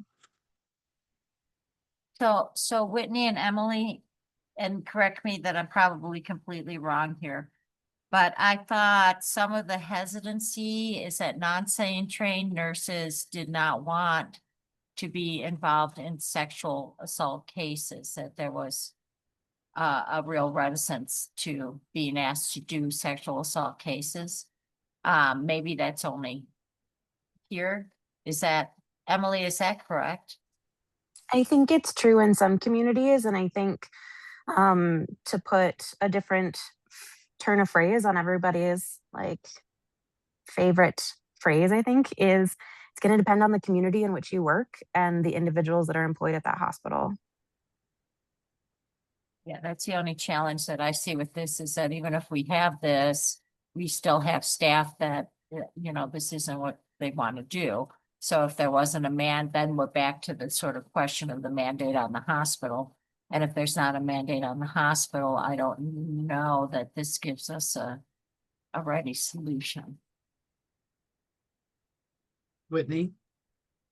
We had kind of asked the Pennsylvania group that question, Christina, and they had said that in their experience, nurses who had a supportive, knowledgeable, trained person to help guide them kind of alleviated a lot of their concerns with doing this exam on their own. They said that they felt the nurses were more willing to participate in telesane with that person helping them compared to someone walking in and saying, okay, you're on your own, here's the box, go do this exam. And I think that would make sense even for nurses who are trained. I mean, we talk about the statistics of how long nurses stay in this field, and it's on average 2 years. So right now in the state of Montana, we're spending well over $1 million training all of these nurses to be forensic nurses. And are those nurses going to be practicing in 2 years? That's a good question. One of the big barriers for nurses who don't continue in this work is the feeling of isolation, and they feel like they're the only one in their community who's responsible for carrying the whole community or county on their back, and then they stop doing it. So I think it's a great tool also for people who, yes, who have the forensic training, they want to participate in this, but they only see one exam a year and they're not feeling competent. And having that kind of guiding person working with them, I think will also help keep our people who are trained in the work longer.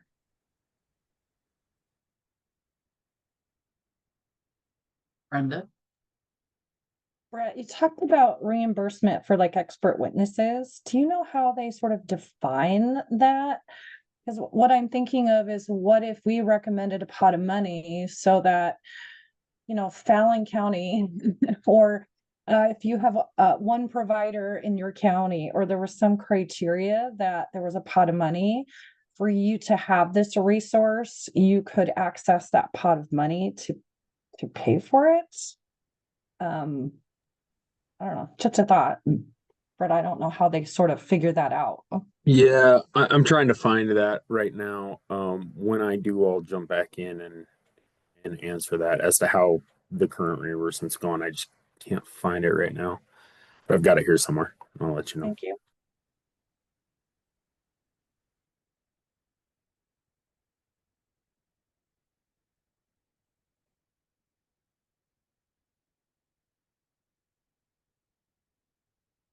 Other comments, questions?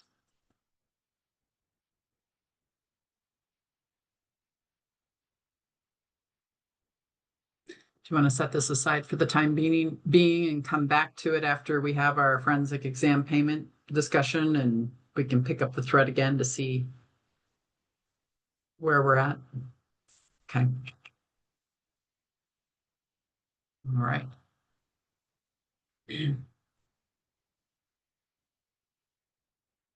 So moving on to, for now, the sexual assault forensic exam payment study and the ongoing discussions around that. I'm going to be reviewing in detail, or some detail or moderate detail, the healthcare survey responses. Thank you to all of those who participated in developing the survey questions. I didn't include everybody in that, but included some of you and appreciated the feedback that you gave. Make sure I'm sharing the right screen here.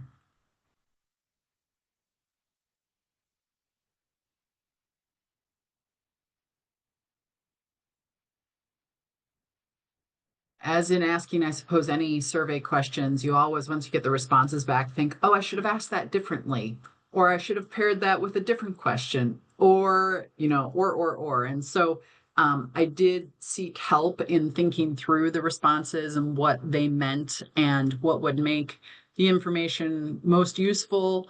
And so particularly spoke with Heather O'Hara at the Montana Hospital Association, who I want to acknowledge because they helped us distribute the survey to all of the hospitals across the state. Heather put out a couple of calls for responses, and just want to thank her for that assistance. I also used Sarah Wangerin at MSU, who's a PhD candidate on sexual assault forensic exam stuff, and she gave me some invaluable input from her research perspective on what might be most useful. So in terms of the responses that we had, before we get into this, I just wanted to give you a quick update on how evidence kit collection is going this year. I've told you, I think earlier in the year, we have seen another increase. Last year in 2024, I'll remind you, we had 14% more kits collected than 2023. And this year at times, we have been as far ahead as 30 and 35% more than last year for the same time period. It's been wild at times. Right now, as of the end of September, we're sitting at about 16.5% more kits collected this year for the same time period over 2024 through the end of September. And I guess I did update this data to October 19th at the start of this week. So that's current as of Monday. So things have slowed down. You'll see there the image on the screen is a month-by-month accounting of the number of kits collected by month and recorded in the kit track system since 2018. I don't think the kit track data really got reliable until somewhere in 2019, when the system actually was implemented online and people started uploading their data. We have a historic data that was imported, and so that's how you start getting those 2018 kits and beyond. But I don't think the 2018 data and prior to that is as reliable as the current data 2019 and going forward. And I do know we probably have at least one facility that's having trouble with exam record keeping as clearly as we might want it. There's someone who gives a lot of kits to a federal crime lab, and we don't get to see the federal info on kits getting sent for processing, et cetera. And so sometimes it's hard to ensure that we're seeing all of the exam data recorded. So I'll just let you know there are some holes in that data recording. But I think this is fairly accurate. And you can see we had record months in March and July this year, but really slowed down in August and September comparatively to those 2 months. But if you look back in the years, September is usually a little slower than the rest of the year. In August, not usually that slow, but in any case, that's where we are right now. So I just wanted to give you that background as we got into this conversation. So the healthcare facility survey, we had 17 responses. And when I talked with the Hospital Association, they shared of the 3 kinds of responders we had for the prospective payment system hospitals, which are typically higher volume facilities and in your more urban areas, although in Montana, an urban area is, different than lots of other places, what you would consider urban. In any case, we have about a 50% response rate from the prospective payment hospitals in Montana, so those larger, higher volume hospitals. And then amongst critical access hospitals, we had 11 respondents, about a 22% response rate. And then we did have one primary care clinic respond. And I think that's because they partner a lot on the pediatric exams in their community, and we're encouraged by other program folks in that community to respond. So looking at those kits, as I thought about how to digest the data that the hospitals and the respondents had provided, what makes it most useful? And for me, it was helpful to know who has actually been collecting kits. So if the facility had collected a kit in 2024, 2025, I noted that 10 had, 7 had not. Of the hads, 5 were those larger volume prospective payment hospitals, and 5 were the critical access hospitals in more rural areas with lesser volume. Of those who had not collected kits, 1 was that pediatric primary care clinic. They do offer forensic exams without kit collection, but they do so by appointment as needed. And then the other 6 were critical access hospitals, and 2 said they sometimes offer exams without kits collected, because we were trying to get into getting some of that data about what's the volume of exam work around the state when a kit is not collected. And then all of them said that they do the EMTALA visit, which is the basic medical review, seeing a provider, just checking on your physical health, physical wellness. It's a statutory requirement, as I understand it, to do that EMTALA visit. At least have somebody look at you, make sure you're medically okay, but they do all refer to other exam facilities for the kit collection. And please, if you have questions at any time, please open your microphone and just ask me. It'll be harder for me to spot your hands raised. And I do want to just take questions as they come because there's a lot of nitty-gritty details as we go through here. I did also want to mention, so we've got those who responded to the survey, 17 total. Of them, 10 have done a kit collection in 24-25. I just wanted to note for kind of perspective that in 2024, we had a total of 21 facilities collecting kits in 2024 and recorded in the kit track system. So we had about half of those facilities that responded to this survey. We asked them when exams and kit collection is available, and 4 of them had 24/7 coverage. And these responses I have focused on the 12 facilities. So backing up a slide, we had 10 facilities that collected kits in 24 or 25. There are 2 additional facilities within the respondents that are capable of collecting kits. They just hadn't collected one in 24 or 25. So we've got 12 facilities that can do exams that are within this respondent group. Of those 12, when asked when are exams or kit collection available, 4 of them had 24/7 coverage. 3 of them were the larger hospitals. 1 was a critical access hospital. 6 have 24/7 coverage if you consider on-call staff. And then 1 is only offering exams when a trained or willing staff member is working. And 1 is offering those pediatric exams by appointment without kit collection. And that's that primary care clinic. We were interested in knowing how they pay examiners as we think about how facilities are providing this care, and as we had that retention discussion, pay is a consideration of that, and how we're asking providers and nurses to give of their time to offer this care. So 6 offer on-call pay and 4 do not offer on-call pay. There's some further breakdown here. If they offer on-call pay, they also, in this breakdown, offered some other ways that they're paying. And 3 of those facilities offer on-call pay plus pay by the hour. And I assume that to mean by the hour of the exam service actually being provided, although we did not get into that level of response detail in the survey. 2 are offering on-call pay, paying by the hour, and paying a lump sum on top of that. Again, I don't have the finer details of how that actually works, and could do some follow-up if we were interested in knowing that. And then we had 1 facility that was offering on-call pay plus the lump sum pay for doing the exam. Of those that don't offer on-call pay, we had 2 that pay by the hour instead. We had 1 facility that pays by the hour but also offers a lump sum. Again, no finer details on what that looks like. And then we had 1 facility that was simply offering a lump sum for doing the exam. And then we had 2 critical access hospitals that responded, and they do offer kit collection, but they did not report in the survey about how they're paying examiners, so I just don't have that data for them. But again, a total of 12 facilities represented on this page who are capable of doing kit collection in current day.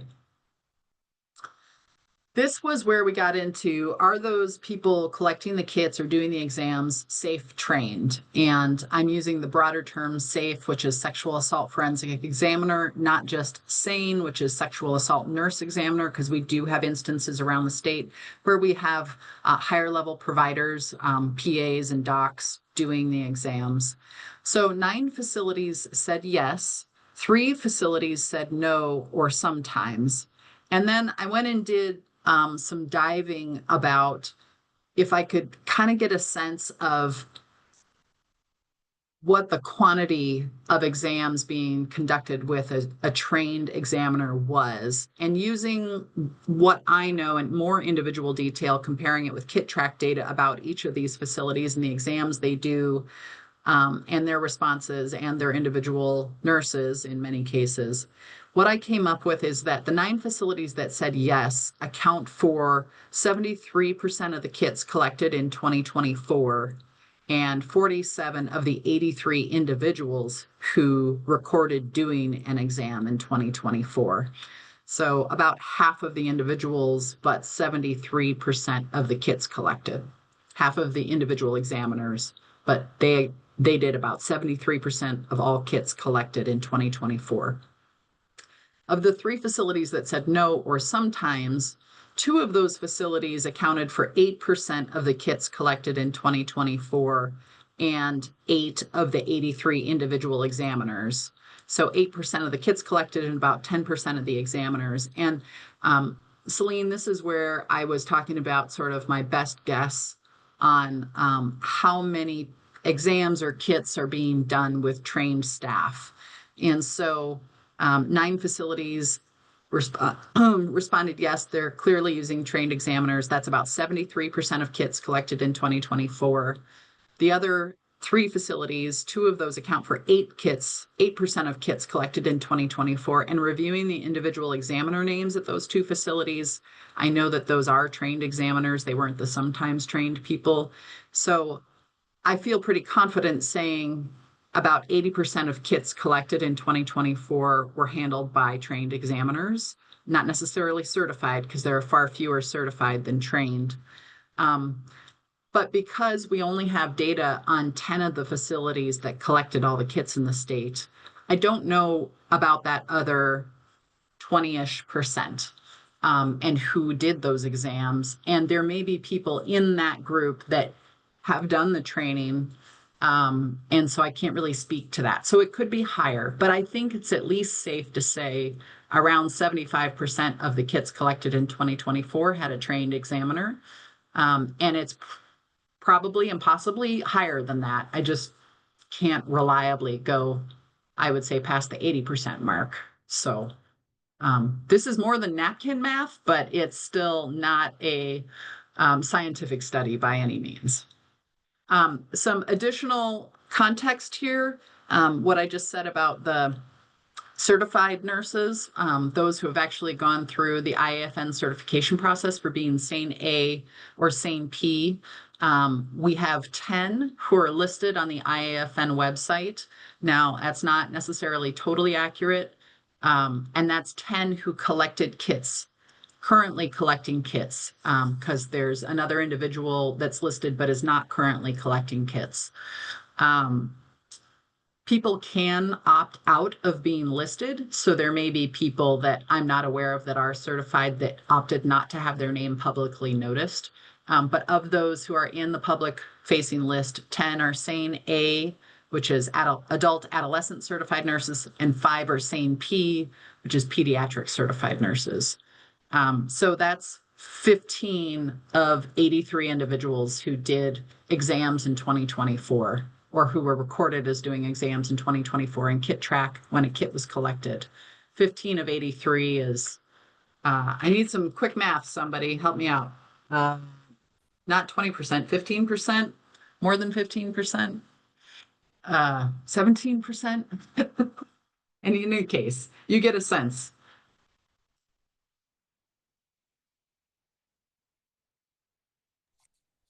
And Hope, just to jump in there, some of those Yeah. individuals are actually dual certified.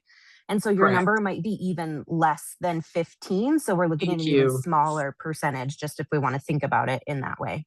Yes, thank you, Emily. That's so true. And I'm sorry, just off the top of my head, I don't remember how many are dual certified. There's at least one I know of, and I think at least 2. So that's a really good clarification. Thank you. So moving to the next slide, we also asked about where post-sexual assault care occurs, in what setting, and it's kind of across the board, but emergency room care is the predominant location. We have some clinical care available, or a hospital non-emergency room setting. Access through the ER is also very common. It's not as common by far to have a hospital setting that is not emergency room and not accessed through the ER. So that's just a little extra context there on where the exams are taking place. I also know from people who didn't respond to this survey that we do have a couple of counties, for instance, offering care at the county health department now, and that's not reflected in this. So when we asked about trying to get a handle on the number of exams in which an evidence kit was not collected, because we do not have a centralized repository for that information, we had 13 of the facilities provide data out of the 17 who responded, and we got to 207 exams in 2024. And it was much more evenly split age bracket than I might have expected. We thought that for victims younger than 18, there would be maybe more of the pie, but it's pretty even, a little tipped toward the younger folks. But that was interesting. And that data, I do feel like is more precise and more reliable ultimately than the data that we had quickly gathered earlier this year. During legislative session, I had put out a call in response to the legislation that came forward in Senate Bill 491. I put out a call to our 6 facilities that do most of the exams in the state, the 6 facilities that handled 80% of the exams in 2024.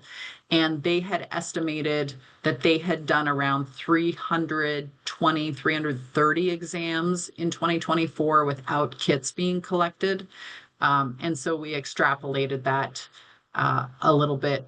And anyway, those facilities were included and did respond to this survey, and we asked the same year. So we got just a little bit more precise data from them. They had some more time to go back and look through records, it sounds like. So we got to 207 exams, and that includes those 6 facilities. We also asked for other information and context just around sexual assault care in the state. And I'm going to highlight 5 responses. I did send you a copy of the anonymized responses by email. And I think they're in your meeting bug today. So they're also at quick access. But these were the 5 responses we had. First 2 are on this page. Next page includes 3 of them. And I'm just going to walk through them a little bit. One facility shared, we've not been able to get anybody up to snuff on this training in some time. And so if there's a provider willing and working, we'll do it without a kit. This is a facility that I've talked to before, and they are not interested in stocking kits just to have on hand, even in case they have a willing and working provider. So just for awareness on that, but typically, they'll send them to a facility in another community, but they note that creates a whole host of other problems, particularly because transportation becomes a barrier. And that's a theme I've heard before, not just from this facility. The second response was, we're excited about the state coordination around response to sexual assault.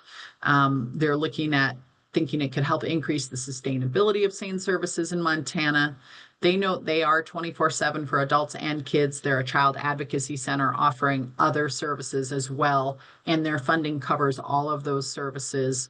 But they do note they operate at a loss every year and are working to find alternative funding sources without charging clients. We'll get into those unrecovered costs here in a few more pages, but that information's coming. The other 3 respondents who provided other information and context, one said, we did have a nurse practitioner and 3 SANEs, but we dissolved around the time of COVID, and the demands of their healthcare team and resources were stretched thinly. The staffing has not recovered from that time. Previously, exams were only available if a staff member could come in. They did not have paid call, and they averaged about 3 exams a year, which was difficult for them. They note to keep staff up to skill level that they wanted to be and train additional members as well. The second response there is that they had an active forensic nurse examiner for a year, and the program that they're working on is brand new, but they have lots to learn and improve on. And I think, as I understand it, that examiner may be leaving the facility, but I'm not quite clear on that. So they noted they still have a lot they haven't ironed out, and things are still kind of tentative there. The last one noted that they typically don't complete non-emergent pediatric exams without a kit being collected, and those are done by another facility in the community. And that was the pediatric primary care facility that responded to this survey. We asked them about the types of exams they're building law enforcement agencies for. This is another springboard from the discussion at our June meeting, where we looked at the results from the law enforcement survey, asking them about how they're billed and what they pay for. So this was coming at it from the other end of the spectrum with the healthcare facilities to understand how law enforcement agencies are billed and what they're paying for.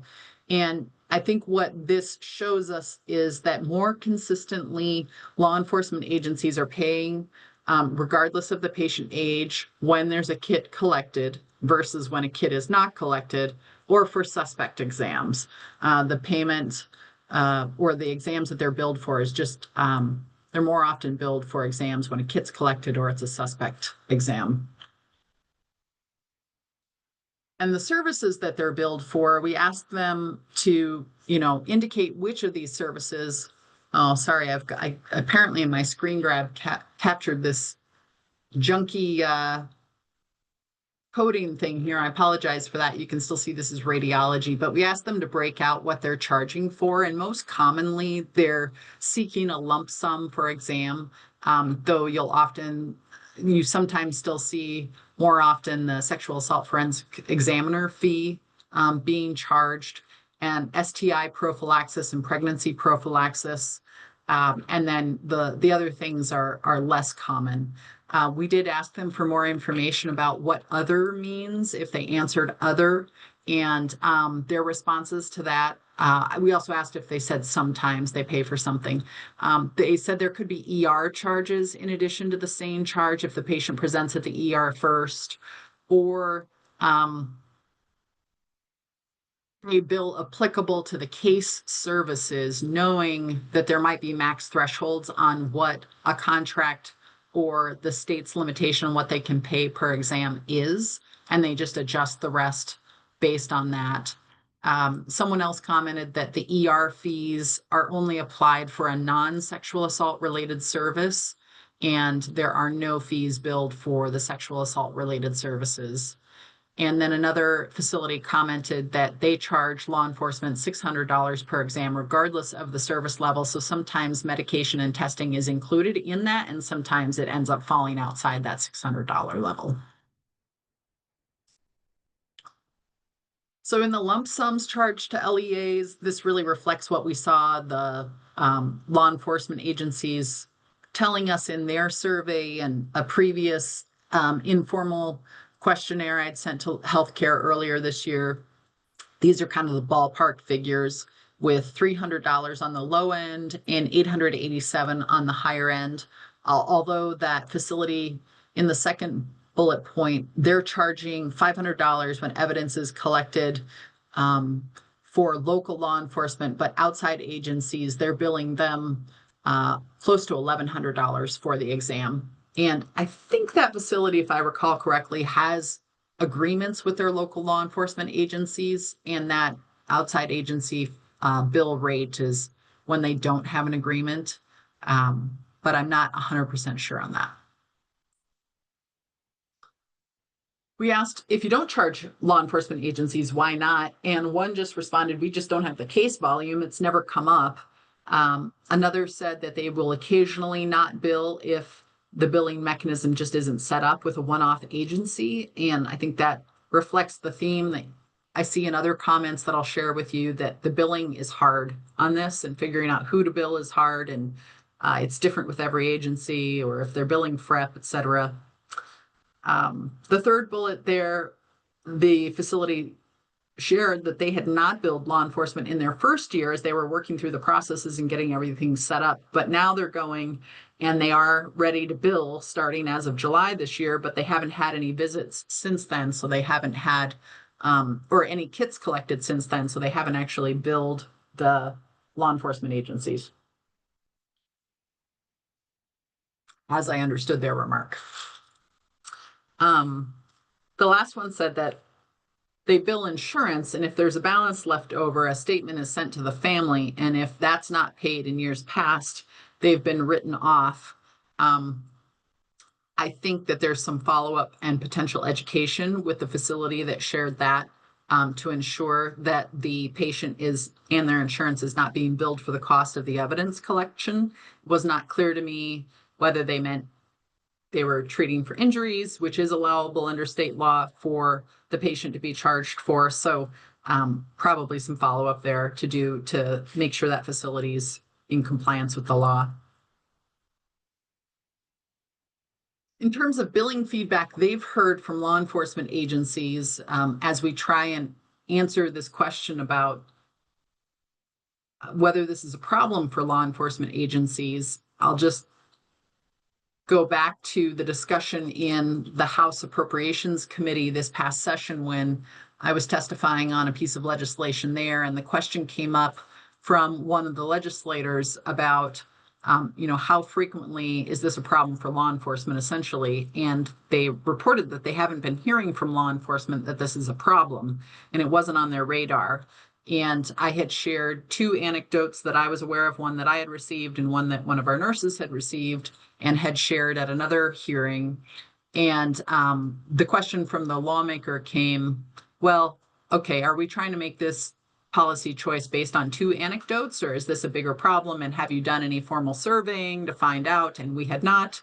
And so that's why we're asking these questions about billing feedback, what healthcare has heard from law enforcement. And the first bullet was that law enforcement from smaller communities can struggle if they have a large number of sexual assaults needing SANE exams. It really impacts their budget. The second said that sexual assault exams are hard on the law enforcement budget with or without evidence collection. The third one was they only hear back when the bill goes to an incorrect agency, so they're not really getting any communication about billing. And the fourth was, I've heard directly from a law enforcement administrator that if your hospital is going to send us a bill for this exam, we will send our victim to a different facility. I've also heard that if they bill us an outrageous amount of money, we just won't pay it. We'll go in red to the hospital. So that's, on a far end of the spectrum of responses. And then we asked if law enforcement has ever refused or been unable to pay. We only got two responses on this. One facility said it's not that they refused, but they discussed concerns about the cost to their department, especially the outside agencies that we don't have a contract with. And the second comment was that since we established contracts with the law enforcement agencies, we've not had any issues with billing and receiving payment.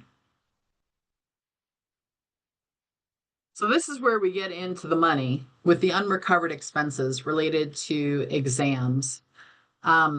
We were trying to get a handle on what is the cost to healthcare facilities for this care.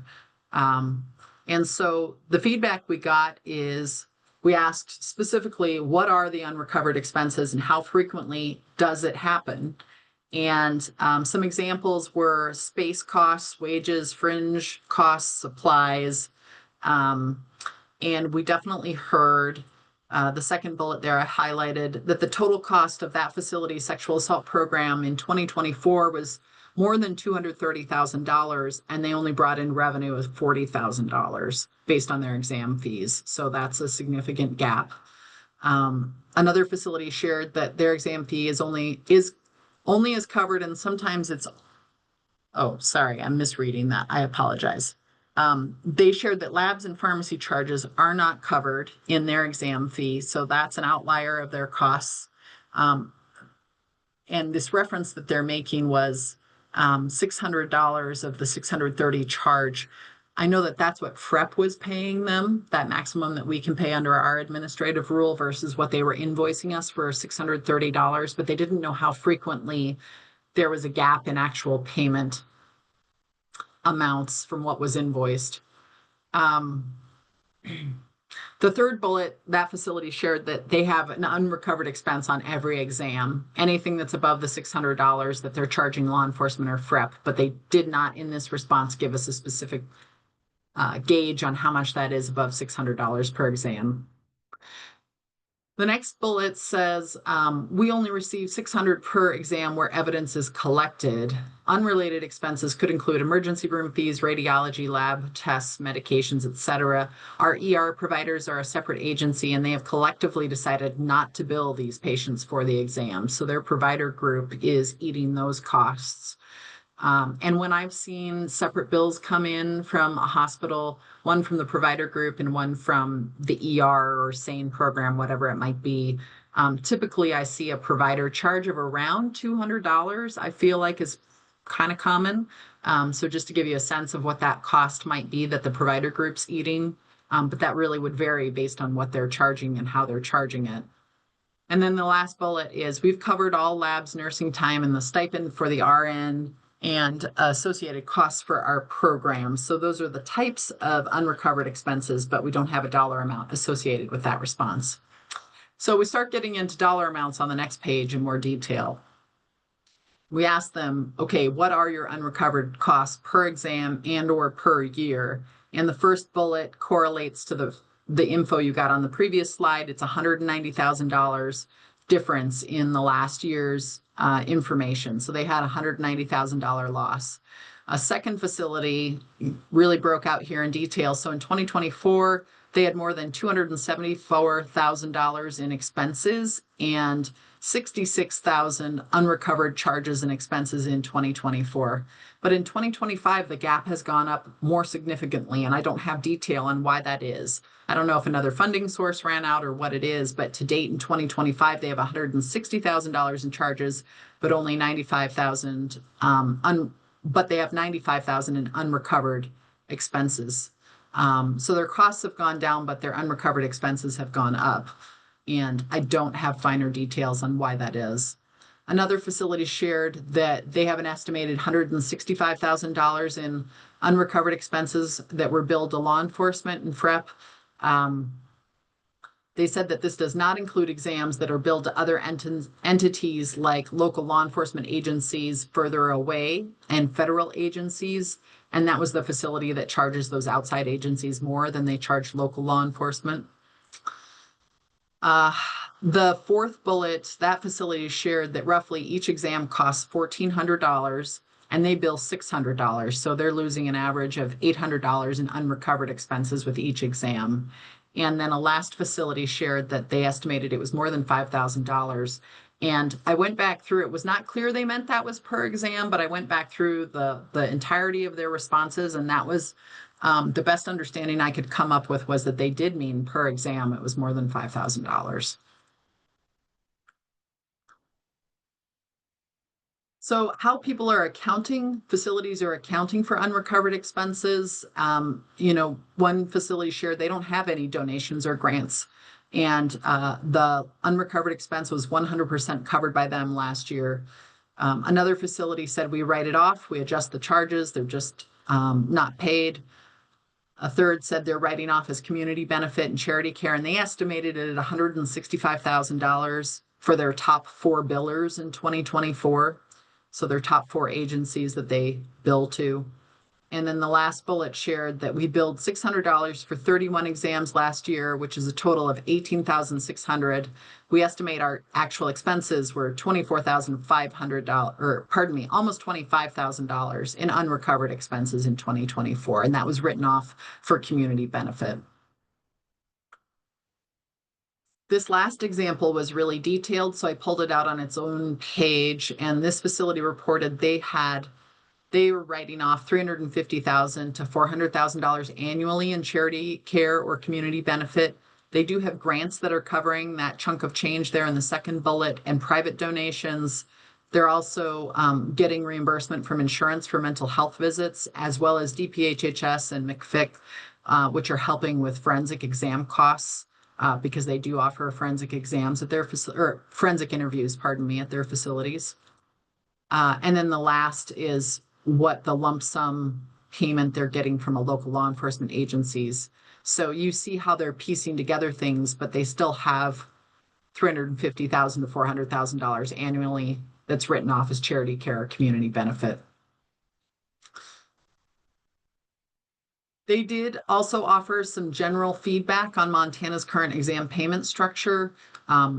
One said that their typical level charge for the patients is about $1,600. So I just wanted to pull that out as we think about whether we want to propose different exam payment structures, what those dollar amounts might be. A while back, I shared with you with the invoices that I had reviewed that were sent to FREP. I came up with around a $2,000 average cost per exam for the around 50 invoices that I looked at. This facility is saying their level charge, which is referring to the cost that they associate with a certain level of patient care services based on the level of care provided. So it's about $1,600 for these types of exams. We saw in a previous slide, another facility said their cost of the exam is really $1,400 for the exam, and they're only recouping $600 when they charge for it. A second facility on this slide said that their expenses are going up every year, and in turn, the amount of charity care and community benefit can go up, and they're working to minimize that increase, but would appreciate an opportunity to have additional state support for services, whether it's through FREP or a payment program for all forensic exams, and whether or not evidence is collected. So they are highlighting that they would appreciate financial support for exams when a kit is not collected. On the next page, there was a commenter that shared that having DOJ as the single payer would create uniformity in the billing and reimbursement, ensuring that every survivor receives the same access to care. Montana has many rural communities where resources are limited, and SARN can cause a financial strain on the department, leading them to not refer a patient for an exam. That was concerned that law enforcement would not refer patients because of the cost. They also commented that more hospitals might be willing to offer SARN services if they knew payments were guaranteed. They also said that having a one-payer source would simplify billing for the hospital and decrease confusion. And they felt that DOJ involvement could help increase better data collection on cases statewide, which could help inform prevention and policy decisions. Last slide on this feedback in general on the exam payment structure. They said it took a lot of time and effort for their hospital to plan how to bill each law enforcement agency separately. And they're still working on perfecting that plan because it's a manual process, not automatic, and it takes time to identify which is the correct agency to bill. They have to update the patient chart and billing information and send that out. And they know that $600 is an outdated number, and healthcare has drastically increased in the last 20 years. They'd like to see the $600 amount increased to provide better reimbursement. And that $600 is referring to that FREP reimbursement amount. The last comment here is there are so many additional costs for the organization offering the services that the stipend does not cover. Any assistance from the state would be helpful with the sustainability of this valuable program. And I guess I do have one more comment on the next slide. We did receive a comment that the FREP billing system, the way it's being run right now, is inconvenient to request a link and then only have a few days to complete that while the link is active. And they also commented that they're having to bill multiple parties, which complicates the billing system. And it would be improved with one payer system with a billing system that can be accessed at any time. I'll just go back to the comment about the FREP link. That is a circumstance we've set up to try and offer electronic invoice submission in a way that is somewhat user-friendly, but clearly this indicates it's not as user-friendly as we might hope. But we were receiving, or I was receiving here at FREP, electronic invoices sent from healthcare facilities, either with no encryption, which is a problem with protecting the PII that was in those invoices, just sent through email, or they're sent using different security methods that their hospital uses to encrypt email when it's sent. So the PII is protected, except because of our Department of Justice PII protection systems, I can't open those. So the healthcare facility has encoded it according to their security requirements, but DOJ's system doesn't allow me to open what they've done because of our security requirements. And we have extra security requirements because we're a criminal justice information agency on top of the normal stuff. And so those things just don't mesh well. And what we have come up with most recently is we're using a program called Liquid Files, which is new because previously we were using the state file transfer service, which if any of you have ever used that, that's a little bit cumbersome. I do think Liquid Files works better than that. But we received information this year that the state file transfer service was not up to the level of encryption and protection that we needed for PII for our requirements. And so we're using Liquid Files now. And that does give me the opportunity to send somebody a link to drop a file in, but they have to tell me they're ready to send me the link because the links expire after X many days. So they have to tell me they're ready to send invoices. Whereas previously, I had set up in the file transfer system folders and envelopes where they could just periodically drop them in, and they'd let me know they dropped them in, but it was they could drop them in whenever they wanted to, rather than having to rely on me send them a link. So that's what's going on there in the background with that. That was a lot. I don't know if it made the most sense. Going through the survey responses was much more complicated and overwhelming than I expected. I tried to work on making it somewhat understandable, but if you have questions, please don't hesitate to ask, or follow-ups that you're wondering about that you wish we knew and would like to somehow ask again in the future.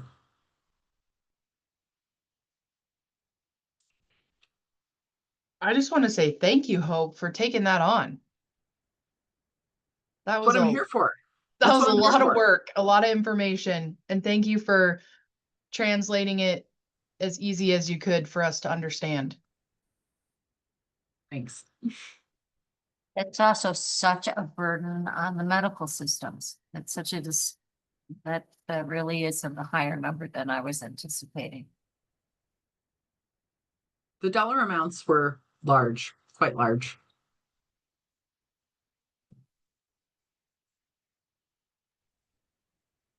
I don't have a question, but I do have at least a partial answer to Brenda's question from before on the witness reimbursements. If you want me to wait, I can address that whenever. Yeah, let's wrap up with these questions and we'll pull that in a bit. Sounds Thank you.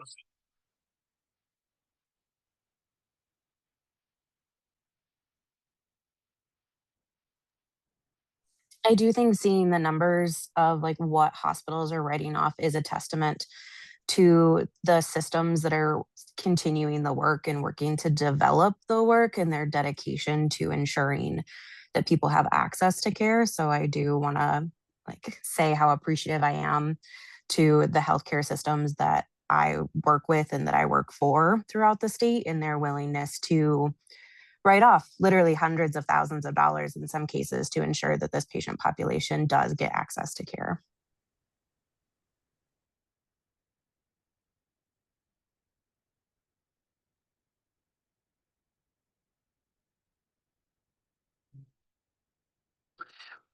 So unless there are other comments or questions, I have prepped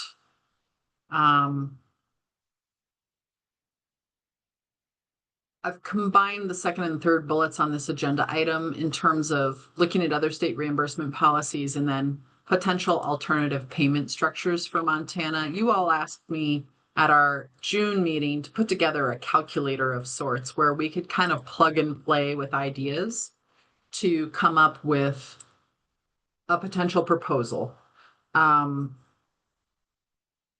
Do you want me to do that first, or would you rather talk about now how you're feeling about a concept and whether you're still interested in retooling the exam payment structure and what legs of, if you are, what legs of that structure you would be interested in? Because I think that conversation would help play into how we run this calculator of potential alternative costs and proposals if you wanted to make one to a subsequent legislature. We've previously talked about interest in a single payer system, which you reaffirmed in June. We've talked previously about building a system that does pay for exams without a kit collected. So those are the two primary things that immediately come to mind. But do you have other components of a structure, assuming you want to move forward, that you'd want this to look like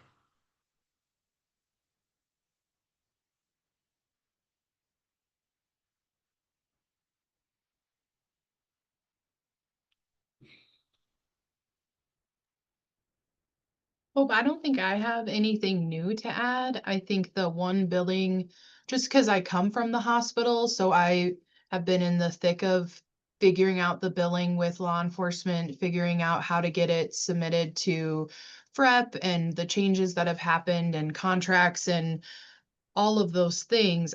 I mean, I'm 100% team one payer system. I don't know the con related to that, if someone throws that out there. But yeah, I would be very supportive of a one payer system.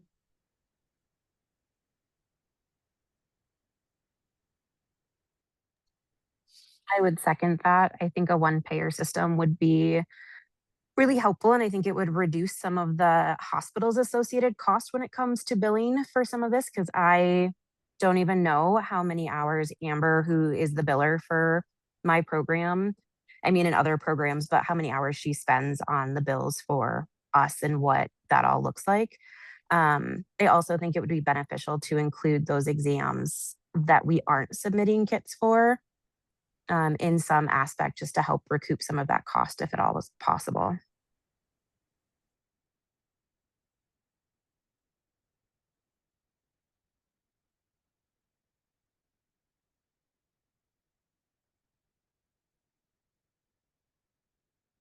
Saw heads nod when we talked about the single payer system. If you are still in support of moving toward a single payer concept and proposing that, will you just give a thumbs up so we can kind of have a sense? Is it everybody? Is it unanimous? Does anybody have any reservations about that? If you have reservations, please let us know. Okay. Well, then maybe I'll transition into this calculator and then we can talk in more detail about things. As you think about what you might be interested in proposing.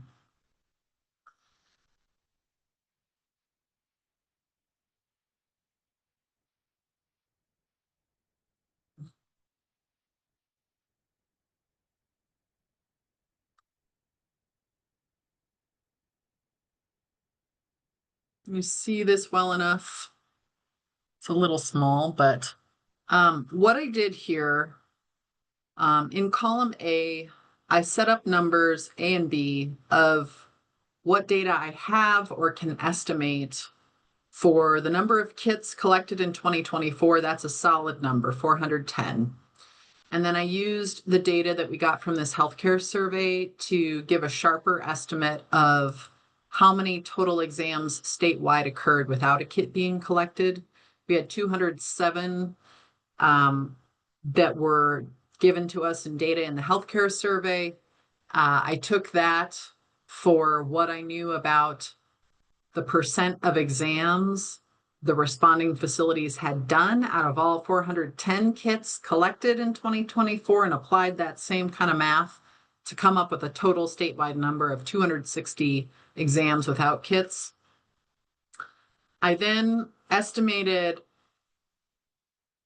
our expected kit collection total for 2025 based on the current collection rates. That's always changing, but right now we're predicting 462 in my prediction model for the year of 2025.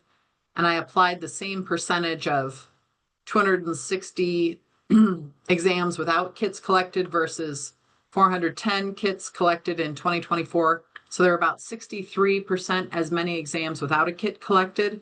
And I use that same percentage to say, if we had about 63% of exams without a kit being collected, assuming we have 462 kits in 2025, that's how I came up with 293 exams without kits. So assuming nobody has any major heartburn with my extrapolation there, and if you do, please say so. It's the best way I can kind of guess. But alternative A here is simply the current payment level of $600 and still just paying for exams with kits, but it's a single payer system. So it'd be DOJ paying for all of the kits collected at $600, but not adding any exams without a kit collected. And last year that would have been around $246,000. This year it'd be an estimated $277,000.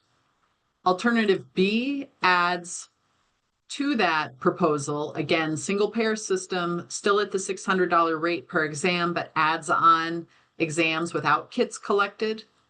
And estimated last year that would have cost $402,000.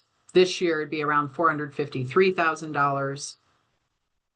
Alternative C is using the exam payment levels that we used for our assumptions in the fiscal notes for the legislation here in 2025. That was Senate Bill 491. And I am totally blanking on the other Senate Bill number. Shoot. In any case, these were the assumptions we made in the fiscal note to estimate costs. And we had assumed in a future single payer system like those pieces of legislation seem to anticipate, if we estimated at $1,000 per kit for the exam cost with the kit collected and $800 for an exam without a kit collected, that puts us at about $618,000 last year and close to $700,000 this year, which this is pretty good math because we had estimated that we would be around $800,000 in costs. And that was the amount of money that each of those pieces of legislation anticipated allocating to the Department of Justice to cover that single payer system. So I guess I feel like that was a good piece of math just because we're further into 2025 and our prognosticating on number of exams got us pretty close. We did also, in those fiscal notes from the 2025 legislative session, anticipate some additional costs to include a budget for ordering the kits, which we're currently paying out of the crime victim compensation budget. We discussed that with you in June. I'll just mention that as a quick refresher. So adding on to this a budget to buy the kits, which is around $12,000, $10,000 to $12,000 a year as we go forward, probably. Plus some money we had anticipated in that legislation using some funds to build a online payment portal where hospitals could bill in a centralized way, in a way that one person could manage without additional staff here at DOJ. So that was also factored into that $800,000 mark we were proposing in that fiscal note. So setting that aside, looking at alternative D, as we start thinking about how other states structure their payment systems, we had previously, I'm going to slide over here, specifically looked at Virginia, North Dakota, and Utah as samples of how they're paying for different structures of paying for exams. So if we take North Dakota at its reimbursement rates, they're paying for what they call acute exams when a kit is collected within X many hours, $700 per exam. And when a kit is not collected, $400, or it's a delayed exam, $400 for those exams. They also offer an EMTALA payment if it's EMTALA only. I did not have a great way to guess how to ballpark that, so I did not try because I didn't know how many EMTALA only visits there might be out there. So I stuck to North Dakota's $700 and $400, and last year that would have cost us about $391,000. This year it'd be closer to $441,000. Then I took alternative E here with Utah's numbers, significantly higher cost per exam for an acute kit or a kit, an exam with a kit collected, it's $1,250 per exam. And for an exam without a kit collected, it's half of that, $625. But Utah is also paying ER room costs on top of the exam fee, and they're paying other costs. If they need, diagnostic radiology, anything like that, they're paying 50% of those costs. Again, I don't have good data for trying to anticipate what those costs would be.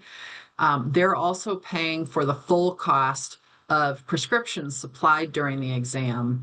And I don't have a good way to estimate that either to try and bring that into this calculator. So I didn't. I just stuck with the per exam fees to ballpark for us. And just using those, we got to $655,000 last year in cost and this year $760,000. So then I built here just another column. If we want to play with a different version of an alternative, we could build that here. Ignore these numbers for now because they're playing off of other columns. But if you wanted to build a different exam dollar amount, we could work with that right now on the screen to build another alternative. If you stuck to a system that simply paid a per exam fee and nothing else, and it differentiated between whether a kit was collected or not.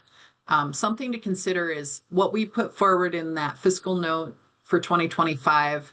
Again, $1,000 with a kit, $800 without. But when you look at North Dakota, they're paying about 57% of a kit collection cost for an exam when there's not a kit collected, and Utah is only paying half. So you could consider reducing that payment rate without a kit collected if you wanted to, or take that differential and apply it to do more with the kit collected, to get closer to Utah's cost.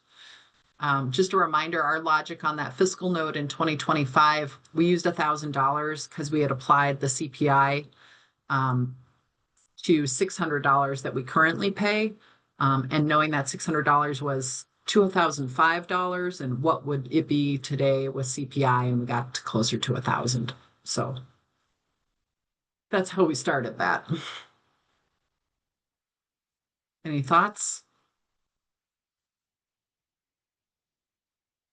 Oh, and I guess my last comment, other states that we had looked at with Virginia, I really struggled to figure out how to give you a comparable calculator to play with because Virginia's paying for acute cases with a kit collected 60% of all the costs. It's not a static dollar amount, it's 60%. But they do pay $1,500 when a kit is not collected or it's a delayed report. They also offer $1,000 for follow-up care. So I could conceivably give you a calculator related to $1,500 and with the follow-up care, but I didn't know how to calculate the 60%. Because 60% of our average cost of $2,000 was still less than what they're paying for their non-acute cases without a kit.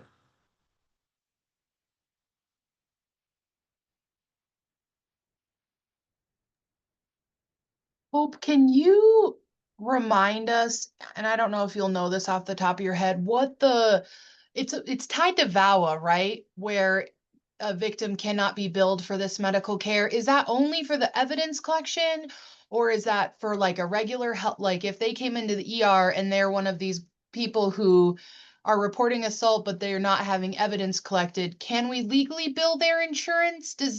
Do we have an idea of that? My understanding is the VAWA prohibition on patients being charged is only for the evidence collection. And that there are many states that we saw in our U.S. Government Accountability Report review in February that do charge patient insurance. That's an option that those states have specifically elected to use. But then the hospital chooses not to bill the patient for the difference. But the insurance might get billed for the evidence collection. But technically, the patient's not being billed if you follow that logic. Hope, I've got the law pulled up. Yeah. And it's Montana Code annotated 46-15-411. Mm-hmm. And it says, of course, the law enforcement agency in the jurisdiction reporting it for either incest, sexual assault, whatever, for the forensic exam. Bill the agency when the evidence obtained by the examination is used for the investigation, prosecution, or resolution of an offense. So whether you collect evidence or not, right, if we're using it for an investigative purpose, if law enforcement requests the kit to be done, then you're going to bill the agency for it.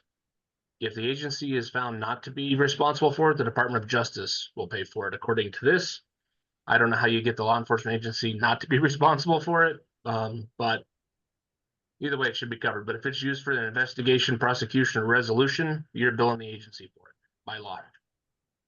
Yeah, that's so the foundational that was adopted by the 2005 legislature in response to the federal prohibition on billing patients for the cost of evidence collection. That statute you just went through was Montana's response to that federal direction.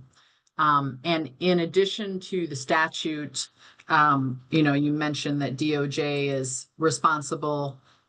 It does say as long as funds are available from appropriation for the purpose. So if DOJ doesn't have an appropriation, doesn't have the money, then we don't have to pay it technically.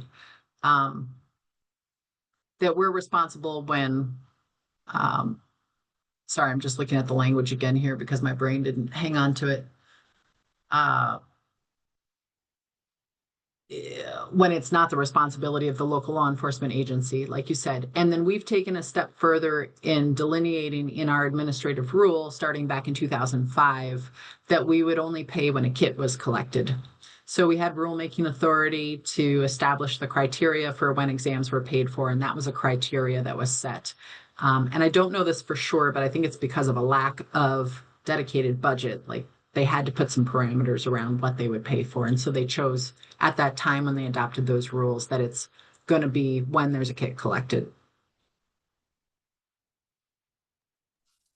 So Whitney, I think to answer your question around what VAWA defines, in 2005, an exam should include a minimum of examining physical trauma, determining penetration or force, interviewing the patient, collecting and evaluating evidence is what I think was listed in the VAWA language originally. The thing that's popping into my head, and tell me if this is maybe just not a valid concern, is if we bring this to legislation, are there going to be concerns that the hospital would be double dipping where they bill insurance for exams without evidence collected, and they're getting reimbursement from the state without evidence collected? Is that the same thing? I think you bring up a valid point in that legislation or administrative rule fleshing out the legislation would need to spell that out. So it was clear to healthcare facilities that that was not the practice. Okay. Because in some of those surveys, they had said, "Oh, I bill health insurance," and in my head, I was like, "Oh, shoot, they shouldn't be doing that." But then I'm like, if they're not collecting evidence, maybe they can be doing that. I don't. That's where my lack of knowledge comes in. I don't know. Well, so let me give you a different example that's come up in the last couple of weeks, and I won't identify the facility. I did tell them that I would bring this up because I think it's a gap right now. And prime for this committee's consideration in talking about the exam payment structure. So there's an instance of a facility, and it also ties into our mandatory report discussion this morning. So there's an instance of a child who was in the care of a grandparent and at a nursing facility. And a staff at the nursing facility came in and was concerned about whether the grandparent had been doing something to the child.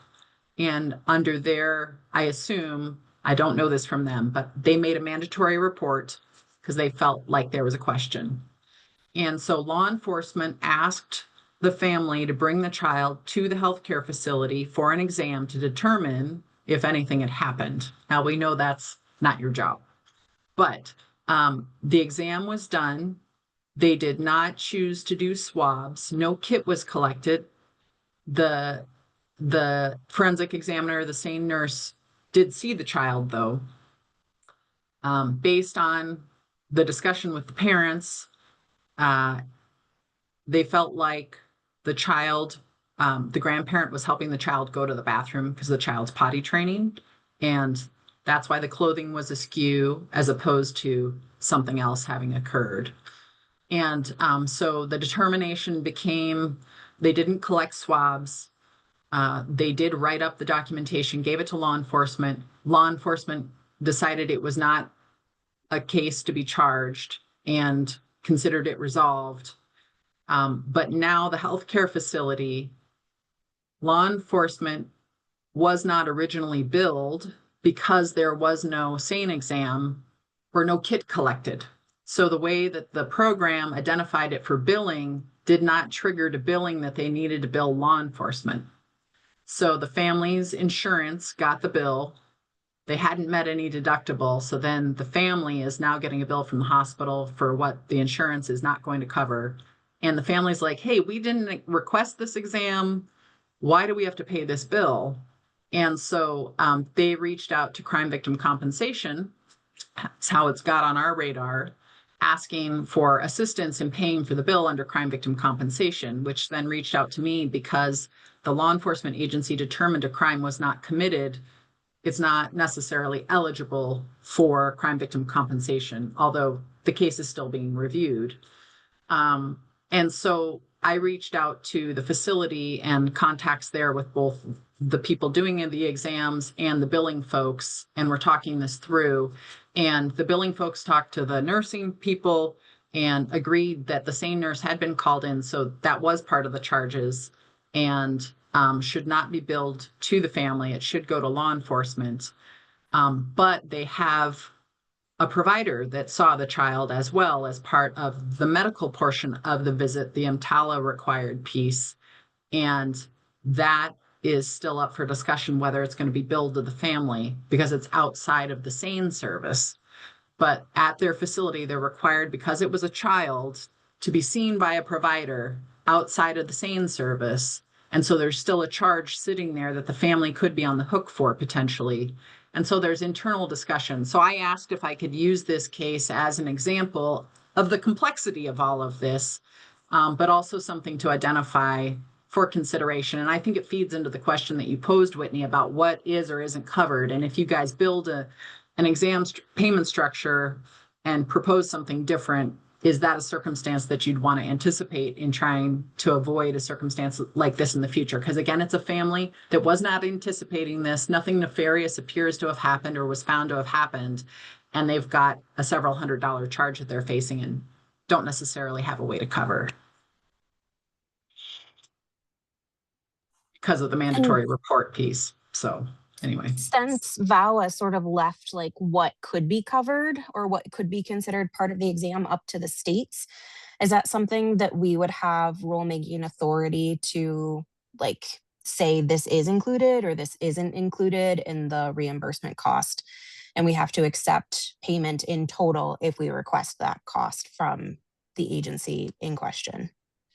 Yeah, I think that's something that this committee would anticipate deciding what you would put in a proposal for a future exam payment structure if you moved forward. You know, you might in a statutory proposal lay out broad swaths of what should be covered, including X medical expenses potentially. Right now, our state law says patients are still responsible or may still be responsible for the treatment of their injuries. That is not something that law enforcement or DOJ are responsible for. So you could lay out different parameters, and whether you got into that level of detail that I just described in statute, or you left it in the rulemaking authority that the DOJ and the committee have to then flesh out after a new statute were adopted.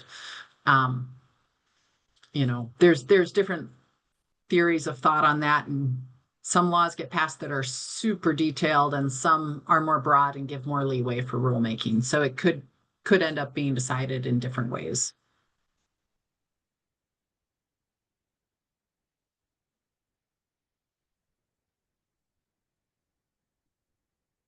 Sorry, that's a lot to lay on you after lunch.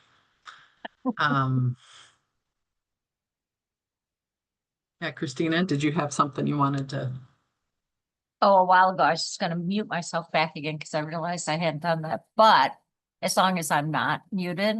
So what is our position on whether or not victims of crime should be paying for any of these costs? I mean, I understand if we take, you know, if a law enforcement agency or CPS or anybody requests, I don't know, I mean, would that be the family's problem? How do we define what would be an individual's problem and what is a systemic cost? And that we're sticking by, it's a systemic cost. We say the kids for sure. You know, do we want to, you know, do we want to say, would we say law, you know, would we say agency requested exams? what's a parameter that we're currently all thinking of right now? Because I struggle with, we can't even keep up with the cost of when people are billed in the current system. That often goes into it goes into all sorts of different sectors to fund those costs currently. That I'm a little worried about how this is going to look. We're discussing, if we're discussing things that are going to result potentially in more victim cost, because we're making a broader system that will cover the baseline cost so that we take, we have the exams covered. I don't know. Stop me. I want to make sure I understand what you're saying. So you're talking beyond exams without kits. You're talking about like treatment of injuries, or I'm talking about simply the the provider fees, for instance, as other medical care that occurred at the time of the exam. Well, I'm talking about if we go into a broader, that we're going to be covering more of the medical exam part that we currently don't cover right now. And that becomes a larger proportion of what we're asking the state to consider. Are we, doing a disservice for all of these, and you're right. It's my brain is becoming mush. I am decompensating right in front of your very eyes, just so that we're all aware of that. We all are. That's okay. Okay.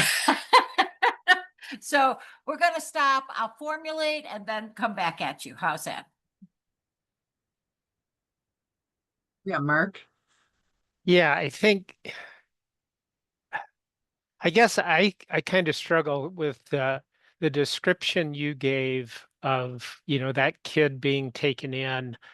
And you said they build insurance. I'm wondering how they code that, because they weren't treating any medical condition for that kid. So I guess that's kind of where I'm drawing the line, like Christina. Okay, if the kid goes in and has a broken arm as part of this, that's the medical expense that goes to the family. But in this case, it doesn't sound like to me the only reason that kid went in was to see if there was any sexual assault. There was no other, I guess, medical. So I'm wondering, how do they code that? How do you bill your insurance for that? Because is that a billable service? That's what I'm kind of having trouble grasping. Yeah, and I don't have that level of detail. There are CPT codes around suspected and suspected abuse and sexual assault, or suspected sexual assault and sexual assault. So there are billable codes that can be used in those cases. Like in our facility, I'm trying to get our providers to lean more towards suspected abuse in those cases, because it can also link a little bit to a diagnosis. And then our provider is like saying that they were diagnosed with a sexual assault, or like confirming from a medical standpoint that a sexual assault occurred. But there are billing mechanisms around those things. But then we're also billing the victims again, and the adult victims, they don't want this on their insurance. I mean, I'm sure we're all aware of how many people wouldn't, if this was even an option that they had to bill their insurance, they're not coming because they don't want that paper trail. And what I understood from the person who previously managed FREP, who was here in 2005 when that all started in response to the VAWA requirement, was that there was context and discussion around not wanting for the victim's confidentiality insurance to be billed. And that was part of why Montana statute was written the way it was written. Yeah, thank you. Okay, so that's where that all started, Hope, just so that we're back to, but before what I was thinking was that I was going, how did we get to that we're going to be charging the victim's insurance? That is Yeah. a scary concept. Yeah, and I don't think that's what we were saying. And No, I was not saying that we should bill them. I'm just curious what the legal recommendations are that, so we can say it across all boards. No, the hospital can't bill law enforcement, or actually there's really no restrictions they could, or not law enforcement, insurance, or there's no restrictions they could bill insurance. I was just seeing if VAWA was specific to cases where evidence is not being collected. So by no means am I saying we should bill insurance. Scratch that.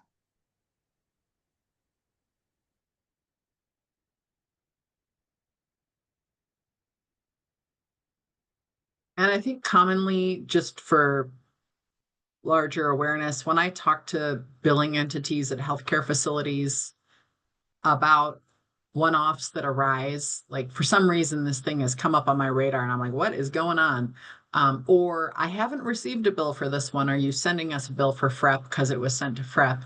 And there have been instances where, and it seems commonly with Medicaid, where the healthcare facility has billed Medicaid. Like they go dig about why I haven't gotten a bill at FREP for a case. And it turned out they billed Medicaid. And because of the process that involves, they're like, we'll just leave it there. We're not going to try and swap who pays. And so I can think of maybe up to a handful of times I've heard that. I think the other exception is TRICARE. If somebody's actively in the military, TRICARE wants that billed through TRICARE because of when somebody goes to separate, they look at the claims through the TRICARE insurance system. And if they are experiencing mental health issues in relation to that assault, it can affect their disability calculation. So that is the one entity that we have been instructed to bill, and that we do bill if somebody has TRICARE. Interesting.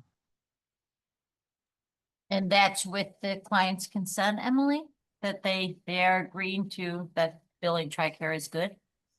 We explain it to them, and how like that can actually benefit them in the long run. And if they're okay with it, then we send that bill through TRICARE. It does not come up very often.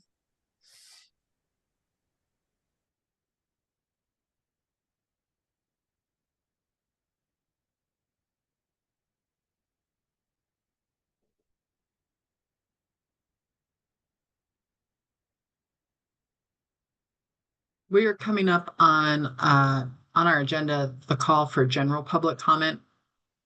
We also are needing to take an opportunity for public comment on this topic. So why don't I pause right now and do that? If you are on the webinar today and would like to make public comment on this topic, please click the raise hand button at the bottom of your screen, and we'll take this comment right now specifically on the sexual assault forensic exam payment structure discussion. And then we'll take a separate public comment here in a few minutes on any matter within the committee's jurisdiction. So comments now, if you raise the click your hand button, click the raise your hand button, there you go. And our first commenter is Annalise Wilson. Annalise, if you would please identify if you're representing yourself or anybody else.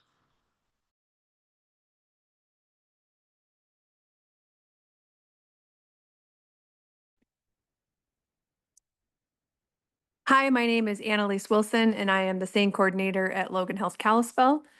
Sorry that took me a minute to figure out how to unmute myself. Thank you for all of the work that you are doing today. It's been a pleasure to be on this meeting. I do just want to say that I would appreciate the consideration of doing a one source payment. It would be so much easier, and I would also appreciate your consideration for increasing that payment across the board for the hospitals. It would be very helpful. So thank you for your consideration and all your hard work that you guys are doing on this. Thank you, Ms. Wilson. Any other public comments? Last call to raise your hand.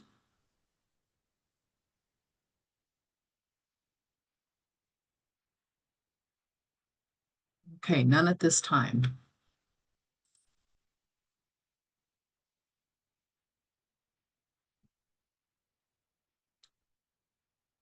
Does anybody want to offer any other comments or questions as a committee in this discussion as you think about where you might want to go with this at this time? Do you want to pause for a minute, take the broader public comment, take a break, and come back? What's your preference?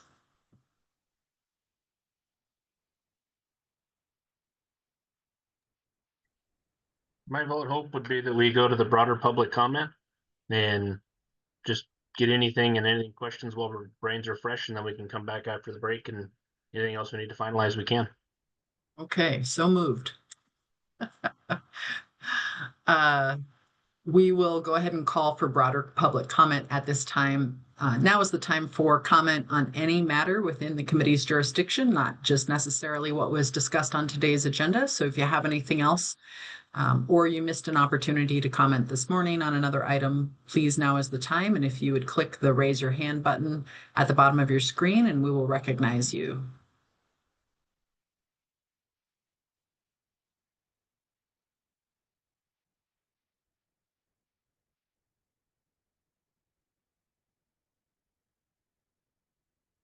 Last call.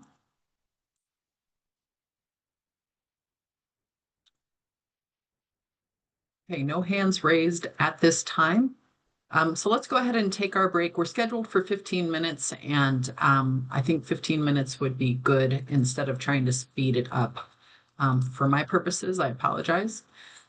So let's plan to come back at 2:35, and we'll reconvene and finish up the agenda for the day.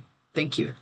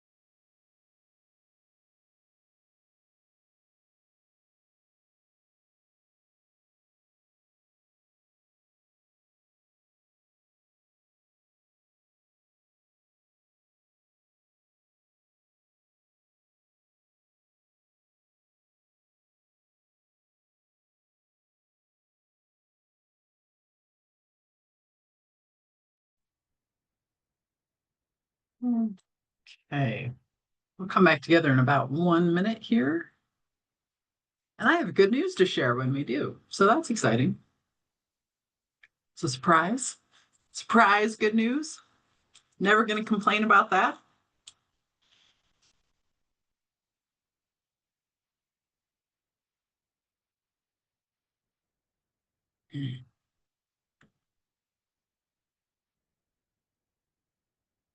I'm gonna reshare my screen as we come back here together just briefly. I'm not going to inundate you with anything more except the good news, which was I had someone reach out over the break and share because they heard the information we were sharing about safe trained examiners and those that were actually certified by IAFN. And I had previously said we had 10 SANE A folks on the IAFN public list.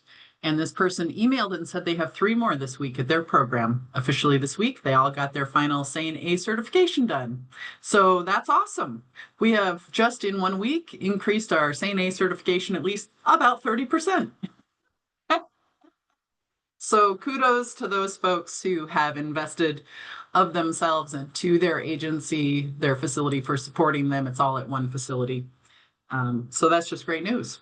And appreciate Whitney and Emily particularly and the other trainers, Annalise Wilson and Mary Pat Hansen and Deb Mulcahy, who have helped support that happening and the MSU SANE Scholars Program. It's awesome stuff. What'd you guys learn on your break? Anything cool that you want to share suddenly, just to inspire us to get through the rest of the afternoon? No? Okay. I also have foster puppies at home, so I highly recommend those as something to improve any day of your week. Just to say. All right, so here we are back in action. The final leg here of our Sexual Assault Response Network Committee meeting of October 23rd, 2025. And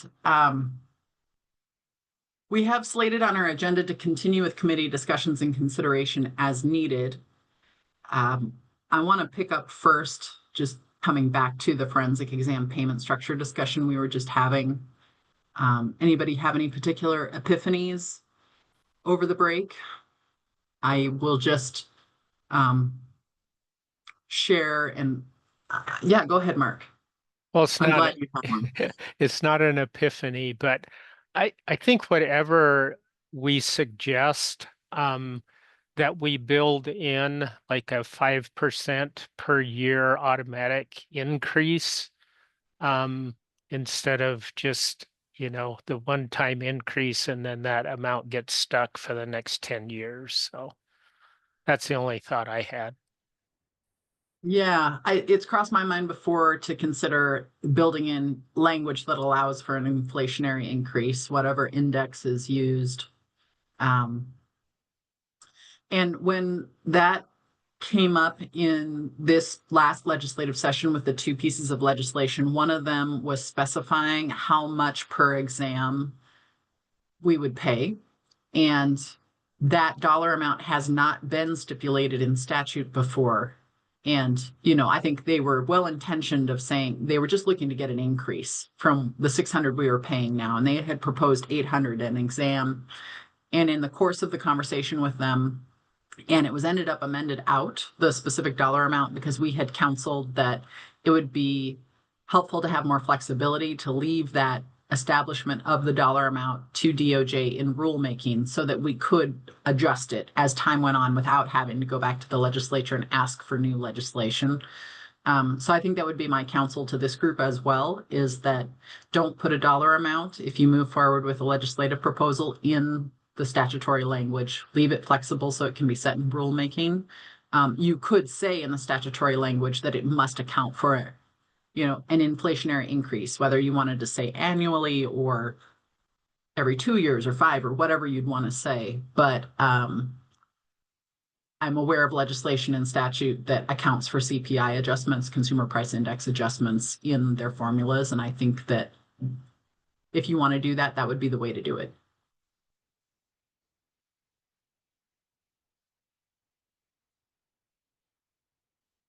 Other thoughts?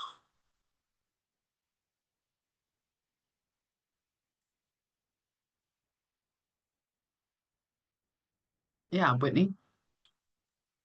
I know that we have a lot on our plate right now, but something that I just wanted to share with the group is when I used to work in North Dakota, we had the Attorney General had a committee, not exactly like this, but kind of similar, and they put together a document that was kind of used as a guiding tool for moving forward with like caring for these patients and the resources they should be offered and the like kind of the best practice standards. They talked about the crime lab and they talked about law enforcement, they talked about prosecution. But anyway, I was just throwing that out there that that might be something for the team in Montana to look at as kind of creating a guideline or a protocol or whatever you want to call it for our state specific. That might help those smaller facilities who just don't know where to start.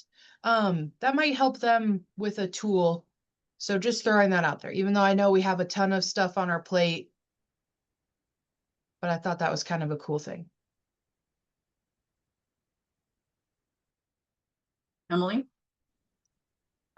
I agree with Whitney, and I think that was one of our goals, and please correct me if I'm wrong, but that was one of the goals of this committee when we first set out to create a document that could be used kind of throughout the state to like different jurisdictions capacity. So I do think it would be really helpful to kind of get started on that or start considering what we want in that. Mm-hmm.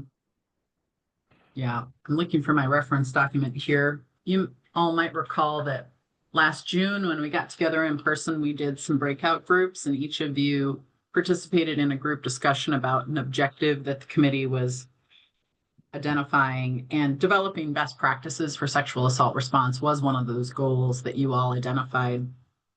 And it wasn't where we started. But Whitney, I think your assessment that we're in a place now with over a year under our belt where you could start thinking about, you know, what that really could look like if you wanted to move forward with it. So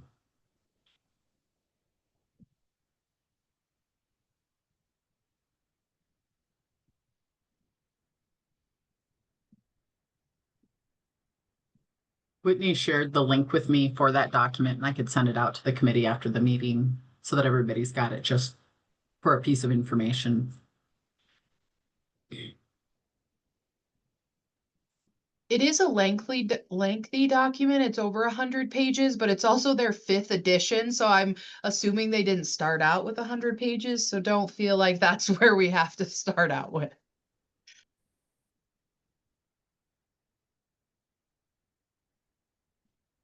Do you, sort of akin to our conversation this morning about minor consent to care, you know, a next step could be at a future meeting to bring you a draft of or two of alternatives to consider for what a statutory change to create a single payer system could look like in language, to give you something to review. Like Brett Irigoyen, I think you made the comment earlier about it's sometimes helpful to see the language to be able to feed off that and think about what you really want.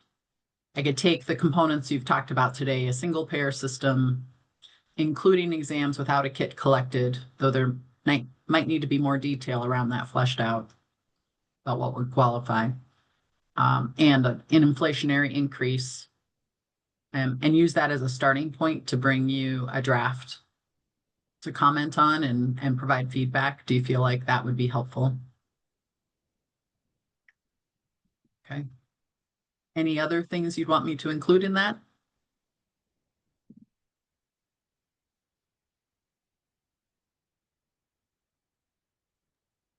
So timing wise, as we think about, we do not have any future meetings scheduled. But with legislative proposals, 2027 sounds a long way away. It is not in terms of state agency preparation.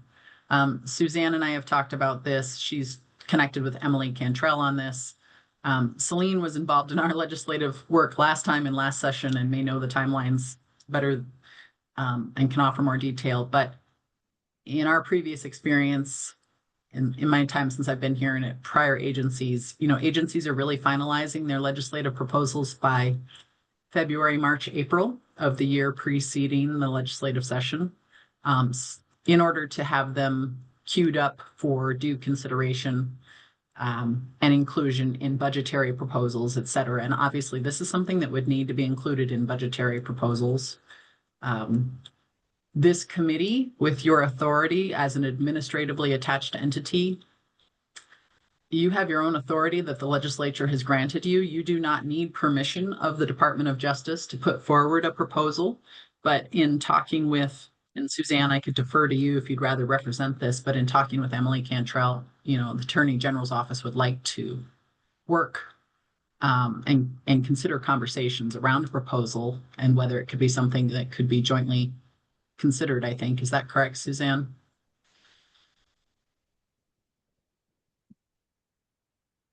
Oop, we lost you there. Sorry, I turned off my video instead of turning on my microphone. Yeah, I think overall the consensus is that I'm hearing that would prefer it to be a collaborative effort. So if there was a sticking point, then they would hope that we could just have some conversations and maybe come to a mutual agreement moving forward.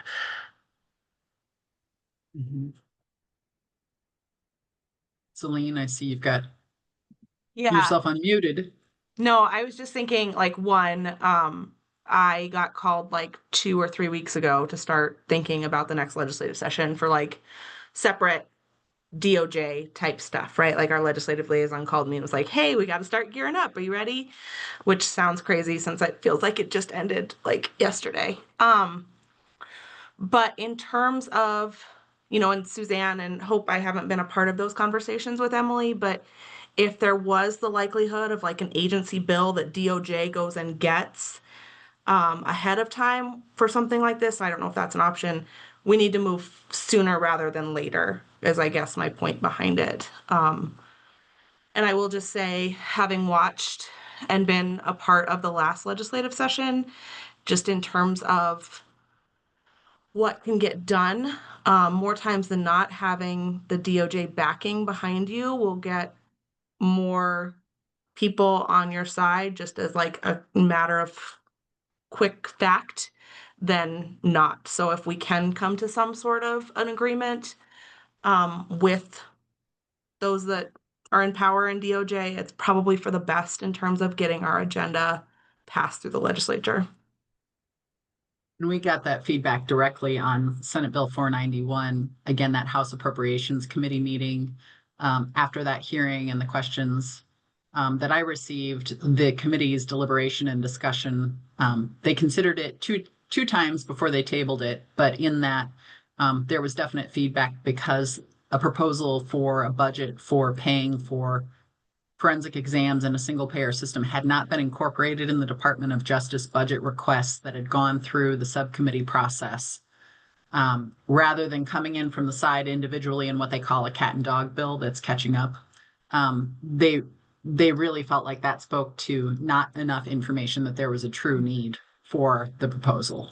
And so I think Celine's assessment based on those comments from that subcommittee chair in the Appropriations Committee really indicate that if we could coordinate with the Department of Justice and come to a proposal that could be included in a DOJ budget ask, it would be a much stronger position to be in.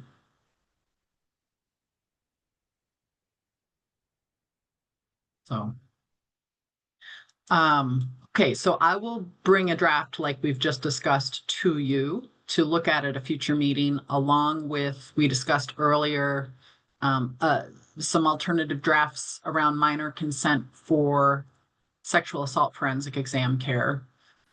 We could bring those two things as actionable items to a future meeting, to a next meeting. Timing wise, I think it would behoove you to meet by mid-December-ish, if possible, to vet those and look at them and review them and provide feedback. And that if you wanted tweaks and changes, we could meet, later January and get that finalized and sorted out and have conversations with DOJ to get on, are we in the ballpark here that there can be mutual support, or are we somewhere else, so that we have time to see if we can get together prior to the timelines really starting rolling for next session. If we're looking at mid-December, how about I just send out a poll on dates prior to Christmas in December to see where we can get. And I anticipate we could have maybe just a couple hour meeting if we took that meeting just to focus on these draft proposals and hammering out what we'd be looking for. Is there anything else that you'd want at that meeting, or do you want to kind of focus your time on those things? Okay.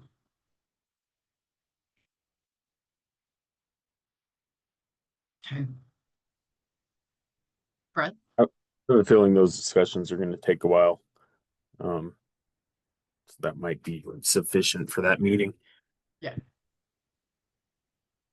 I have to jump off here. I've got court at 3, and so I just Okay. wanted to address that question from earlier really quick. Oh, sure. With Sorry. regards to witness reimbursements. No, that's fine. So the Attorney General actually signed March of 2024, adopting rules as were required by Section 262506, which require the Attorney General to reimburse county for fees and compensation for expert witnesses. And then they had to adopt some rules.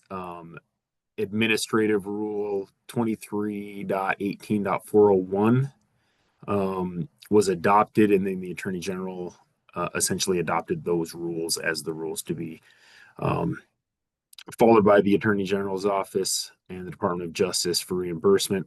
And that allows for reimbursements on sex crimes as well as homicides. Specifically, $5,000 for each county over 30,000, and the remaining balance appropriated to counties with a population less than 30,000. And then they take into account the seriousness of the charge, complexity of the case, and the financial need of the county. And then they make that reimbursement decision by May 1st of each year. And we actually filed one and received reimbursement on one. Well, must have been last February, I think. And so there is a mechanism for that. So I just wanted to let you know about that. I appreciate that. And maybe we could do a little homework on our side about, how much of that money has been used, whether there's been leftovers, or if it seems like. Yeah. And it says Potential- in that arm as well, it says, should there be unused funds, the Department of Justice at its discretion may reimburse counties for other civil or criminal cases. So it does sound like there is a mechanism for utilizing any remaining funds at least. And this maybe is something we could dovetail into that potentially. Mhm. Yeah. Well, thank you very much for sharing that. That's super helpful. And I'll be sure to do some follow-up so I can bring back more information on how much that has or hasn't been used that can help inform this discussion, because I could see where there could be interest, like if the money's getting all used and there's been nothing left and there's no room to even conceivably have telehealth brought in on top of how it's already being used, that would you want to include in your proposal to increase the amount so that telehealth could be included? And would you want to increase your formula proposal and appropriation request to include a telehealth add-on if a telesane opportunity was used in an exam to help a facility cover those costs? So, okay. Thanks, Brett. Yep. I got to jump off to get to court. Take So care. thank Go, you go. all very much. Thank you. Yeah. Do you all, are you interested in having a telehealth payment component as an add-on in a future payment structure? Or thinking about it at least? I could bring that in the language, the draft language. Well, I would say so. yeah, as I think Kara pointed out earlier, why reinvent the wheel if we can just help pay for the wheel that's already existing and utilize those resources, with maybe some input from Mark and Ben as far as, the hospital stuff and Whitney and Emily. But if we could include some of that, increase the FREP payment, as well as maybe cover half or a little more than half of that cost, something like that, to help offset for the small rural communities. And we can get back into some of that marijuana funds that the state's bragging about so much. Why not, utilize that money for something that's truly good? I think the question with that would be like, would that telehealth payment go to the healthcare system that did the exam, or would it go directly to the telehealth agency, or how would that work? in terms of reimbursement, and is that adding a layer of complexity? I think the way I've thought about it, Emily, I've only thought about it it would go to the healthcare facility seeking reimbursement for something they paid to the telehealth somehow. From this side of the equation, it would be much simpler for me to just pay the healthcare facility that did the exam, and then they siphon the money this way and that for. I guess we'd have to take their word that they were using it to pay off the telehealth as opposed to a different expense, but they ostensibly are getting the expense one way or the other. So how I they think that accounted might, for the unrecovered cost. yeah, we might need some input from like some healthcare administrators and how could they make that cash flow.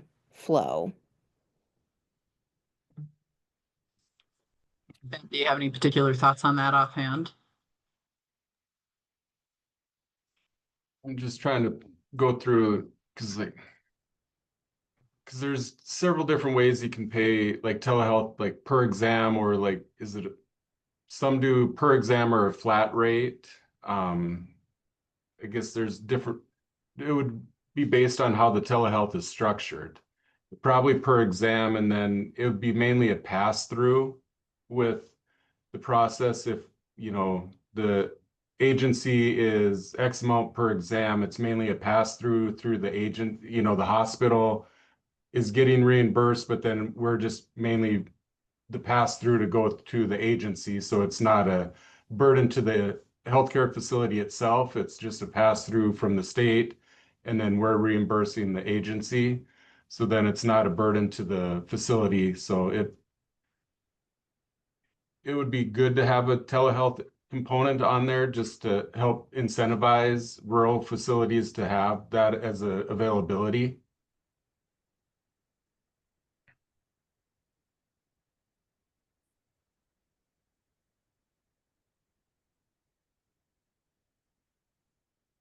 I'll include some language. We can talk more about details. Yep.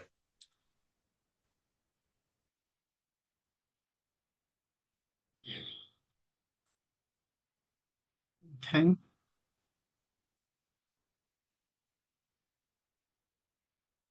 Other comments, input? Suzanne had to step away, so it's just me here, FYI. And MPAN broadcasting across the state, so it's not just me.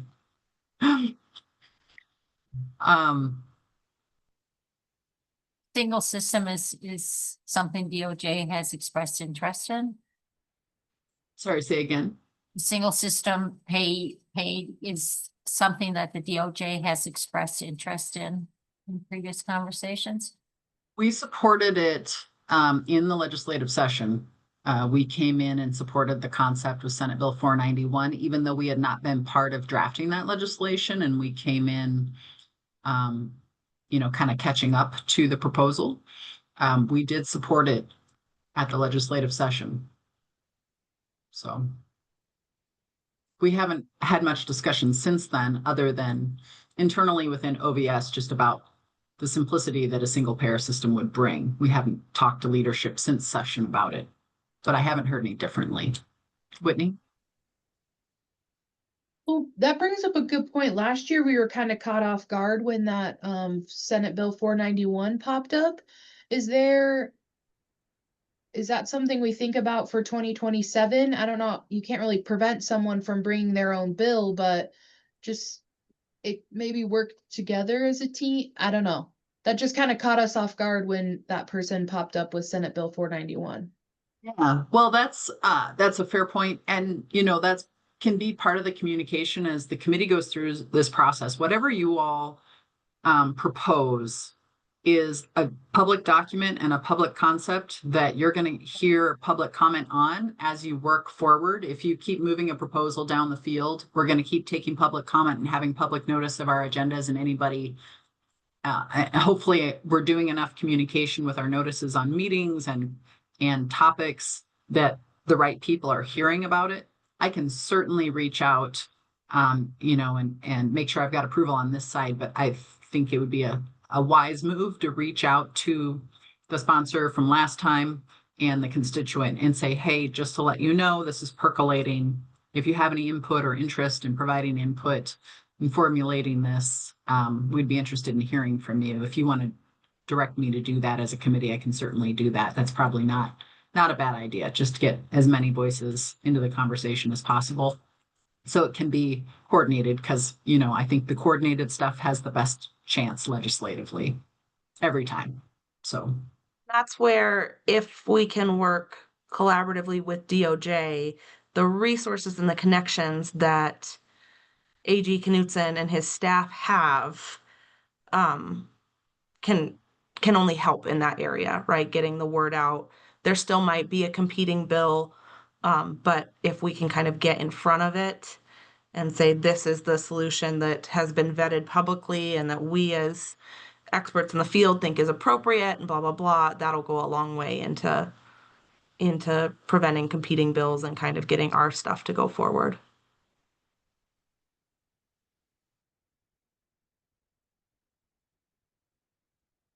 okay. Before we move on here, any dates in December that really don't work prior to Christmas for anybody? Just should avoid. I think Tuesdays are generally bad for Brett Irigoyen's court schedule, if I recall correctly. One of those days. I've got it written down. It's Tuesday. Yeah.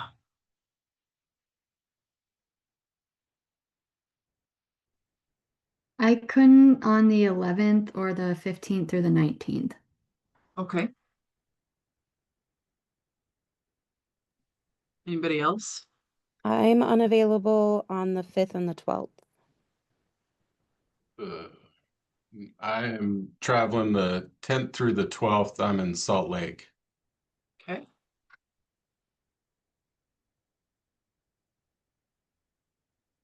Anybody else? Good night. I'm not available. The 9th, you said, Brenda? Okay.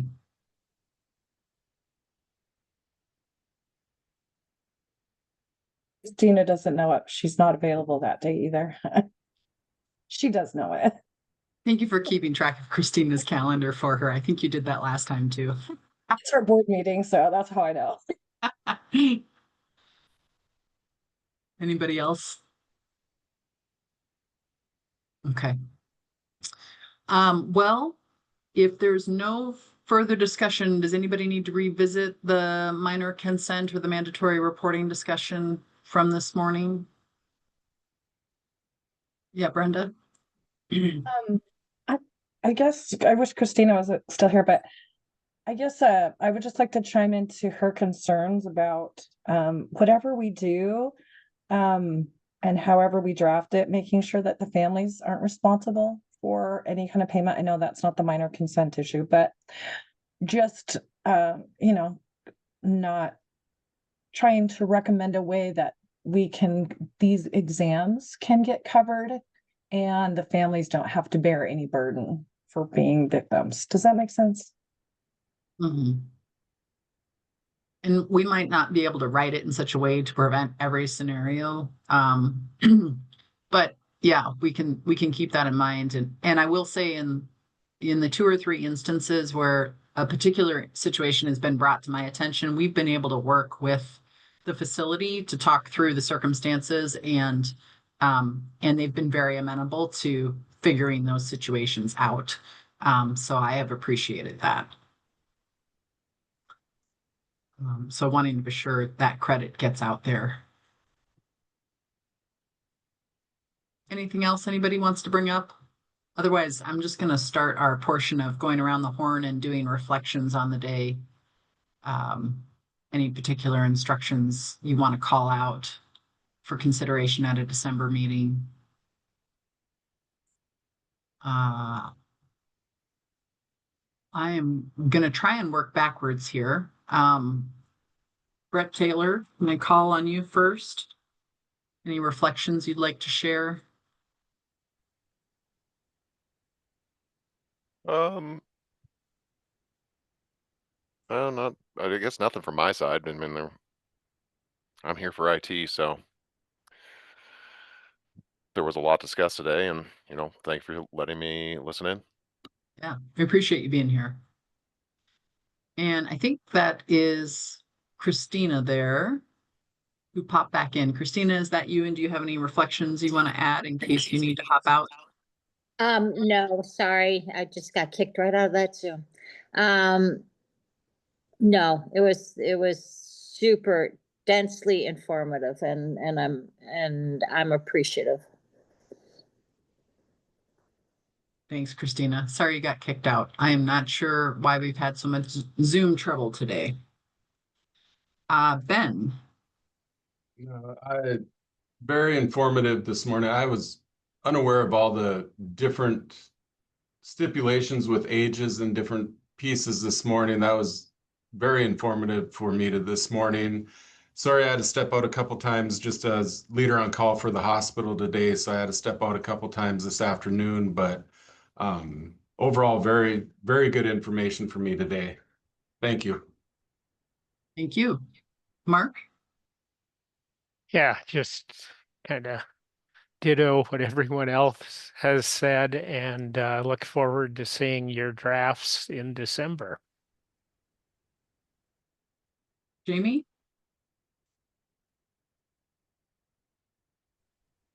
Kind of with every meeting, I'm always super thankful for everyone that presented, but also just the multi-layers that go into prosecuting and all, just with sexual assault, since, everyone coming together. So I appreciate all the information. So thanks. Thank you.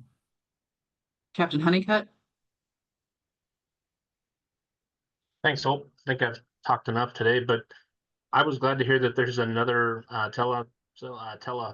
sane program, so to speak, that wasn't $1 million. I think that's really kind of nice to hear, and they're close to home. And I think it's another amazing opportunity to help some rural communities. And I look forward to kind of hopefully getting somewhere with this, where I feel like we actually put pen to paper now instead of just ideas floating around. Thank you. Emily? Just a huge thank you to the group for being willing to talk through these really difficult and complicated things that we all are trying to understand. And maybe in the early morning hours, we're not caffeinated enough to really understand all the things. And so thank you for everybody for living in the gray with us as we try to navigate this and figure out a way to improve services across the state so that hopefully nobody else has to walk through this gray alone. Thanks, Emily. Celine? First off, I want to say I apologize for making a muddy statute even muddier this morning. Clearly, Emily, I was not caffeinated as I should have been and totally bungled some of that. So thank you for the grace and I'm human too. And even though I know this stuff, sometimes I still get it all garbled in my brain. Like Captain Honeycutt, there are parts of this South Dakota program that give me a lot of hope that it's something that could be feasible in our rural communities, while still upholding all of the legal stuff that gives me some pause. And I guess the only thing is today felt really dense and really heavy for whatever reason. It seems like there are a couple other people kind of nodding on that. And I don't know if it's just my brain and all of the other things that we all have going on, but maybe it makes more sense to go back towards half day formats if we can or something. Just my 2 cents, because I'm struggling at this point, and I was clearly struggling this morning. So With the feedback. Thank you. Brenda? Thanks.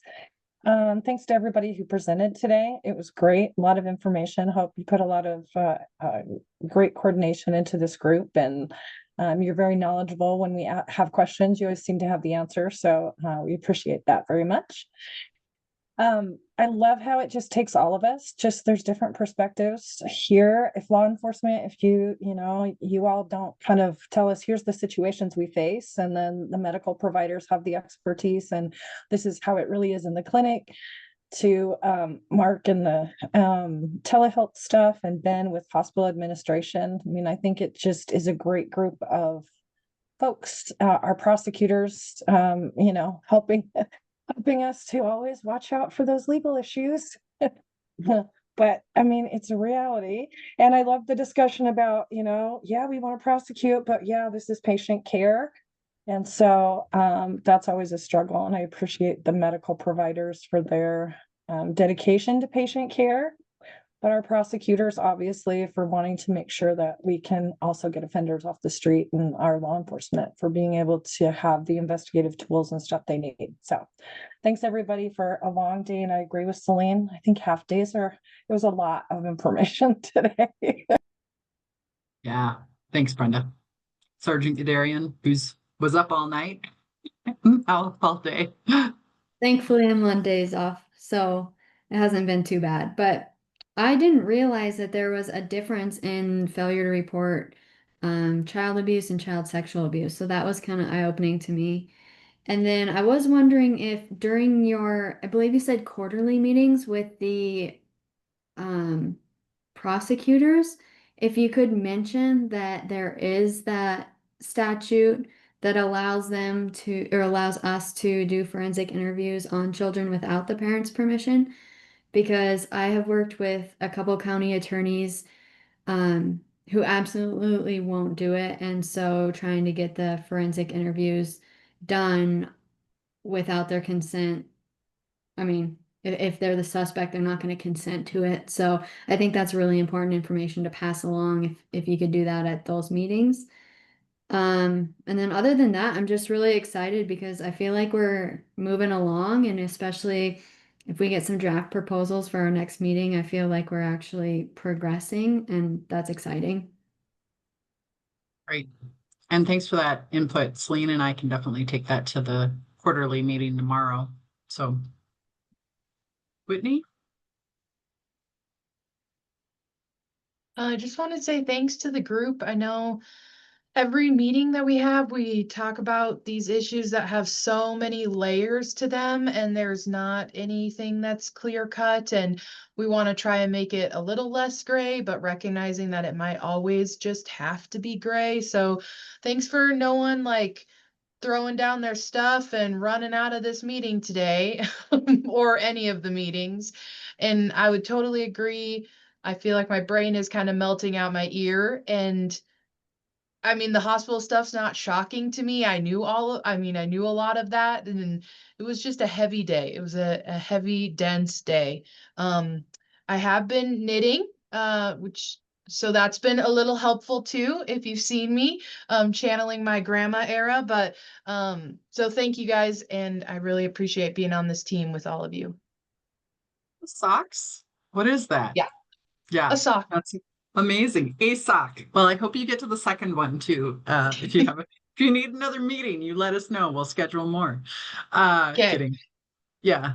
And then Sue, hi, good to see you this afternoon. I know you had another obligation this morning, so thanks. And Well, be sure to touch base with you. I couldn't say anything about the meeting. I had another one that was pretty heavy and dense this morning, but we had to go into talking about the homeless situation. So that's a whole different area. But I just learned a lot of things regarding the SANE costs, that you presented. So it was informational from what I heard, and I just wanted to thank you. Yeah. Thanks for being here. I appreciate everyone's attendance and hanging through the heavy day. And the iterative discussions that we have, Sergeant Darian said, and someone else, feels like we're finally going to see some action, and it's a lot to hang through. So I just appreciate all of you guys. And we will come out with a poll on future meeting date here for December to bring back those draft proposals for you. And don't hesitate to reach out in the meantime. Anything else for the good of the order? Okay.